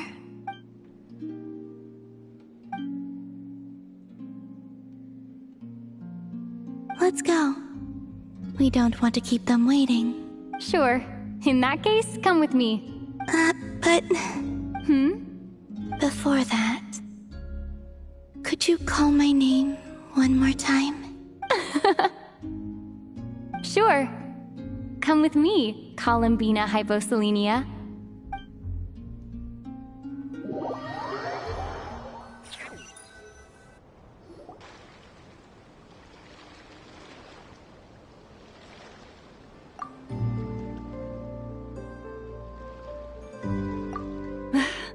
Columbina! Oh, this truly is wonderful. Llama, I can't breathe. Ha ha! Just in time for Moon Prayer Night. It's good to have you back, Miss Columbina. Yeah, we were worried sick. Thank you, my friends. With your help, I now have a name that belongs to me. Columbina Hyposelenia. Where's the second half from? You added it yourself? That's right. It means... Born beneath the moon. Yes. And by extension, It can also mean born beneath this world. A fine name. Now, as much as it pains me to interrupt this beautiful reunion, I feel obliged to remind you that the Moon Prayer Night celebrations in Nasha Town have already begun. Don't you want to enjoy the festivities? There's so much to see and do. And some of the ambient lighting and entertainments were sponsored by the kind souls in the Hexen Circle. Nicole? Why have you turned into Dodoko? So you're Miss Nicole. Thank you for helping us, and for helping me find my name. It's nice to finally hear your voice. You're quite welcome. Guiding lost people to hidden treasure is what we Seelie do. And if you ask me, spiritual treasures are far more precious than material ones. Chests are all well and good, but this was what it's all about. Ah, so satisfying. Anyway, I had to go help Alice. It seems like she ran into some trouble. That's why I couldn't be here in person. But don't worry, we're with you in spirit. We'll be celebrating right along with you. Keep an eye out for the Hexen Circle's festive stalls in Nasha Town. I think you'll like what we came up with. Alice said she even managed to rope B in this time. The Frost Moon Scions have also prepared various attractions. I believe Aino and Effa and their crew are setting things up as we speak. On that note, Nefer, about that request I made. It's all in hand. Yehoda is on site to ensure that everything goes off without a hitch. Wonderful. In that case, Traveler? Huh? Come on, Columbina.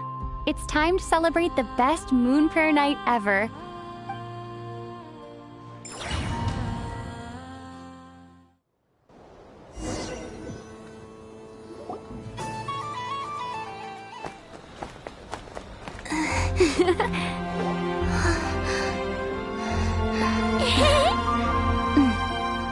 Hey, young lady! Would you like some Moon Prayer Night candy? Happy Moon Prayer Night! Oh, yeah, I almost forgot to say. Welcome home, Moon Goddess.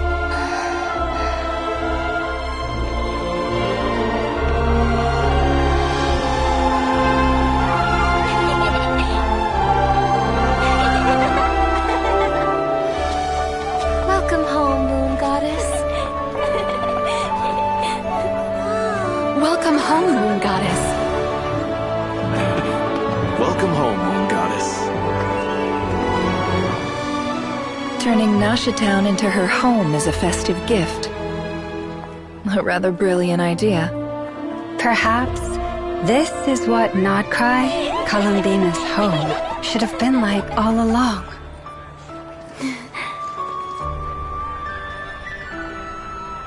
Thank you for the gift. I like it a lot.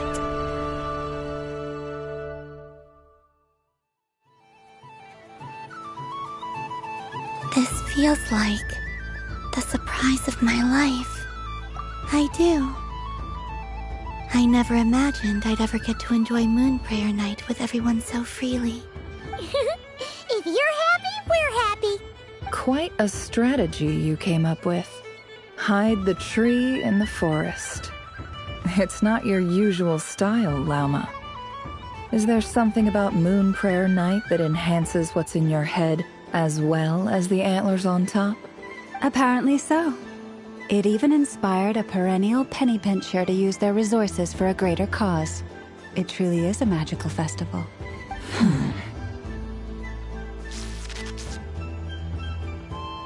I see it now. This bickering is actually a sign of a strong relationship. Huh? What's everyone doing here? Oh, Miss Columbina, you're back. Yes, I'm fine now. Thanks for your concern. How's your progress with Alice's assignment? Very well indeed. I've never heard her sound so excited. Not like this. This time her excitement seems more serious. Seems like she's had a major breakthrough. She said she'll contact us once she knows more. In the meantime, we're free to relax and have some fun. Enjoy the time off while it lasts. I have a feeling that our next task won't be so simple.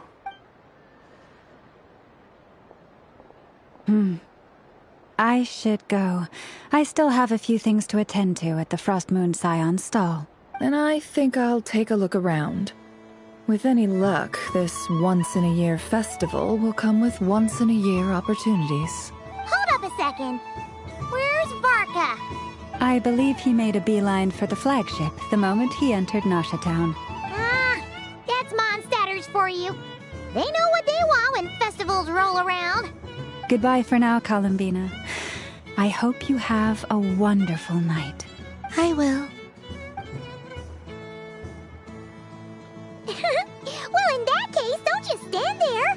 Get out there and have some fun. You'll definitely get a warm welcome at every stall. Oh, also, take this map with you. It's a guide to the festival.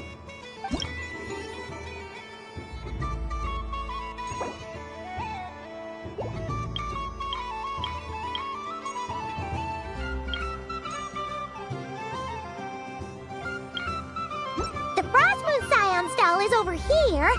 Lauma's invited a whole bunch of cute animals to celebrate too. Over there is the Hexencircle section. Alice seemed more excited than anyone about this festival, so she insisted on making it a grand affair. Oh, and then there's the Nasha Town local specialties, including... Actually, forget that. Better if you go check them out for yourself. Thank you. It looks like a lot of fun. You're not coming with me? We'll be around. But don't you want to browse by yourself for a bit first?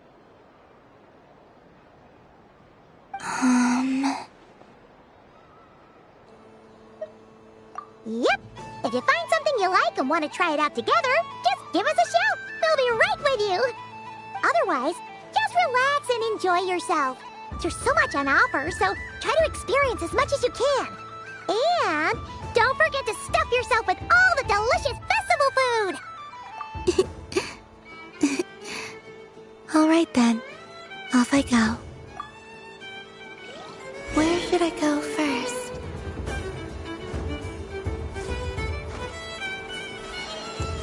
This must be the mage's stall. So this is the Frost...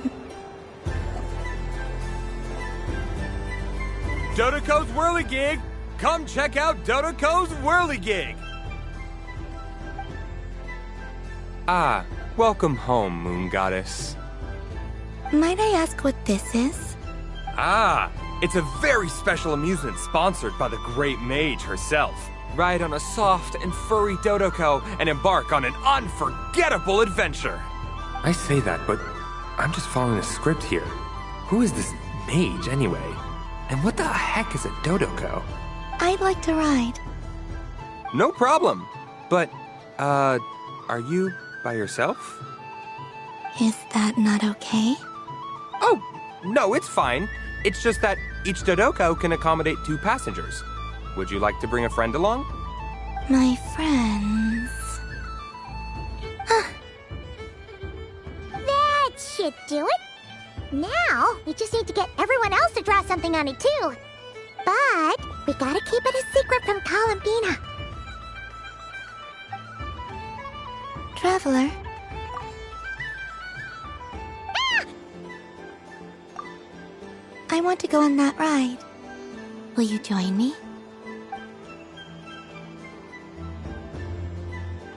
Let's go then. Don't worry.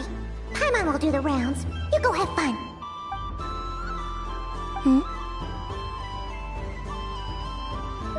All right. I think we have to wait in line over there. Please take your seats. For safety reasons, you mustn't try to leave the ride before it comes to a complete stop. All right, you're all set. I wish you both a wonderful journey.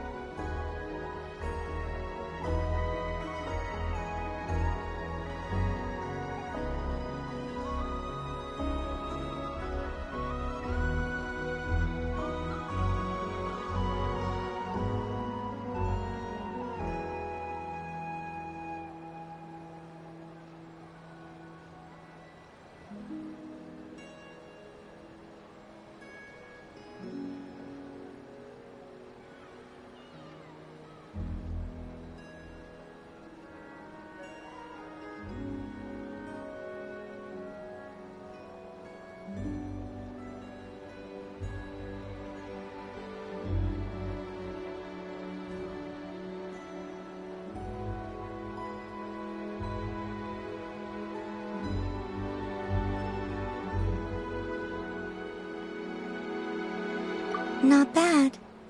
It reminds me of riding a moon lane. Sometimes, the Kuhenki circle around me like this, playing their beautiful melodies. Yeah, I'm going to miss them.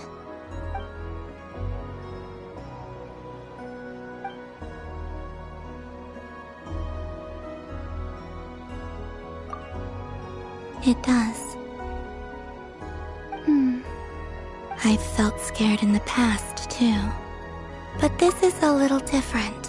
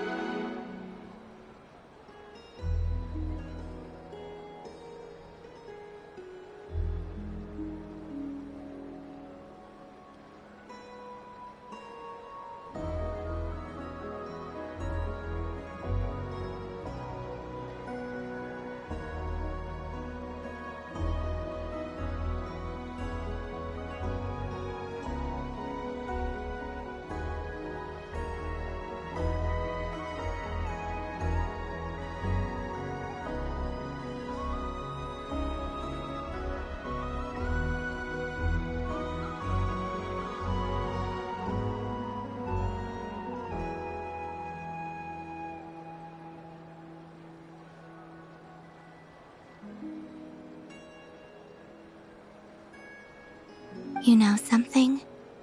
I got to see a lot of fascinating things during my disappearance. I saw how the Frost Moon Scions act around their families.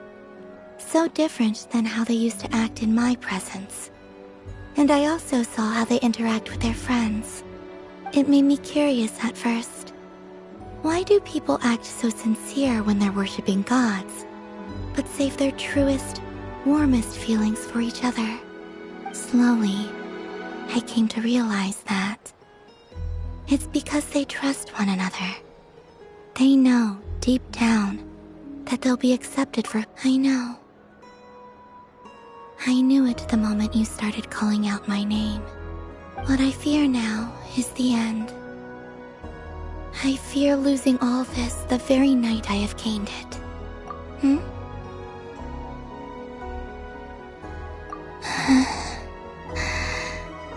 Thank you for this conversation. Thank you for listening to me. Don't worry. This fear I have, and the unknown that awaits me, they cannot hurt me. Not when I possess a treasure far greater.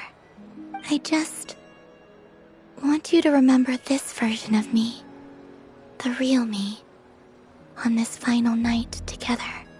Dear passengers, Dodoco's awesome adventure has come to a close. Please leave in an orderly fashion, and we look forward to seeing you again in the future. Don't want the journey to end, huh? Don't worry, you two. There's always another adventure waiting just around the corner.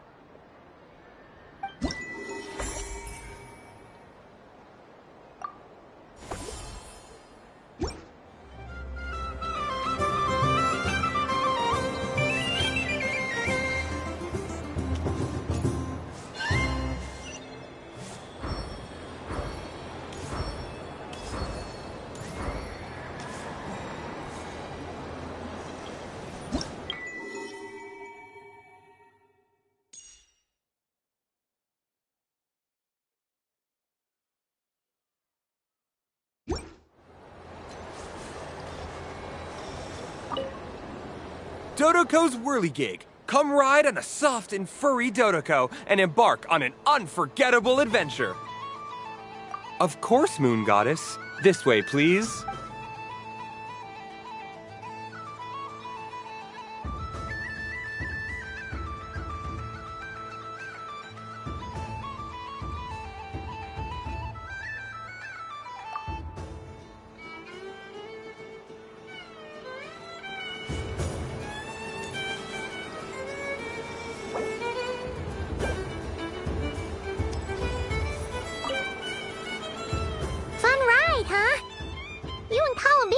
Pretty sad to leave.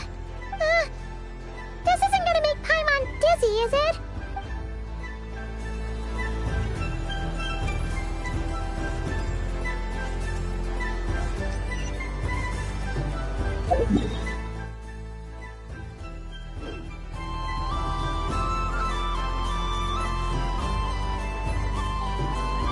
But I was aiming right at it.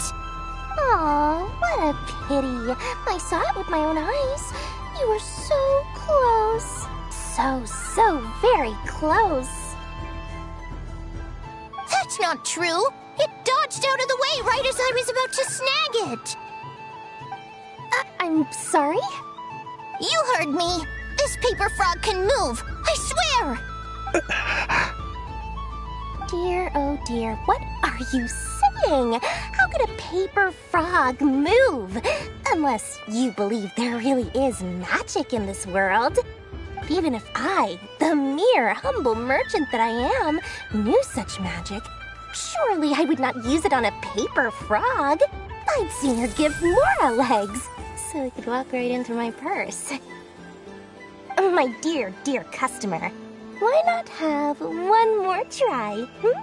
This time I'll give you 12% off, a very generous discount for one of my most regular customers.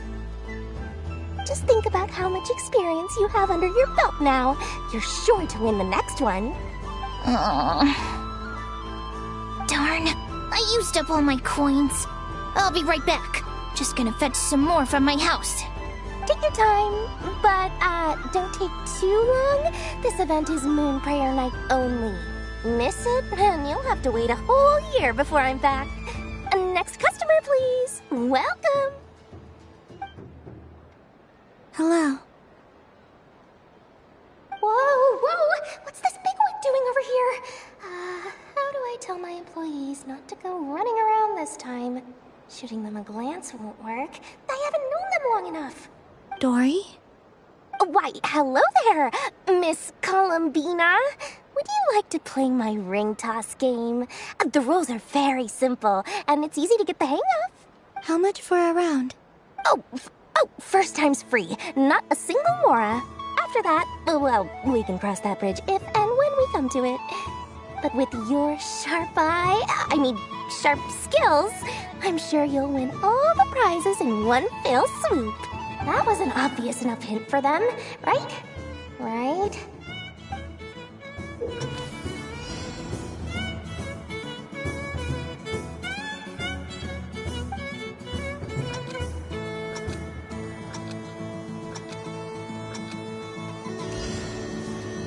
Here comes the ring! Oh, peanuts.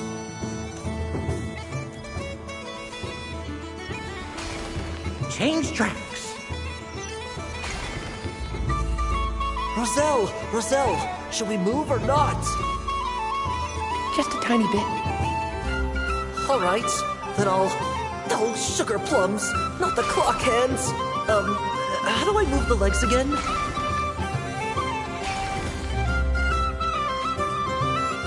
Stop it! Stop touching!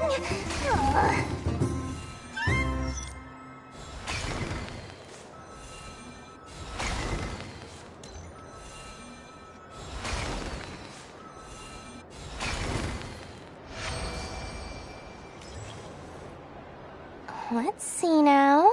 Let's see. Wow, very good. That's the highest score we've had all night. And here's your prize. Now, how about another round? As for the cost... Happy Moon Prayer Night, Miss Columbina. Happy Moon Prayer Night, Durin and Hat Guy. Are you here to play the game? Yes.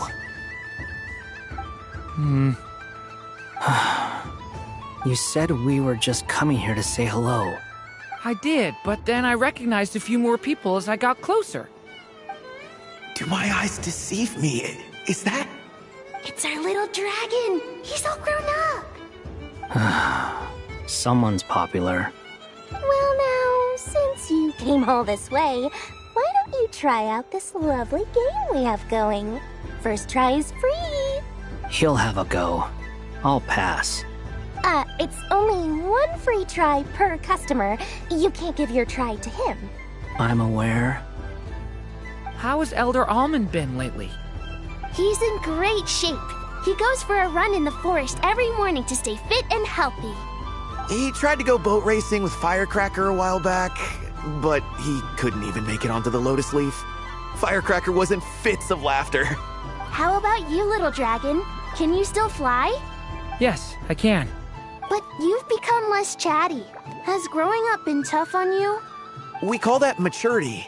You know, the thing people sing about. The knight wields a sword of stone to defend those hearts that are made of gold. Stone is very heavy. That's what keeps him from talking too much. That's awesome! I want to be a knight when I grow up too. Ring, here I come!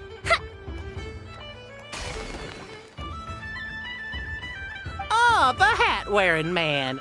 I never thought I'd see you again. You seem more determined than when I saw you last on the train. If you say so. Oh, I do say so. The people you once helped see it clearly. It's because you are once again on the right track. May the engine in our hearts propel us to the station of our dreams. I can move! I can move now, Roselle! What are you doing, running into the rings like that? You got them all so quickly! I've never seen anything like this in all my travels. Is this guy actually an old friend of theirs? But how? origami animals and clockwork people from a fairy tale. Getting to know them would be quite an arduous task, unless they share a hometown? I have to get to the bottom of this. Next time I see the Great Mage Alice, I shall demand answers. Thank you, Dory. I had a lot of fun. Now for your prize. Where did I put it? Give me a moment to dig it out. Oh, sweet grand prize. How I wish I didn't have to let you go. Good thing I've already turned a profit from the customers earlier in the night. Otherwise, I'd have wasted all my hard work. Okay, I'm back. What? I leave for 2 seconds and someone's already claimed the grand prize? Oh, well, these things happen, you know? Perhaps you'd be interested in one of the other prizes instead. We've got all kinds of wonderful goodies here. Is this the thing you wanted? Here, you can have it. Huh? But... Don't worry about it. It will be happier with you. Oh, thanks so much, Miss. Moon Goddess. Oh, goodness gracious, Columbina. Give me strength. How am I supposed to make any more money from this child at this rate? Daddy, look! That's the game I was telling you about! Forget it. She is the Moon Goddess after all. I'll think of some other way to swing this. Maybe I can try to hook this new kid. Huh? Oh, someone already won the grand prize. You can take mine if you want. What? Why? Why are all these bleeding hearts coming here to ruin my business? Happy Moon Prayer Night, everyone. Happy Moon Prayer Night.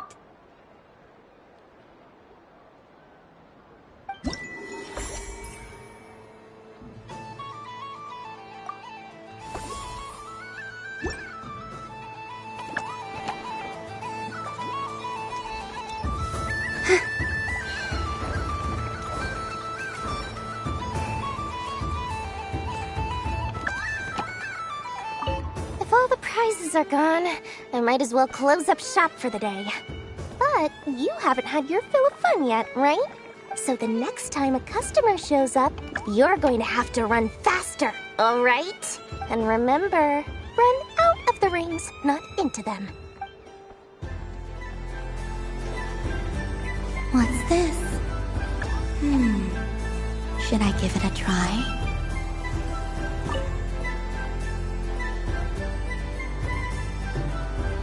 Come on, Citrus. One more round. Just one more. But my neck... oof.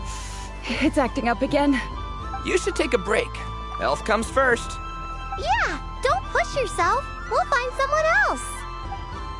Hey, don't look at me. I'm the referee. What are we gonna do then? Do you need any help? Yes, we do. We need one more player for our game. All right. Could you teach me how to play? It's really simple. You just throw the dice and move by that number of tiles. First one to reach the finish line wins. Rolling a hamster means you move one tile. A paper frog is 2 tiles, and a flying squirrel is 3 tiles. 'Cause they go the fastest. Okay, I get it. So, we're all set? In that case, please take your places and let the game begin!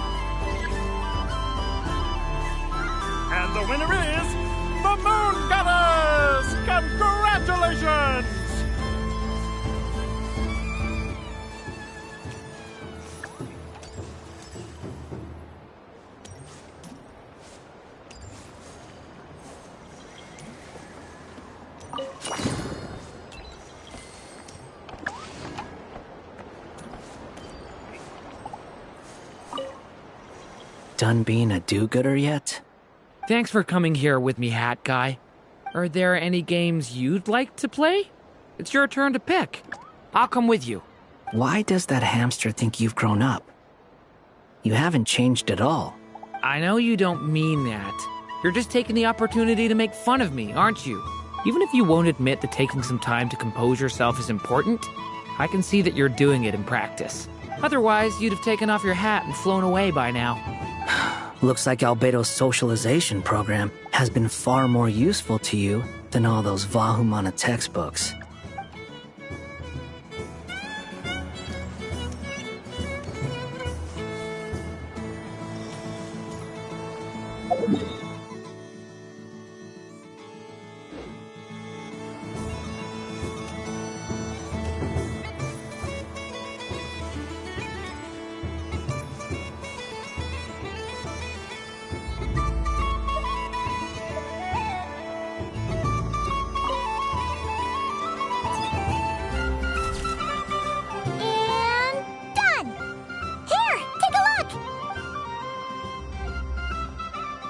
I think it looks quite funny. Well, Paimon thinks it's super cute. It looks like a silly sheik badger and a rhymehorn deer that's about to fall asleep. Maybe I'll stand on the sheik badger's side instead. It looks like we've attracted the attention of quite a few animals. Let's make room for them.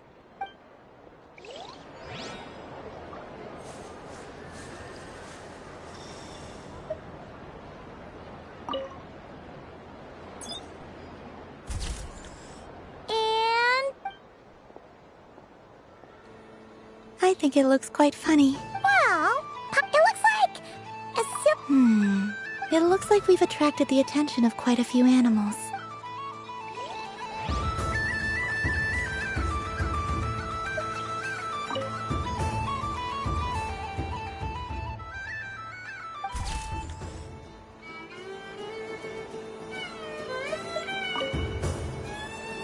If this were any other day, I'm sure it would make for a great photo opportunity. But Moon Prayer Night has rendered my antlers uncomfortably large. Doesn't it look like this rhymehorn deer has 2 sets of antlers?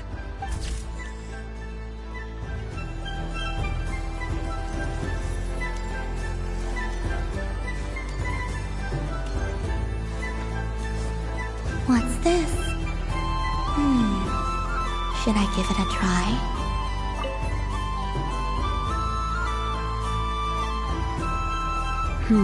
I don't have enough data. Need more samples. Who should I ask for help? Is this one of the amusements? Or is it a research project? Bit of column A, bit of column B. I'm currently running some synchronization tests on these spots. Basically, you need to press the button to help them successfully obtain the treasure. But you've got to time it right. I'll record your data, which will be used to improve the robot's accuracy. But, ma'am, I mean, Moon Goddess, don't you think you should take your eye mask off first? There's no need. I will be all right. Okay then. Whatever you're comfortable with. Great. Then let's begin.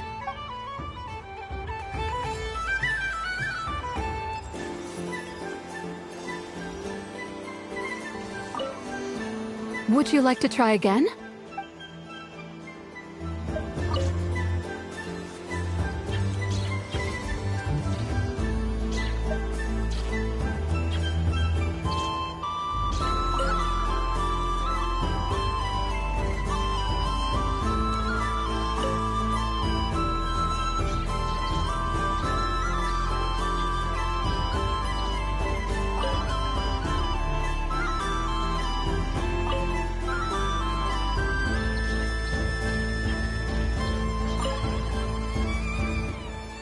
Nice.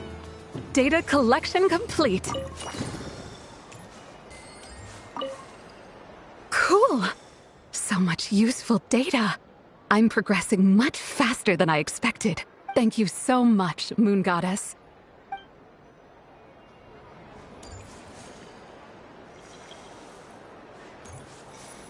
There are so many attractions here. Since I rarely get out, I might as well make the most of it.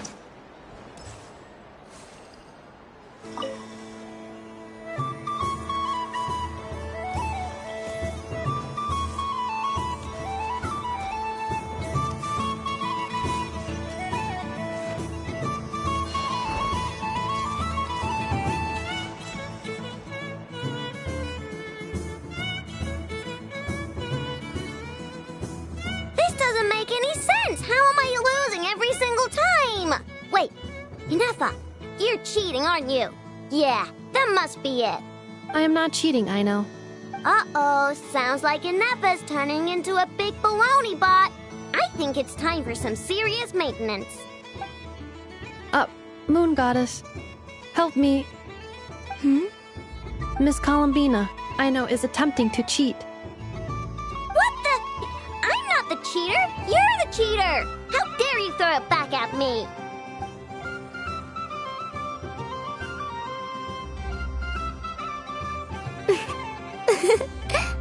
Alright, fine. Let's all laugh at I know.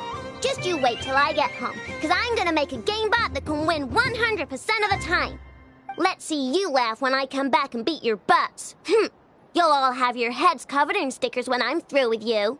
We came to check everything was okay after all that yelling, but,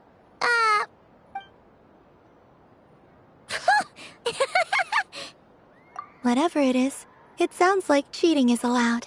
Kuhenki concentration. Each player starts with differently colored kuhenki. Each round, they draw one kuhenki from their opponent. When a player has two kuhenki of the same color, they make a pair and can be discarded. Any that can't form a pair must be kept. The round ends when a player can't form any more kuhenki pairs, and that player gets a sticker. Ooh! Can 4 people play as well? That is fine, so long as the turn order is fixed beforehand. Alrighty then. In that case, the 2 of us will join as one team. Okay, but if you lose, you're both getting stickered. I don't want to hear any excuses. Sure. And if we win? If you win, only one of you gets to sticker someone else. I have taken to calling this. I know logic. Hey, lay off me, alright? Okay, so we're starting the game from scratch again, which means all my stickers so far don't count. Looks like Luonatar is the Kuhenki of honor for this game. Anyway, let's go clockwise, starting from Inefa.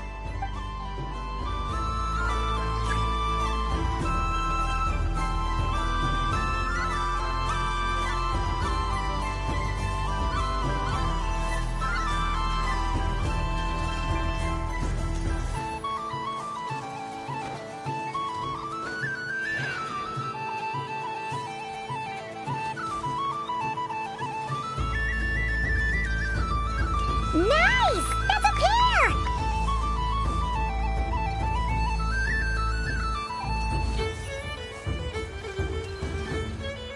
Go, go! Fly!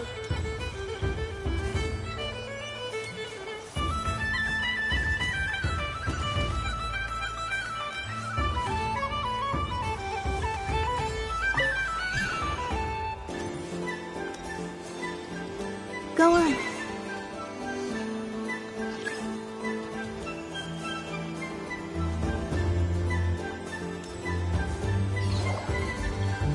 I have a pair.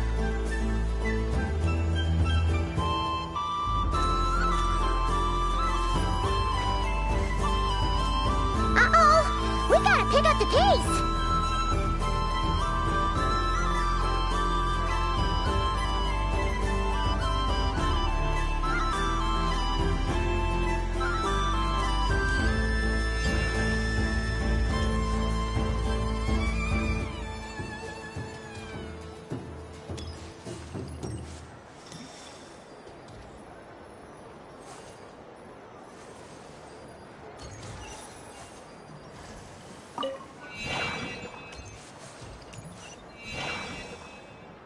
I win.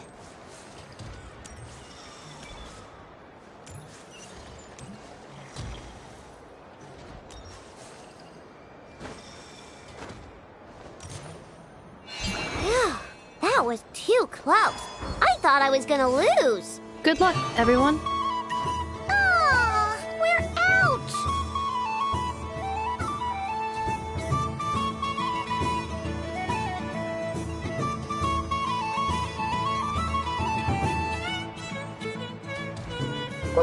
pick a good one. What's it gonna be? You're looking very pleased with yourself there. What happened to being a huge Grumposaurus? I won. Duh.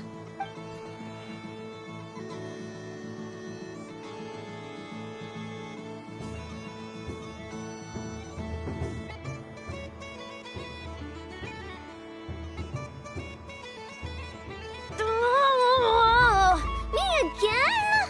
Don't fidget too much, Aino, or the sticker's going to fall off. I don't care. If it falls off, it falls off. If a pair of Kuhengi get discarded, why not a pair of stickers? Huh? Huh?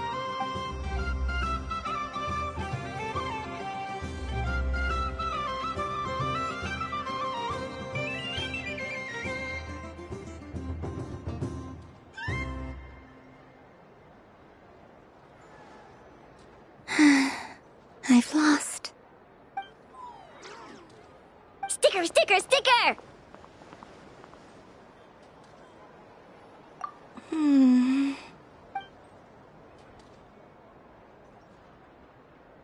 Cute! You think so? Shame. I can't see it for myself. What did Luanatar say? She said it looks so cute that she wants me to lose a few more rounds.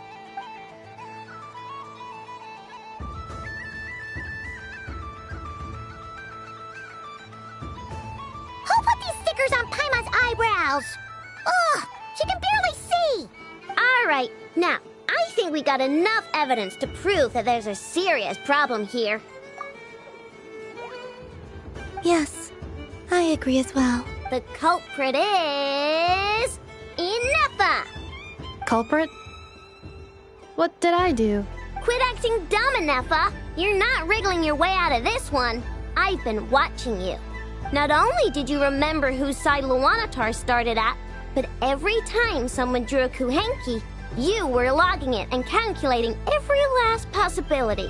Which Kuhenki pairs were gone, who had what color Kuhenki in their hand, even our facial expressions. You were keeping track of it the entire time. Exactly! What Aino said! Putting aside the fact that running calculations is not against the game rules, do you have any evidence to support your allegations? But that's not against the rules either. So she admits it. She certainly does. Alright, everyone grab a sticker. It's time to get Inefa back. But... Take that!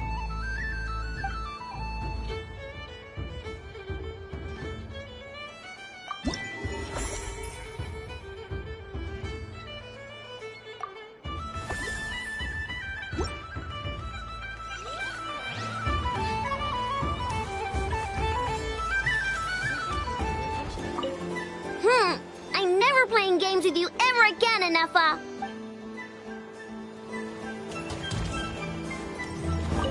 Aino is throwing a tantrum again. I believe it will take 3 Krumkakes to constitute a suitable peace offering.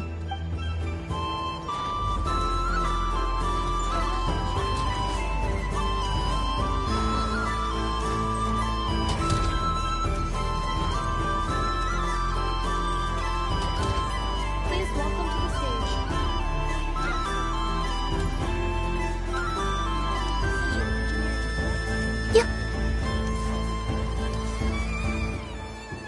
Moon Prayer Candy! Beautiful, tasty Moon Prayer Candy! Buy a whole box, share it with your friends and family! Candy? To share? I wonder what flavors everyone would like. Welcome home, Moon Goddess. Fancy a box of Moon Prayer Candy? Sure. I knew you would. Now, what flavor would you like? I'm not sure. What flavors do you have? Is this for yourself or as a gift? A gift for my friends. Ah, I see. In that case, I'd recommend apple, lockaberry, or midsummerberry. Those are the most popular. Do you have nocturnal blossom flavor? Huh. I've seen couples give those as gifts before, but I did not know they were edible. No? Okay then. Moonfall silver? You did say this was for friends, right? Maybe Smetana then. Hey, now that's a creative idea! I've never tried it before, but if you're happy to wait, I can see about whipping up a batch on the spot. While we're at it, you got any other ideas?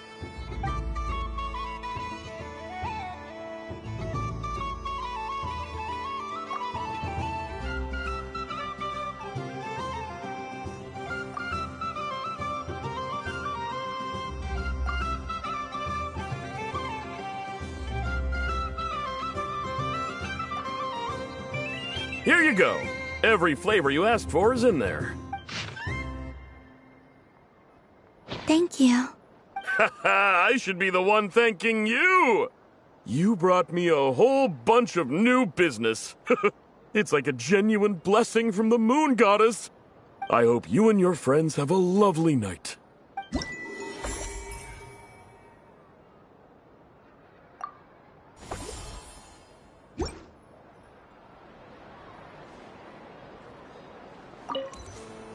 Assorted Moon Prayer Candy! All your favorite flavors in a box! Alright, kids, just line up over here.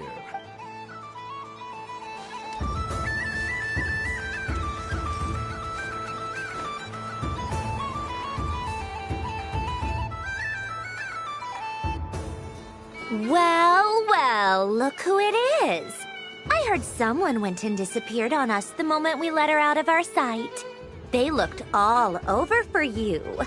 Frankly, I didn't think you'd be back for Moon Prayer Night. Were you worried about me, Sandrone? You would like that, wouldn't you? Do you even hear what you're saying? It seems to me like you disguised yourself with festive headgear, just so that you could come see me on Moon Prayer Night and make sure I'm okay. You didn't even bring Polonia with you. You? I thought you couldn't see! I cannot. But I sense the confusion of those around us rippling through the Kuvaki currents. Based on what I know about you, let me guess what you're wearing. Is it cat ears? Hey, shut up! I'm only here to protect the Fatui's interest in this territory. Running into you was pure bad luck. Really? But you were the one who asked Arlecchino to help everyone find my name. Columbina! Ugh! Just one more word, and I'll unscrew your vocal cords. It's Columbina Hyposelenia now. Tell someone who cares. I've missed you, Sandrone. The whole time I was gone, I was thinking. I hope I get a chance to say some ugly words to you. Is that supposed to be a joke? Anyway, let's go play that game. What? You mean that frostfin whale? Yes. It's some kind of game where you get bitten if you step on the wrong tooth. Seems like fun. Who in their right mind would wanna... Because you're not a scaredy cat. Fine! You wanna play? Let's play. Don't complain when I kick your sorry butt. Lovely. You old geezer! I'm gonna beat the pants off you! Just you watch! I almost forgot. Sandrone? What is it now? You'd better not lose, or I'm going to beat your head in. What? Allow me to demonstrate since I'm feeling so nice. You just step on the teeth, like this.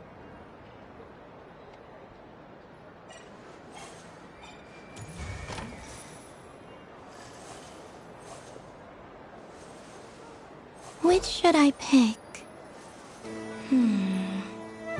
I'm getting a bad feeling from this one.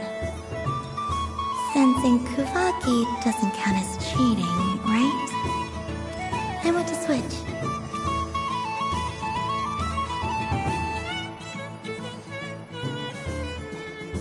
Your turn, Sandrone.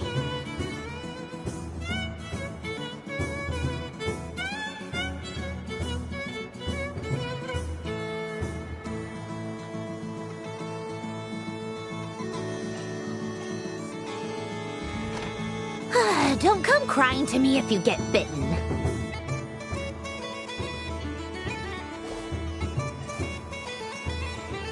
There are less and less teeth remaining.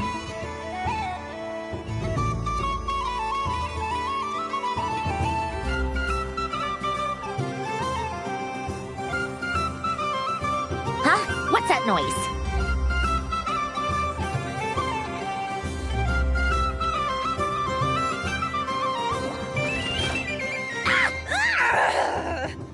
I think you might have picked a bad tooth, Sandrone.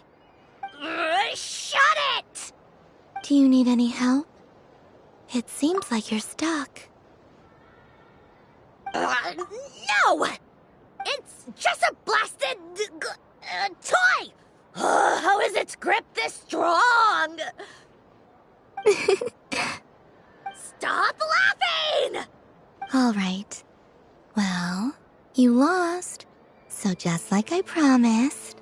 Hey! What are you doing? Are you seriously? Hiya! Why, you... just you wait! Rematch! Are you all right, Sandrone? That was quite a strong bite. Are your clockwork parts? Quit your fussing! I don't need it! All right. I'll go first this time.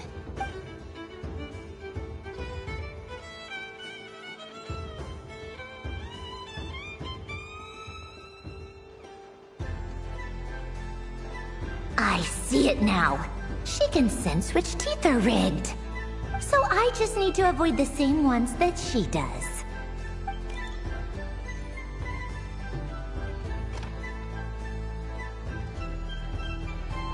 This one... Seems fine. She avoided that one then? Now I've got you. All right, my turn.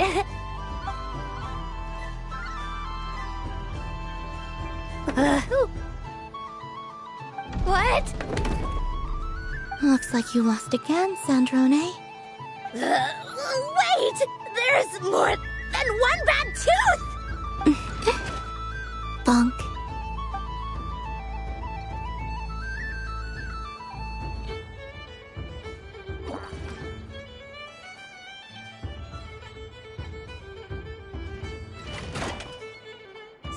Stupid game! What idiot came up with this? Are you all right, Sandrone? You said some nasty things just now. Oh, I'm peachy.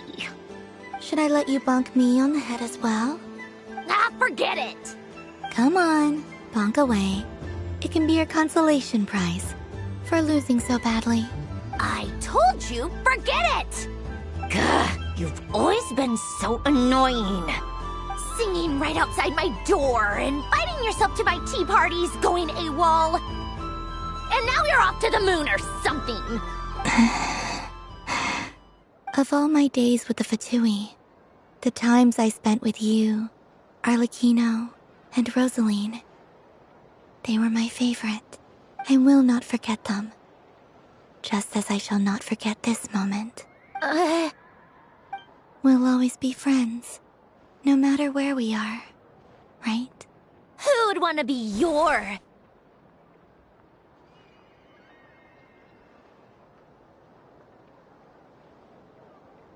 I'll miss you, Sandrone.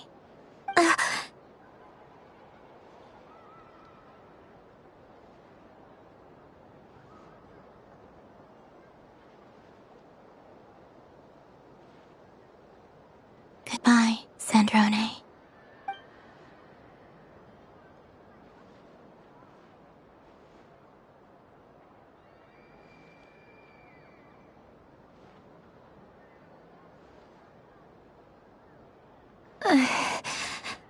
I'll miss you too, Columbina. Sorry, what was that? Ah! Ah! Yeesh! No need to freak out. What's wrong? We've been looking everywhere for you. What do you want? Oh, nice ears. What? do you want? This! Huh? It's your turn to draw something. You're one of her friends too, aren't you? Doesn't know how lucky she is. Sorry? Nothing. I'm done. Take it. Oh, that was fast. Oh, and one more thing. Last time we spoke, you mentioned you were interested in the Narcissan Kreuz Ordo's research, remember? There were too many people when we last met, so we didn't get the chance to do this. What are you talking about?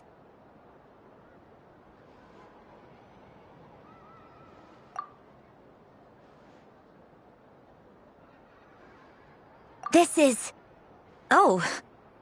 Alain, Renee, and Marianne. Huh. The Holy Blade. A savior's plaything. It's not about whether I approve or not. These people, they would sacrifice themselves for the sake of the world. Especially Alain Guillotin and Renee.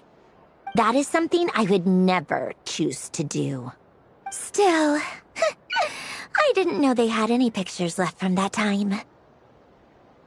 If I'd have thought to bring a camera, I'd have...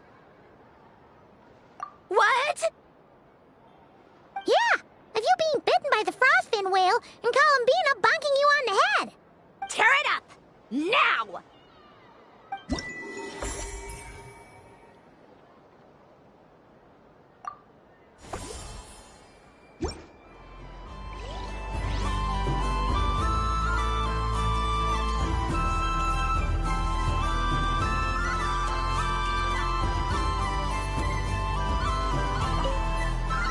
What's there to see on that moon anyway?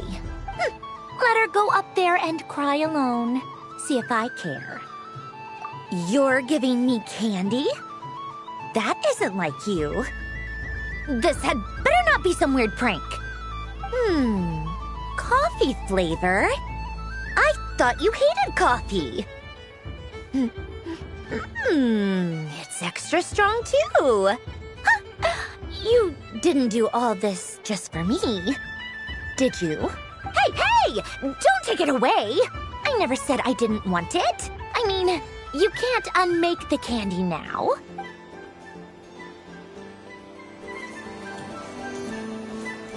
The robot show will now begin.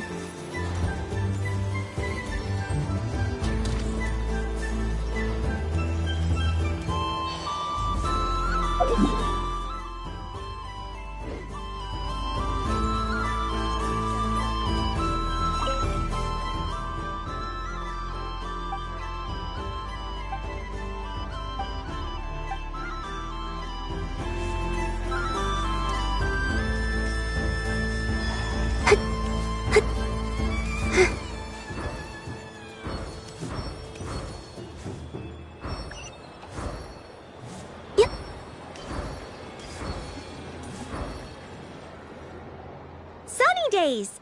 I prefer sunny days. Ah, well, you are as warm as the sun itself, Moon Goddess.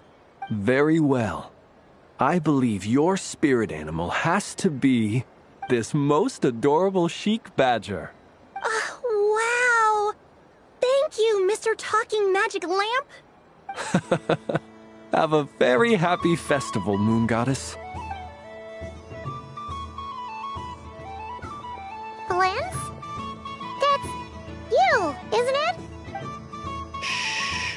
It's our little secret, my dear traveler in Paimon. Okay, sure, but why are you here selling sugar sculptures? Everyone celebrates in their own way. After gazing into the abyss and spending time around gravestones all year, what better way to relax than to see sunny smiles on the faces of the living? Besides that, I like to think of myself as a fair judge of character.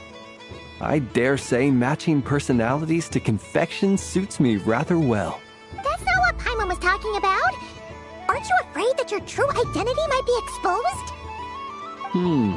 Should I be? There is all manner of magic in the air this moon prayer night, thanks to the work of the great mages. I see Miss Columbina is hiding in plain sight. Why should I not do the same? Why miss this rare opportunity to enjoy a special evening in my true form? Fair enough. You got a point there. People who don't know you will probably think you're just a talking lantern. Well, now that we see eye to eye, what brings you here?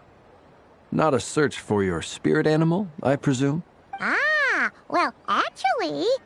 Here, see for yourself. Oh, this is... How wonderful. A beautiful idea.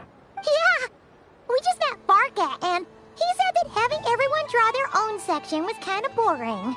So, he did your bit for you. Ah, Varka. Ever the maverick. I see his artistic skills are truly one of a kind. In that case, I shall paint something on Mr. Albedo's behalf in a short while. What? Why not now? Ahem. Welcome home, Moon Goddess. Phew, that was close. Hello, Flins. She recognized you right away! What keen eyes you have, Miss Columbina. Especially considering they are shut. I did not see you. Rather, I sensed you.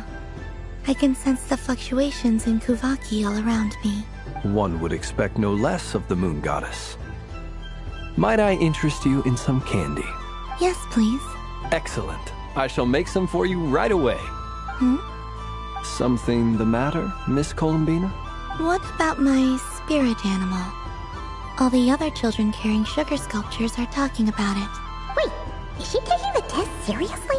Ah, my apologies. How could I neglect that? You are quite right, Miss Columbina. Every one of us has a magical creature living in their heart.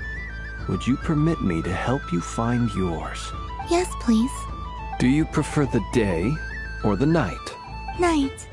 Which of the 4 seasons is your favorite? Winter. Think of a perfect day. What is the weather like? Sunny, rainy, or perhaps cloudy? Rainy in the morning, sunny at night. What kind of answer is that? Forests, lakes, and open seas. Which do you prefer of these? I like them all. Imagine you opened your very own shop. What would you sell there? Moonlight, I think. Wow! Paimon would totally shop there. It wouldn't cost anything. You'd just need to visit. Aha! I believe I know what your spirit animal is. Here. For you. Oh, it's a Kohenki! Indeed. A free-spirited being with a deep love for all things here in Nodcry, who selflessly lends her aid to as many people as she can reach. It is the perfect fit for you, Miss Columbina. Thank you. It would be my honor. But you shall have to forgive me. We have known each other for quite some time. I doubt there is any answer I could give that would come as a surprise to you. So instead, would you accept this sugar sculpture as a token of our friendship? It's a lantern. Hey, why don't you two go enjoy your candy over there? Paimon wants to try out this spirit animal thing too. Right, Blintz? Come on, play ball. I got this drawing done. But I want to hear Paimon's answers. Ah, but it'll probably take ages. Paimon's a complex soul. And we don't want your candy to melt while you wait, huh? Oh. Okay then.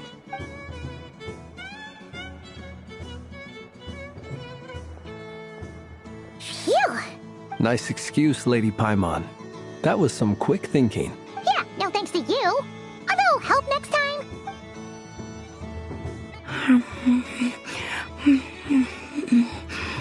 It's sweet.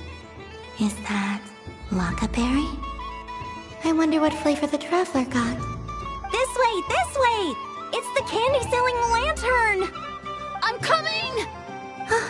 Of course. Traveler, maybe we can share? Yes. I found out recently that people share their food sometimes, so I'd like to try it. Or is that a no? Thank you.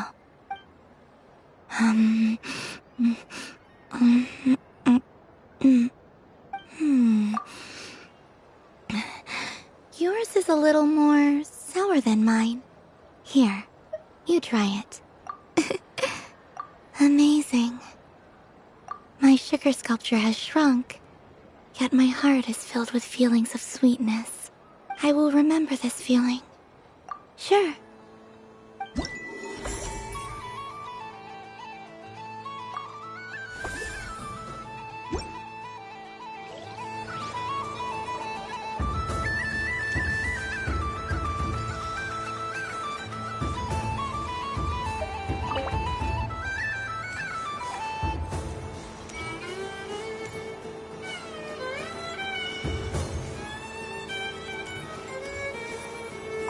Something about festive lighting always has a way of putting the warmest smiles on people's faces.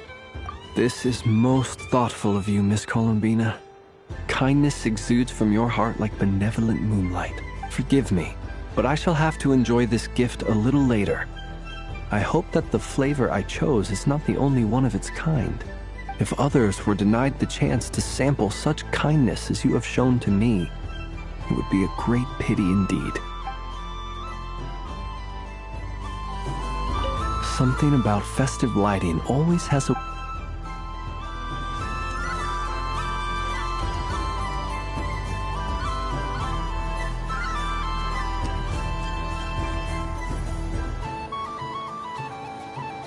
Wow, the Frost Moon Scion stall looks kind of plain, but it's pretty cool once you get into it. I don't go to Hisi Island much, but it's got that, like, old-world cultural feel.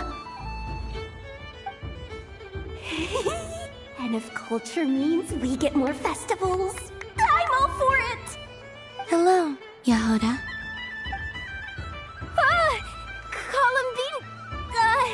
Hello, Moon Goddess. That was too close. I almost gave the game away in front of the staff. Oh, wait, what's the deal with her shoes? They don't make a sound when she walks. I could do with a pair of those. Do you like balloons too? Balloons? Oh, you mean those? What's so fun about balloons? I'm not a kid anymore. They're probably more up Aino's alley. Yes. The animals seem very curious about these strange flying objects. I was drawn here by their voices. I recently learned a fun new game you can play with balloons, so I decided to come and give it a try. A new game?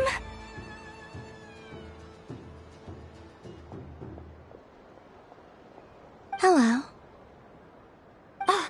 Welcome home, Moon Goddess. Here to buy some balloons? Yes. Could you give me a few that haven't been inflated yet? Are you sure? I guess it's not a problem, but... Yes, please. Thank you. Uninflated balloons? But those are just little rubber pouches. What does she want with those? Would you like to play the balloon game, Yahoda? Huh? Sure. I guess. How do you play it? Wait here a moment.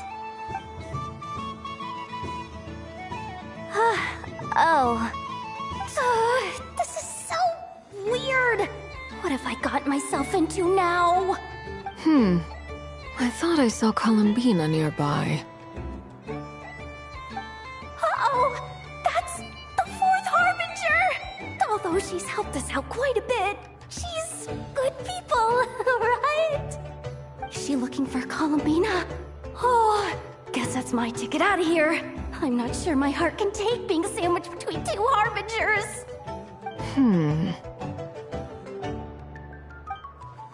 Which stall is she checking out? Oh, it's that other Frost Moon Scion's one. Try on the headgear, see what it's like having antlers or animal ears for a day. Oh, I wouldn't be caught dead wearing that stuff. So embarrassing. I have enough gear to carry as it is. Wait, what? She put it on? How peculiar. This would take some getting used to. I wonder if this is what it's like for Lynette. It really suits you, ma'am. What is this? She was so intimidating a moment ago, but now, dang, she's really rocking those ears. How does she make them look so cool? I suppose I may as well keep them on for now. All part of the festive experience. She's coming this way. How do you do, Miss Yehoda? Oh, jeez. Don't talk to me while wearing that thing. Where am I supposed to look? Oh, hey there. I'm looking for Columbina. Have you seen her? She just... Huh? Oh, wait. Is that what she meant by balloon game?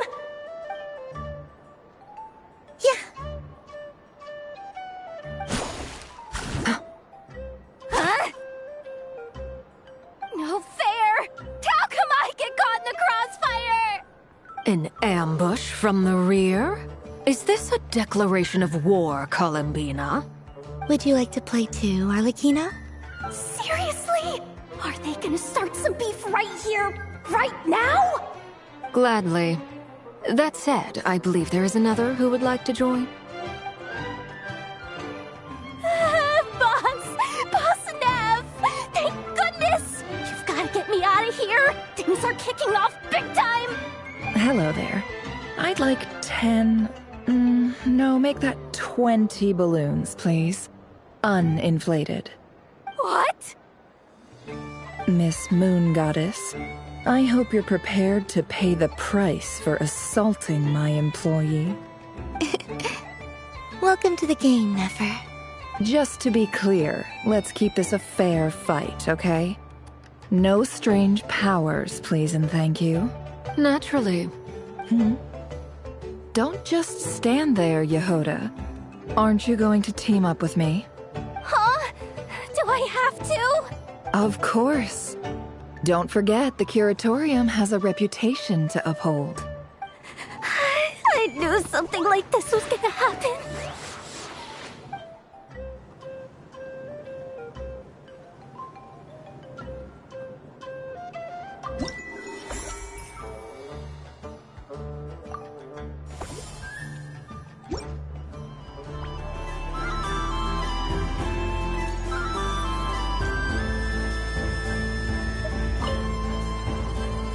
Welcome home, Moon Goddess. Would you like to try on some animal-themed headwear? I always hear Lauma saying how heavy her antlers are. I wonder how it feels. Let me give it a try. Oh my! It really suits you. It's a little itchy, and it's hard to turn my head. Should I keep wearing it?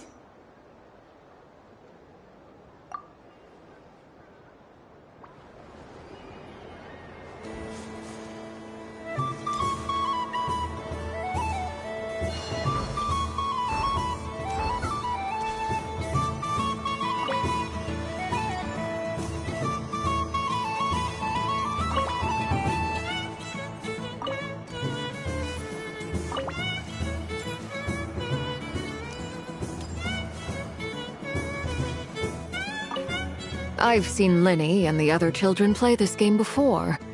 It would seem that it's not a bad way to relax, once in a while. Candy?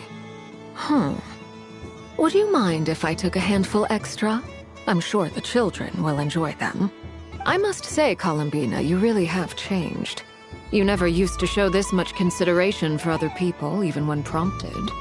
I'm sure Sandrone would agree when I say, I like the present version of you better.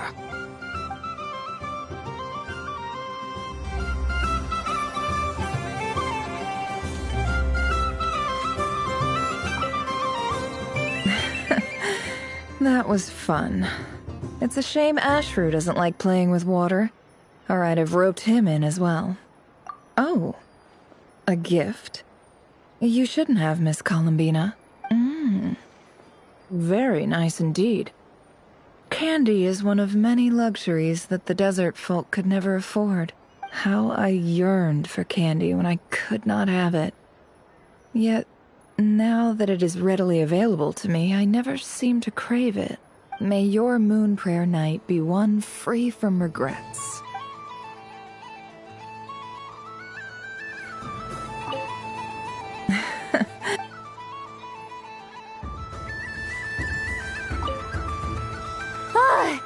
I just had a water fight with 2 Fatui Harbingers. Pretty scary, but also surprisingly fun. Aw, man, this feels kinda wrong. Like, shouldn't we be the ones giving you candy rather than the other way around? I guess I'll just take one. What flavor is that? It tastes like getting a mouthful of muddy grass. After being rear-ended by a blunt-horn rhino, then face-planting the ground. I'll never get this taste out of my mouth. It's delicious.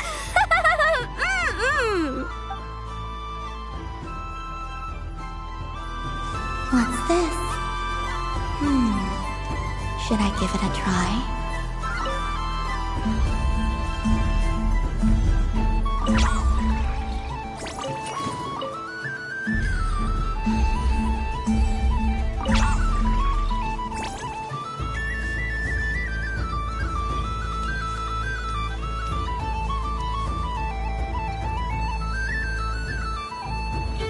I wish for a never-ending supply of laka berries. What a humble wish. Probably written by a child.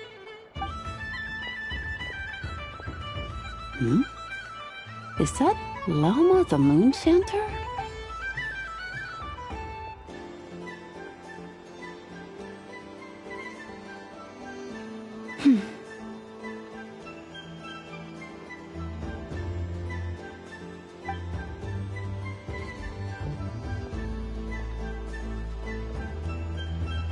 I wish that the long plume ibises would stop biting me. Oh dear, poor Lauma. All right, I'll write that one down for you. I got it. While everyone else is celebrating Moon Prayer Night, you're as busy as ever. I don't mind. It's rewarding work. A good kind of busy.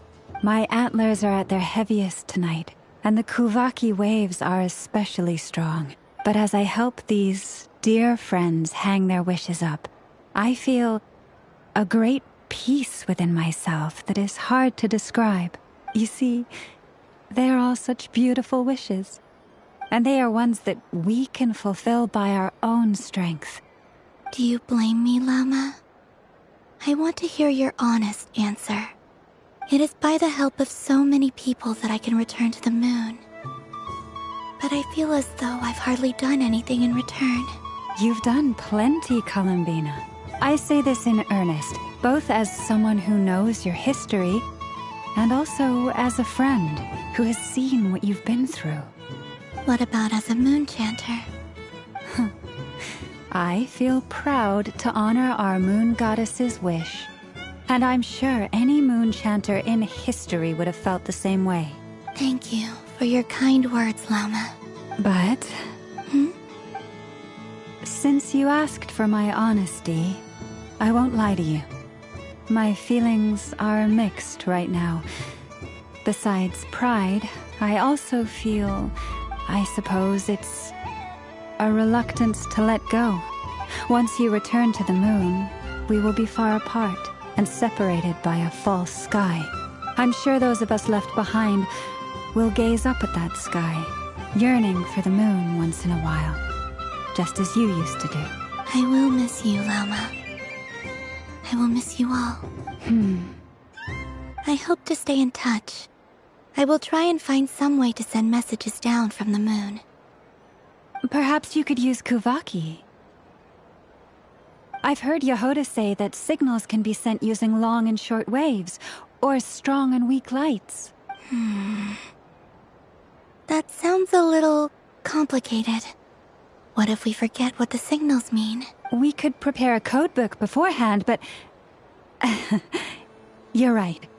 It wouldn't really suit you. Still, whatever happens, I believe that you will find your own unique way of communicating with us. And now that I think about that, my heart feels lighter. Because you trust in me? Yes.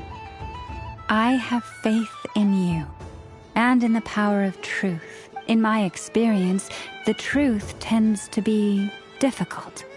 But that's what makes it stand out from what is false. So I'm confident that your thoughts and your love will shine through the curtain of lies. We will know it when we see it. Thank you. Now, could you help me hang up my wish? Is this? I wish that all who dwell in this moonlit world can find a place to belong. And I wish that I shall one day see my friends again. It's 2 wishes. I hope that's not too greedy of me.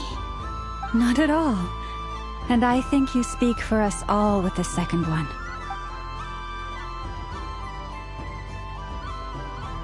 I shall continue to pray until the day that all of these wishes come true.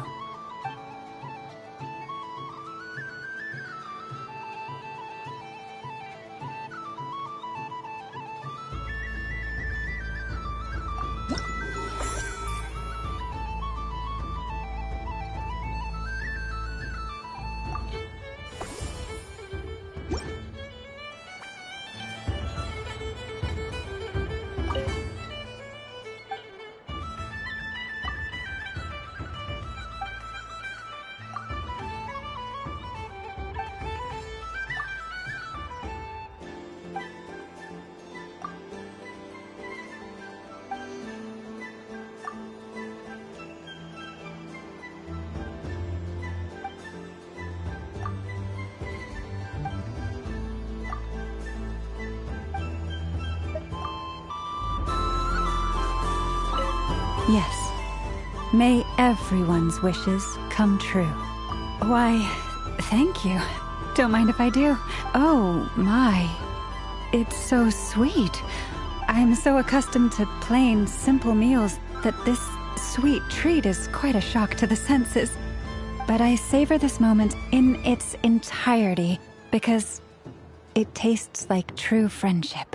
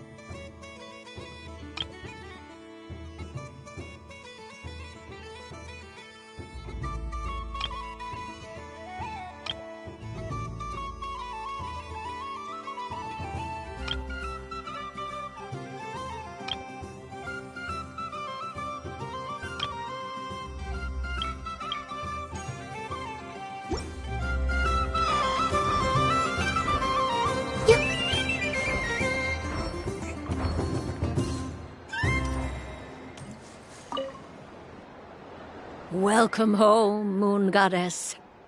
Oh, you're the genuine article. Alice was right. This moon prayer night was worth watching after all. Another one that talks. Greetings. Pleased to make your acquaintance.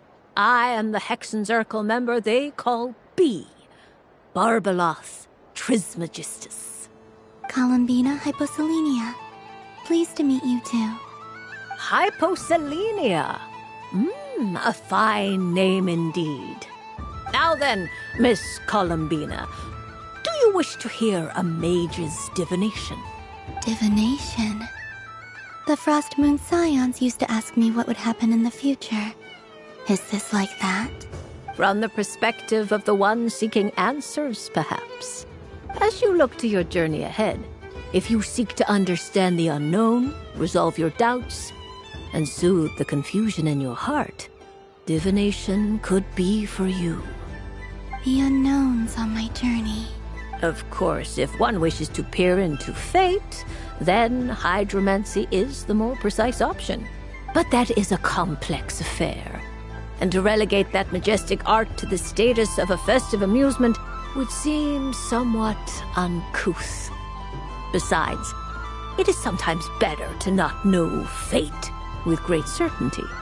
Hence, I shall use the suitably festive Luna Arcana to tell your fortune instead. It is more popular with the youth in any case. Lunar Arcana. Indeed. Unlike hydromancy, this will only display possibilities and trends. People like to think of themselves as creatures of agency and free will. Peering too far and too clearly into the future is detrimental to both body and soul. I'd like to give it a try. Of course you may. Come then, take a seat, Miss Columbina. Before we begin, are there any specific questions you would like to ask? Let's stick to general possibilities and trends, like you suggested. Ah, very well. Then I shall use the basic Lunar Arcana deck. Now, try to relax. Cast your mind upon the things you have experienced and the things you are soon to experience. I will shuffle the deck. Would you like to cut the cards yourself? You do it. No problem. Now then, to make things easier for the seeker, that is to say, you, I shall decipher the cards from your perspective.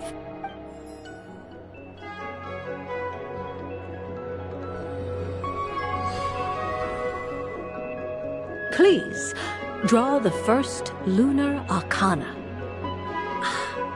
This represents destiny and is the foundation for the divination as a whole. Now, draw your second card. This will stand for the past, the sum of all your experiences that have come before. And now the third Arcana. This is the present, your interpretation of the current moment. Finally, the last card. This shall speak of the future, which...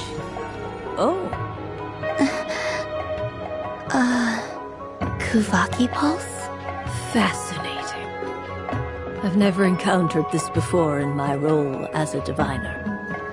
Something has exerted an influence upon this card, causing it to leave its designated position. What do you make of this, Miss Columbina? Perhaps this is the guiding hand of fate in action. Of course, if you wish, you can choose to deny the validity of this card and draw the future for yourself. No, it's fine. Let's go with this one. A bold decision. I must say I'm looking forward to the results. Well then, let us flip the Lunar Arcana in sequence and see what emerges. Sure. First, Destiny. No surprises here. The card that represents yours is the moon. The moon. Indeed. The moon can represent the truth at some times, but deception at others. False peace, destructive calamity, and the world-changing power that lies within. When the moon is placed on the destiny tile, It indicates that your destiny is not what it may appear on the surface. Instead, it may yet have a hidden side. It symbolizes a journey through the fog, fraught with uncertainty and deception, where one must face inner challenges head-on. I don't understand. Patience, my dear.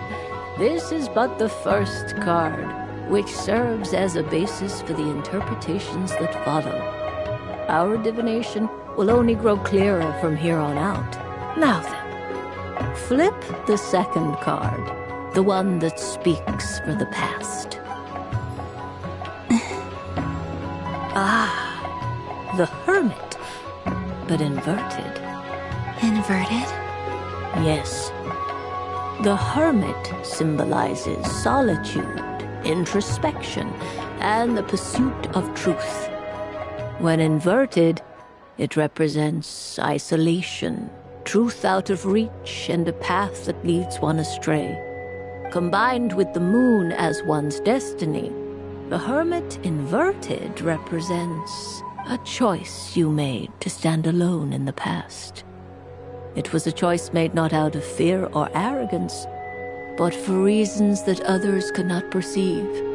You fumbled through the darkness without a guide, but you did not find your way. Rather, you went astray. More than once, it would seem. Is this about how I became Kutar despite not wishing to become a god?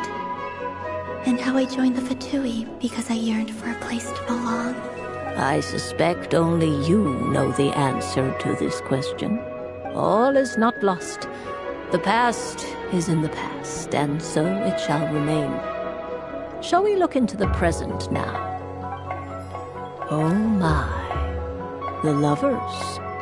One of the most interesting Luna Arcana. What does this one mean? This means that you have had an unprecedented emotional experience. The joy of finding your soul becoming intertwined with that of another. A precious and wonderful thing indeed. It's true. I've made a lot of friends recently, and they are very good to me. I like them a lot. That sounds lovely. I am most delighted for you. The Lovers can also represent important decisions, perhaps related to a parting of ways. Now, if I were to guess... Yes. I return to the moon. I understand. Parting with friends is never easy, Columbina. But rest assured, this is not the end of your journey. There is always another story waiting to be told. The future always lies ahead. The future... Well now, it's finally time to flip this most mysterious of cards.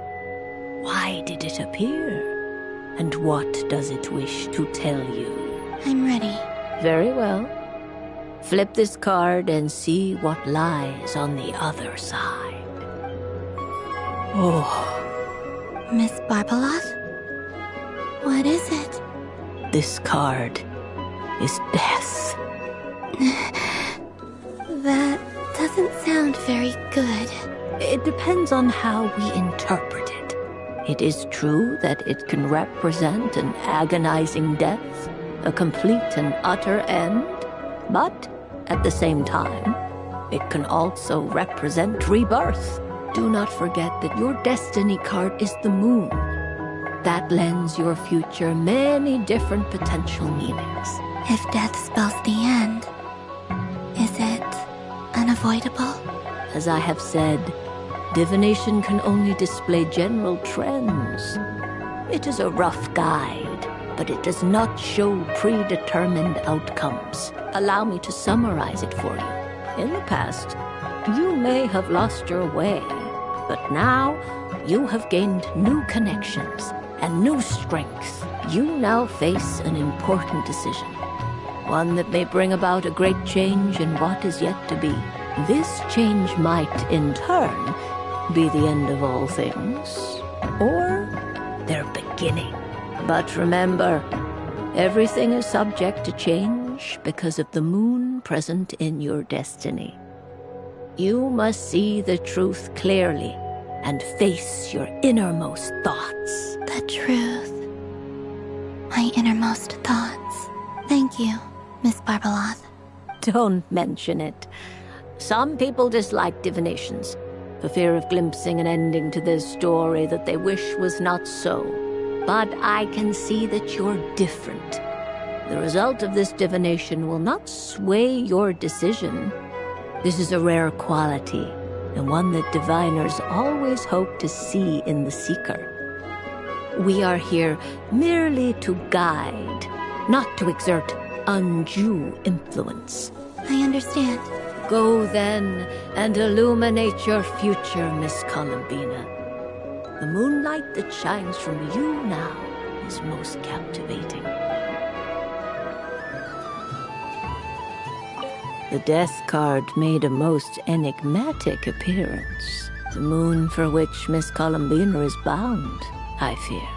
Fretting is of no avail. I will have a chat with Alice about it sometime. Ah, you're such a polite child, Miss Columbina. But we elders have already partaken of our fair share of stories in this world.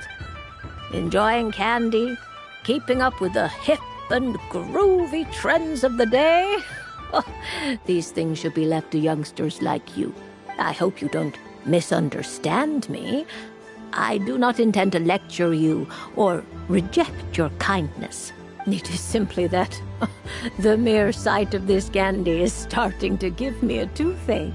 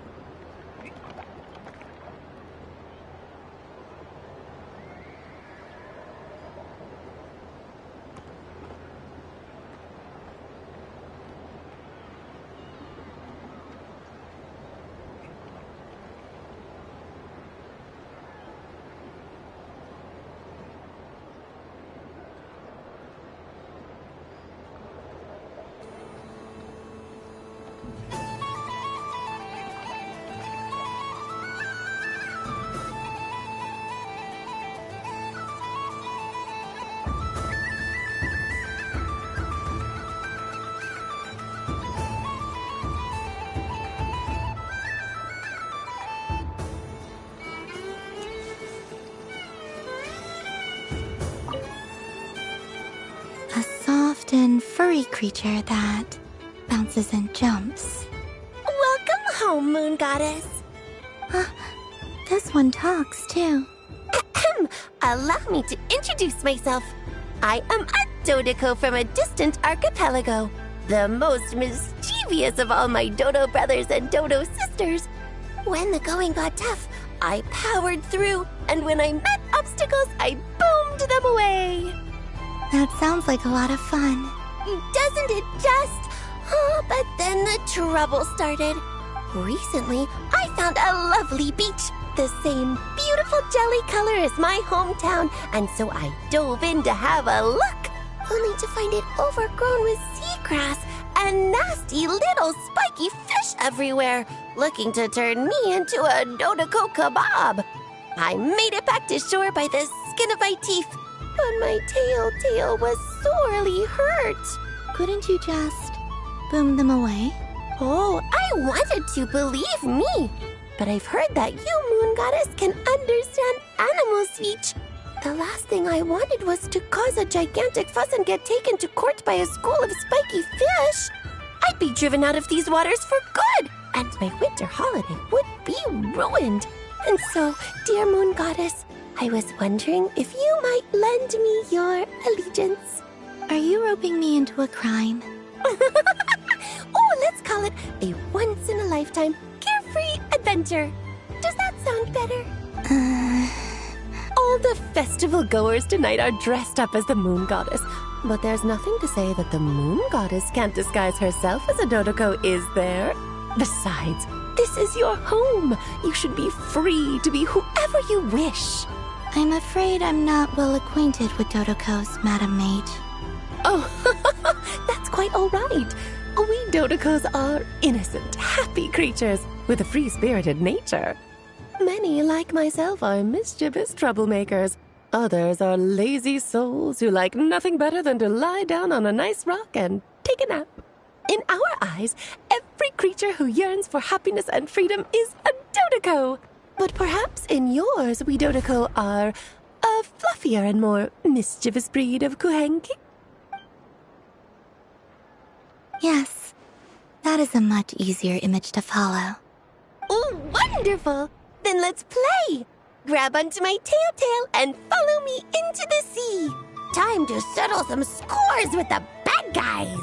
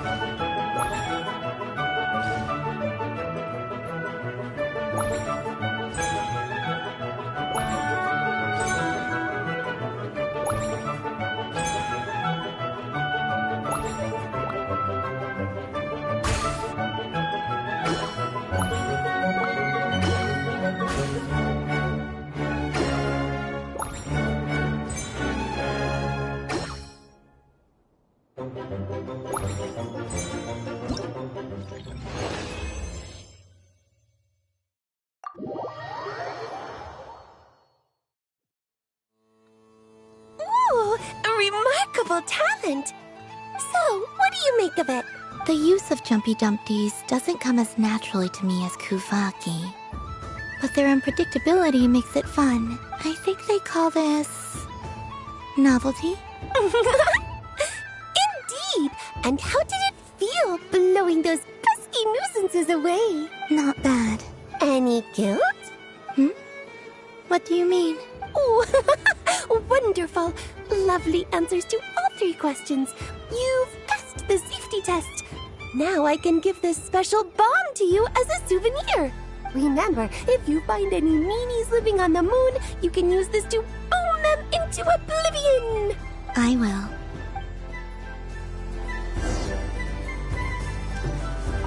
Up for another round of fish blast? Of bye-bye, bad fishies.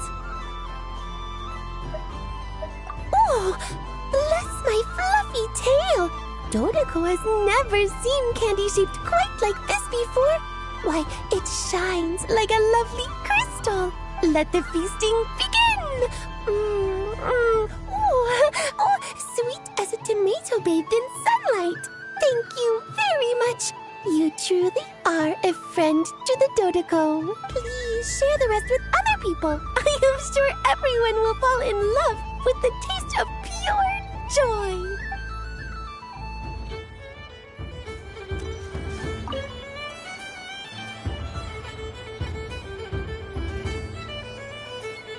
I wouldn't say it's unfair, exactly. I mean, your voice goes right into people's heads. How would you explain that to the kids? You can't just explain it away as magic. Is something the matter? Ah, Miss Columbina! No, nothing you need to worry yourself about. Ah, impeccable timing. Stick around for a second, Miss Columbina. I need your input on something. This self-proclaimed Knight of Justice has yet to give me a satisfactory answer. I, for one, would like to hear your verdict on the matter. Hey, now, I left the flagship just to help you out, Miss Nicole. What's going on? So Alice and I are both using long-range remote control spells that work on similar principles, allowing us to attend this festive fair in Dodoko form. Sorry, let me backtrack a little. While similar, there are some key differences. Alice, being a great mage, wanted her Dodoko to reflect something of her own charm and mystique. So she adjusted the way its tail moves when it spins around. An entirely gratuitous move, in my opinion. I hardly see how anyone is going to notice that. If anything, I'd say that anyone who stares intently enough at a Dodoko's tail to notice such a small detail is someone we ought to be highly concerned about. I only say this to emphasize that my question has nothing to do with tails. Now that we're clear on that, why is Alice's Dodoko permitted to interact directly with the children celebrating Moon Prayer Night, while mine is not? Your voice speaks directly into people's minds. See? Exactly what I said. Miss Nicole?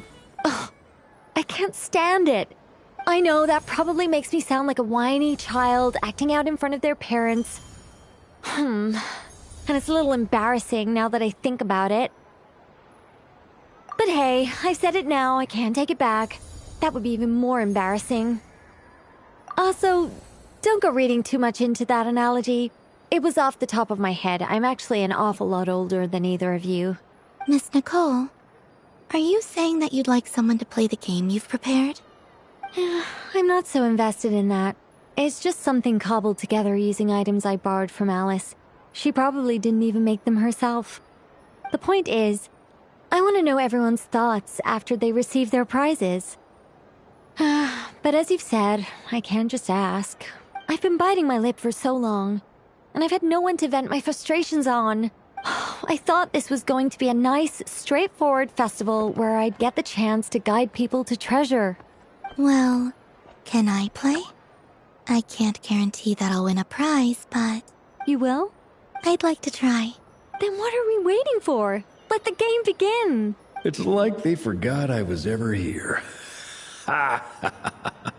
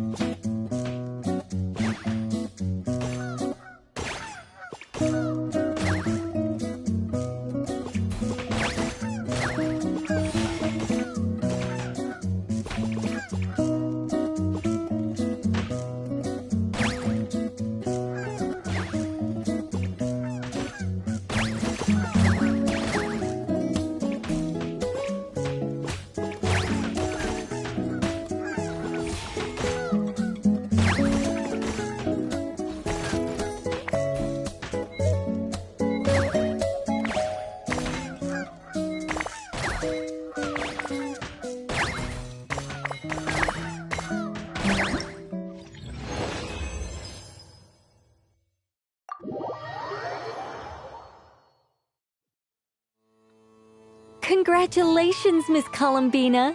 With your great wisdom, you have overcome every obstacle in your path and conquered the great challenge posed to you by fate. Fate? Well, something to that effect.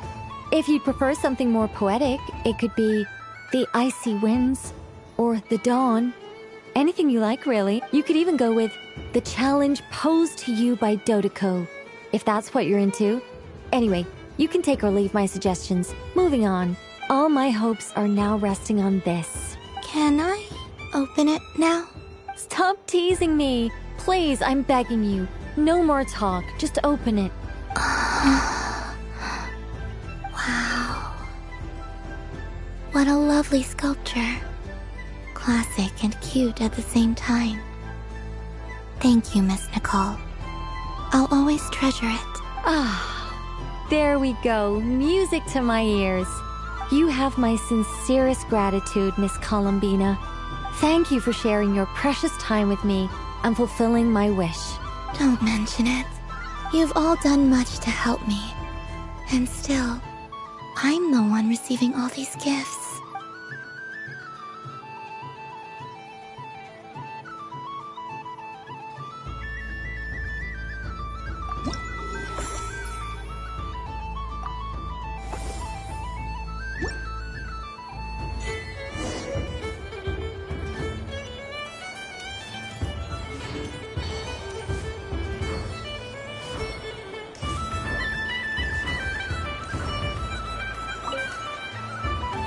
Traveler. Hey there, Columbina! Are you done checking out the festive amusements already? Are you sure you don't want to look around some more? You might not get another opportunity like this for a while. Right now, what I'd like to do is...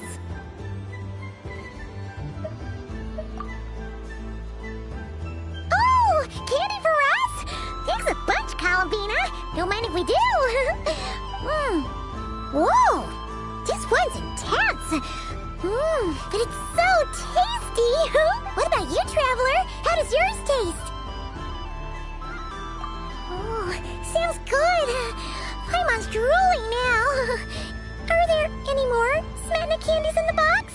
Yes, I believe so. Okay, gotcha! Let's see... Sure! This one, and... Yep, this one looks right, too. Okay, that's 3. Here we go. 1 per person. It's so sweet.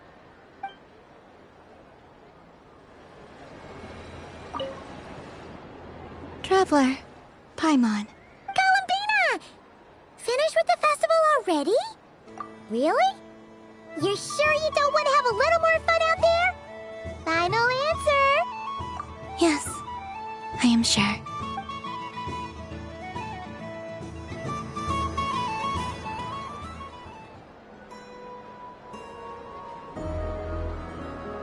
This was the most fun I've ever had on a moon prayer night. Everywhere I went, people were saying, "Welcome home." And there were friends at every turn. I only wish it could last longer than one night. Oh. Yes, you're right. The moon prayer blossoms. Ooh, look! Look! Moon prayer night has come.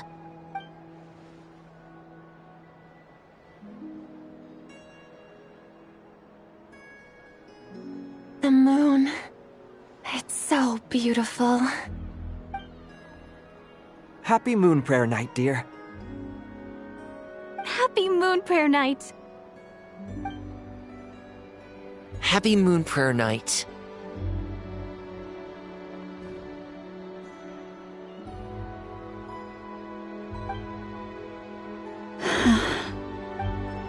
Aww.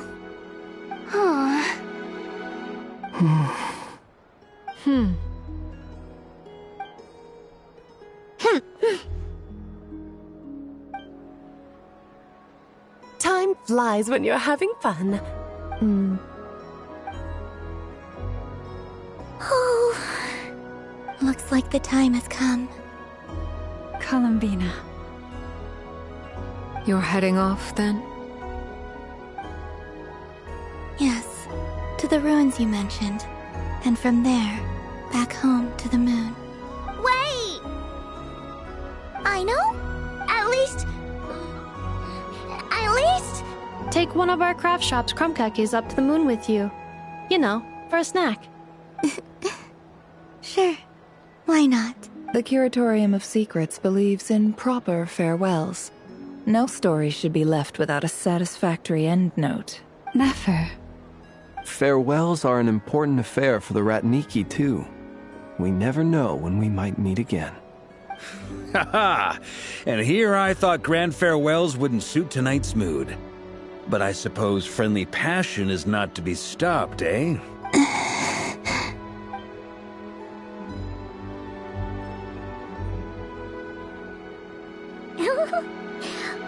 made a little something for you, Columbina. Ta-da! What is it?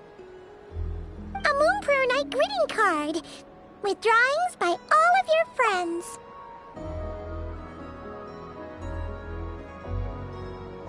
You did mention that you'd like a portrait done, so I took the liberty of creating one for you. I, meanwhile, did the portrait of Mr. Albedo, and Mr. Varka did the same for me. I mean, I think my work was pretty true to life, don't you think?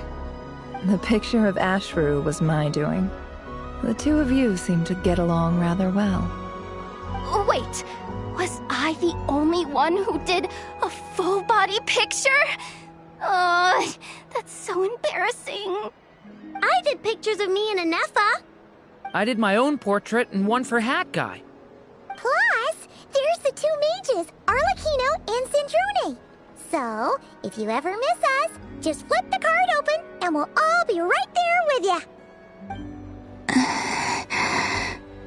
I don't know what to say.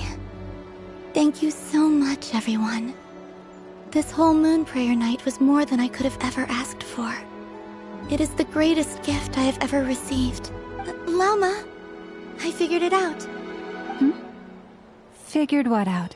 Remember how the Frost Moon Scions used to use milk as invisible ink to write hidden messages? That was a very long time ago. Oh, are you saying? Yes. When I miss you all, I shall use moonlight in the same way, to write words that only you can see upon the moon itself. Wow, that sounds lovely. Quite. But how will we see them? Simply open your windows on nights when the moon shines bright, and the moonlight will naturally flow towards the words I have written. That sounds most fitting indeed. Very true to form. I'll try to write them in places that won't disturb your sleep. I, for one, would sleep all the better for having read one of your messages before settling down for the night. Exactly. So don't worry about disturbing anyone's sleep.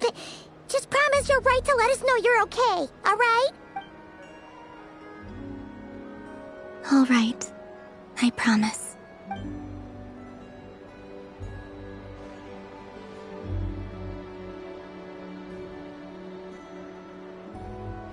In that case, Columbina. I'm ready.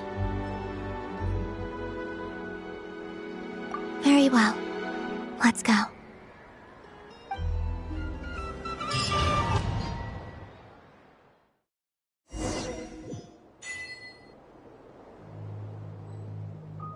In just a few moments, I will be gone.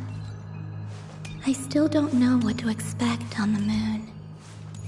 Will I really be able to send messages to my friends?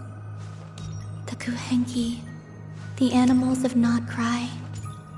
I'll never get to see them again. I wonder where I'll be when the next Moon Prayer Night comes.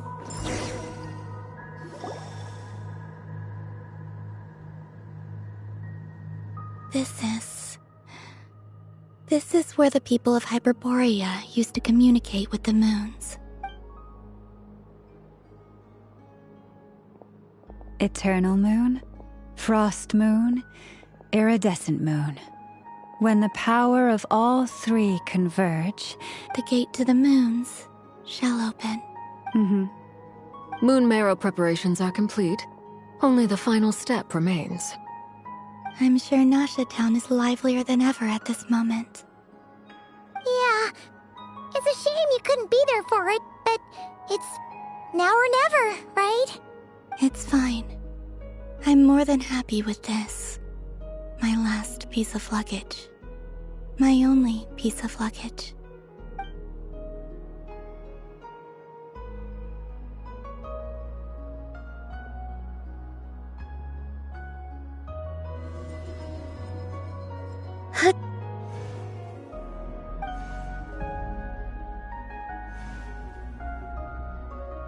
I can already feel the moon calling to me.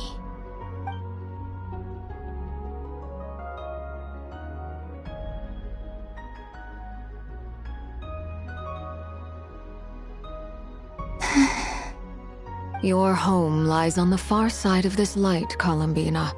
From now on, we will at last have a reason to pray to the true moon. Columbina.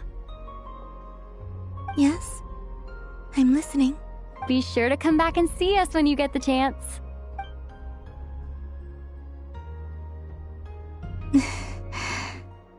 Of course. But if that chance doesn't come, then remember that you have friends on this planet. People who will miss Columbina. Yes, I will. Thank you for everything you've done for me.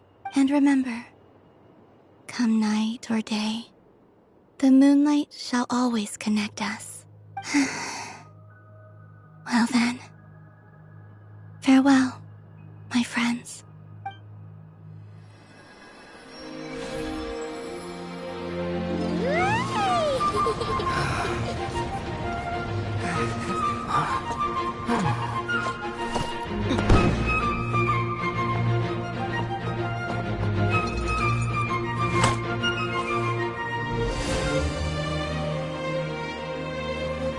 Thank you. This was my happiest night in Teyvat.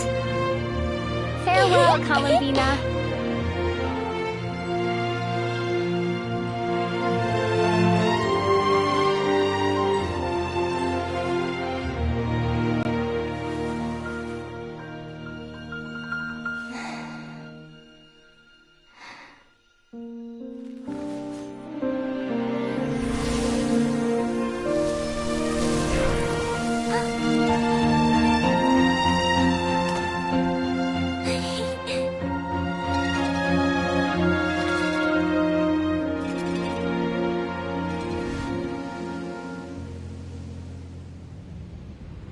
The moon really is closer than ever tonight.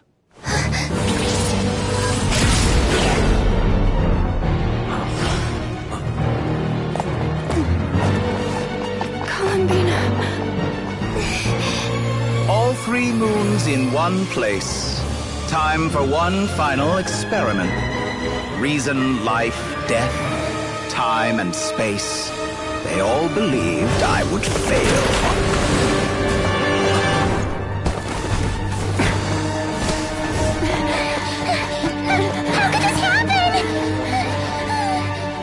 But Teyvat's primordial power never did belong to the throne of heaven. And now, they are mine.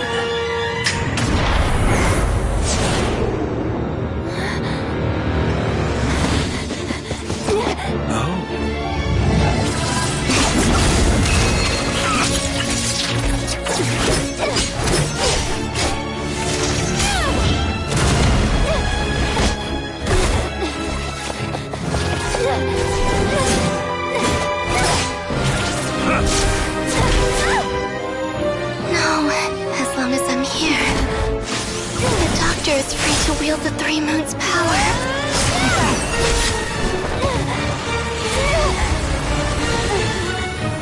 It's the only way.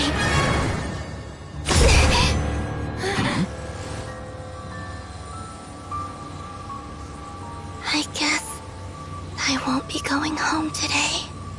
Columbina! No!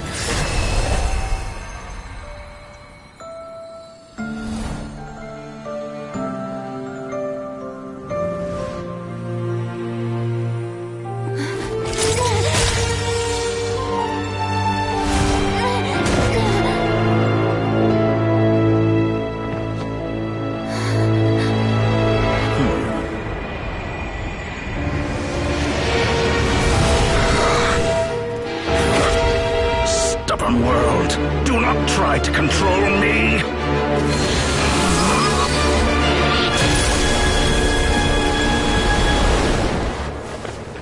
Columbina.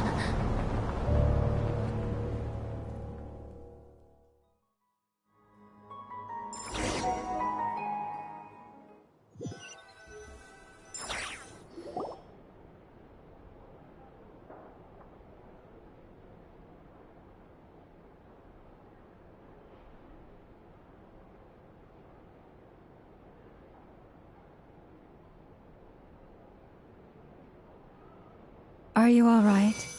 Do your wounds still hurt? I had someone prepare a little medicine that could prove effective. Take it if you need to.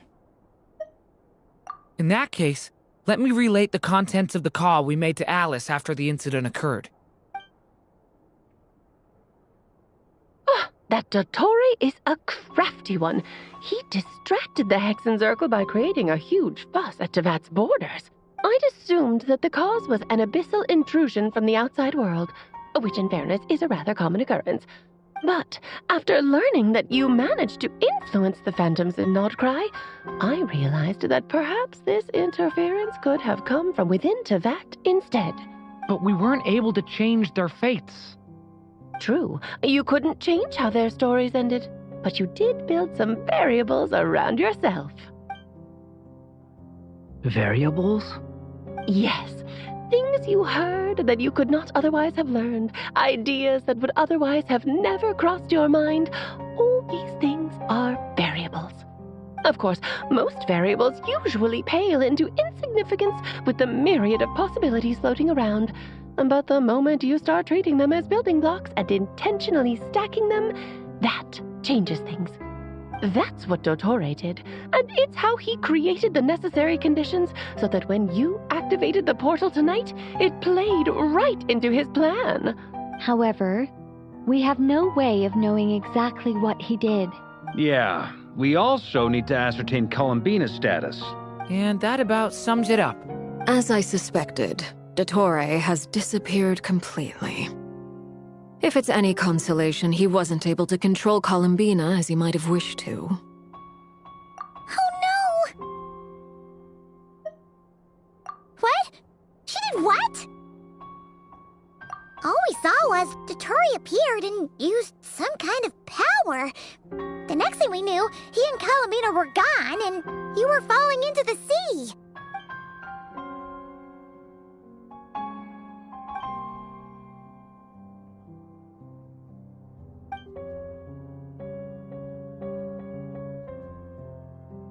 So, Columbina intentionally opened the moon gate and escaped into the same mysterious world as Rerir and Thalindis.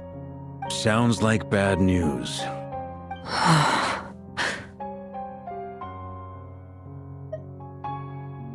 Seen in that way, the trilunar syzygy and Revir's emergence, Dottore might have been pulling the strings in both cases. According to Miss Alice, he is attempting to transcend his destiny and finish an experiment that only a god might complete. An utter lunatic. Wait a sec, where's Hat Guy? Seems like he'd want to be here for this. He took off with the Dodo communication device after we spoke to Alice. He said he had a hunch that he wanted to investigate by himself. The look on his face was terrifying. I've never seen him like that before.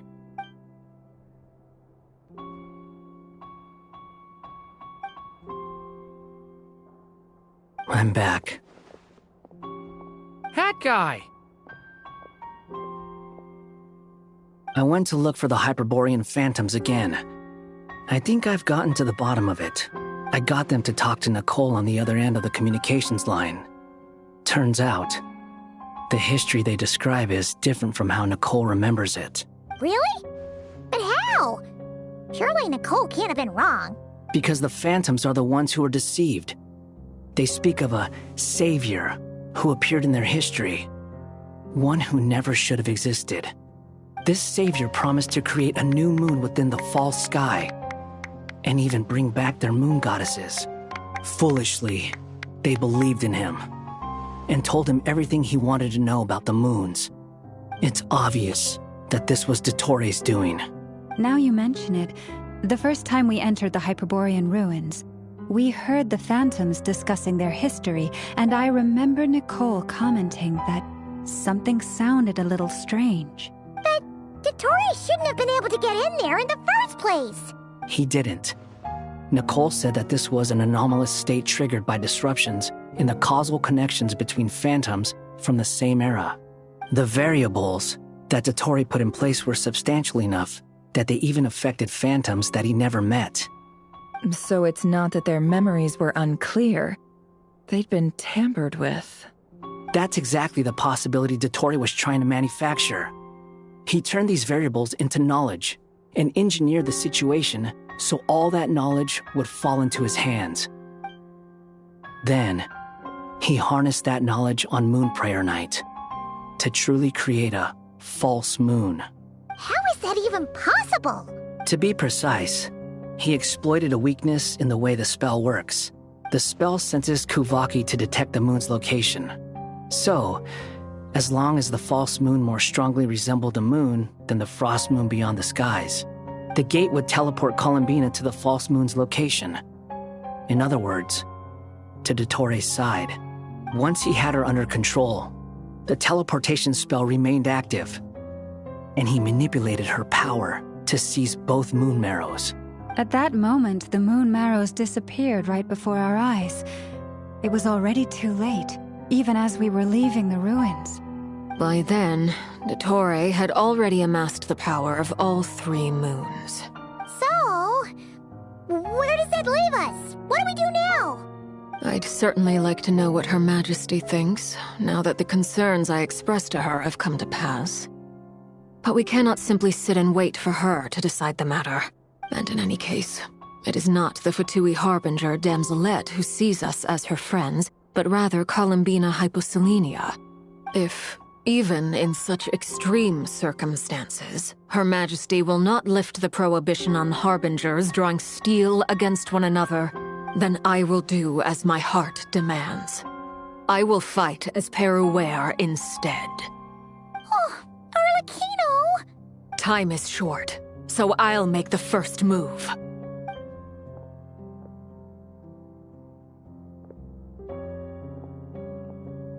Whew. Even Arlecchino seems to be losing her cool now.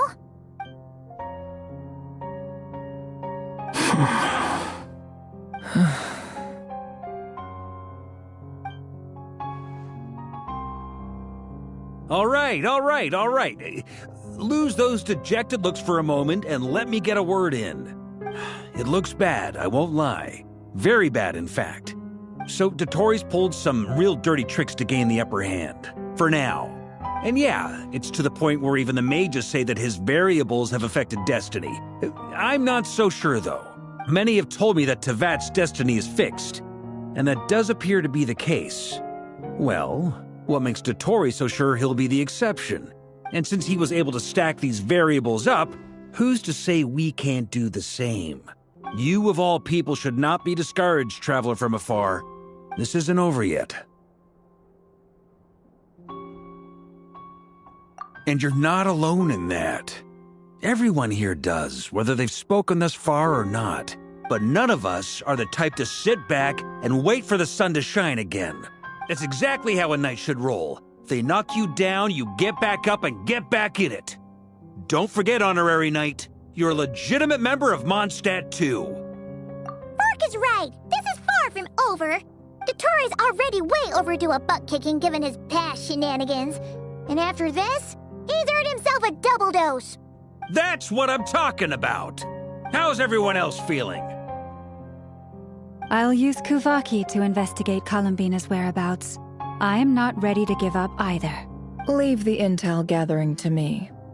Whatever happens within Nodcry's borders, when the Curatorium of Secrets wants to be in the know, we always find a way. Aino and I will do all we can to support you. We will attempt to reverse engineer Dottore's actions and seek a breakthrough that way.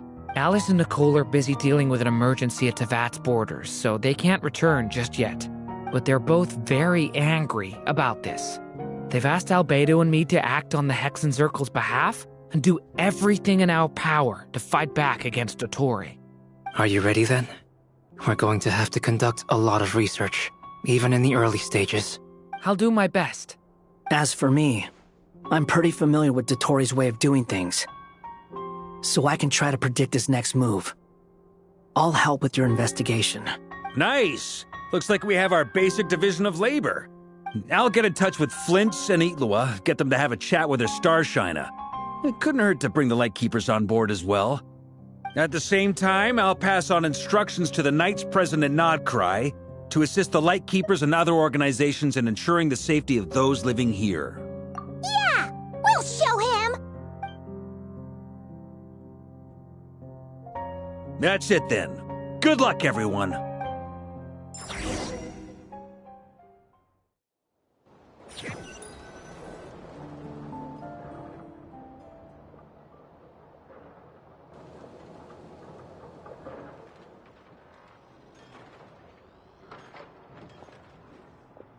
I never thought that Columbina would become my real name.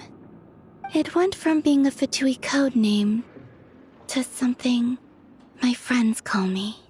And remember, come night or day, the moonlight shall always connect us.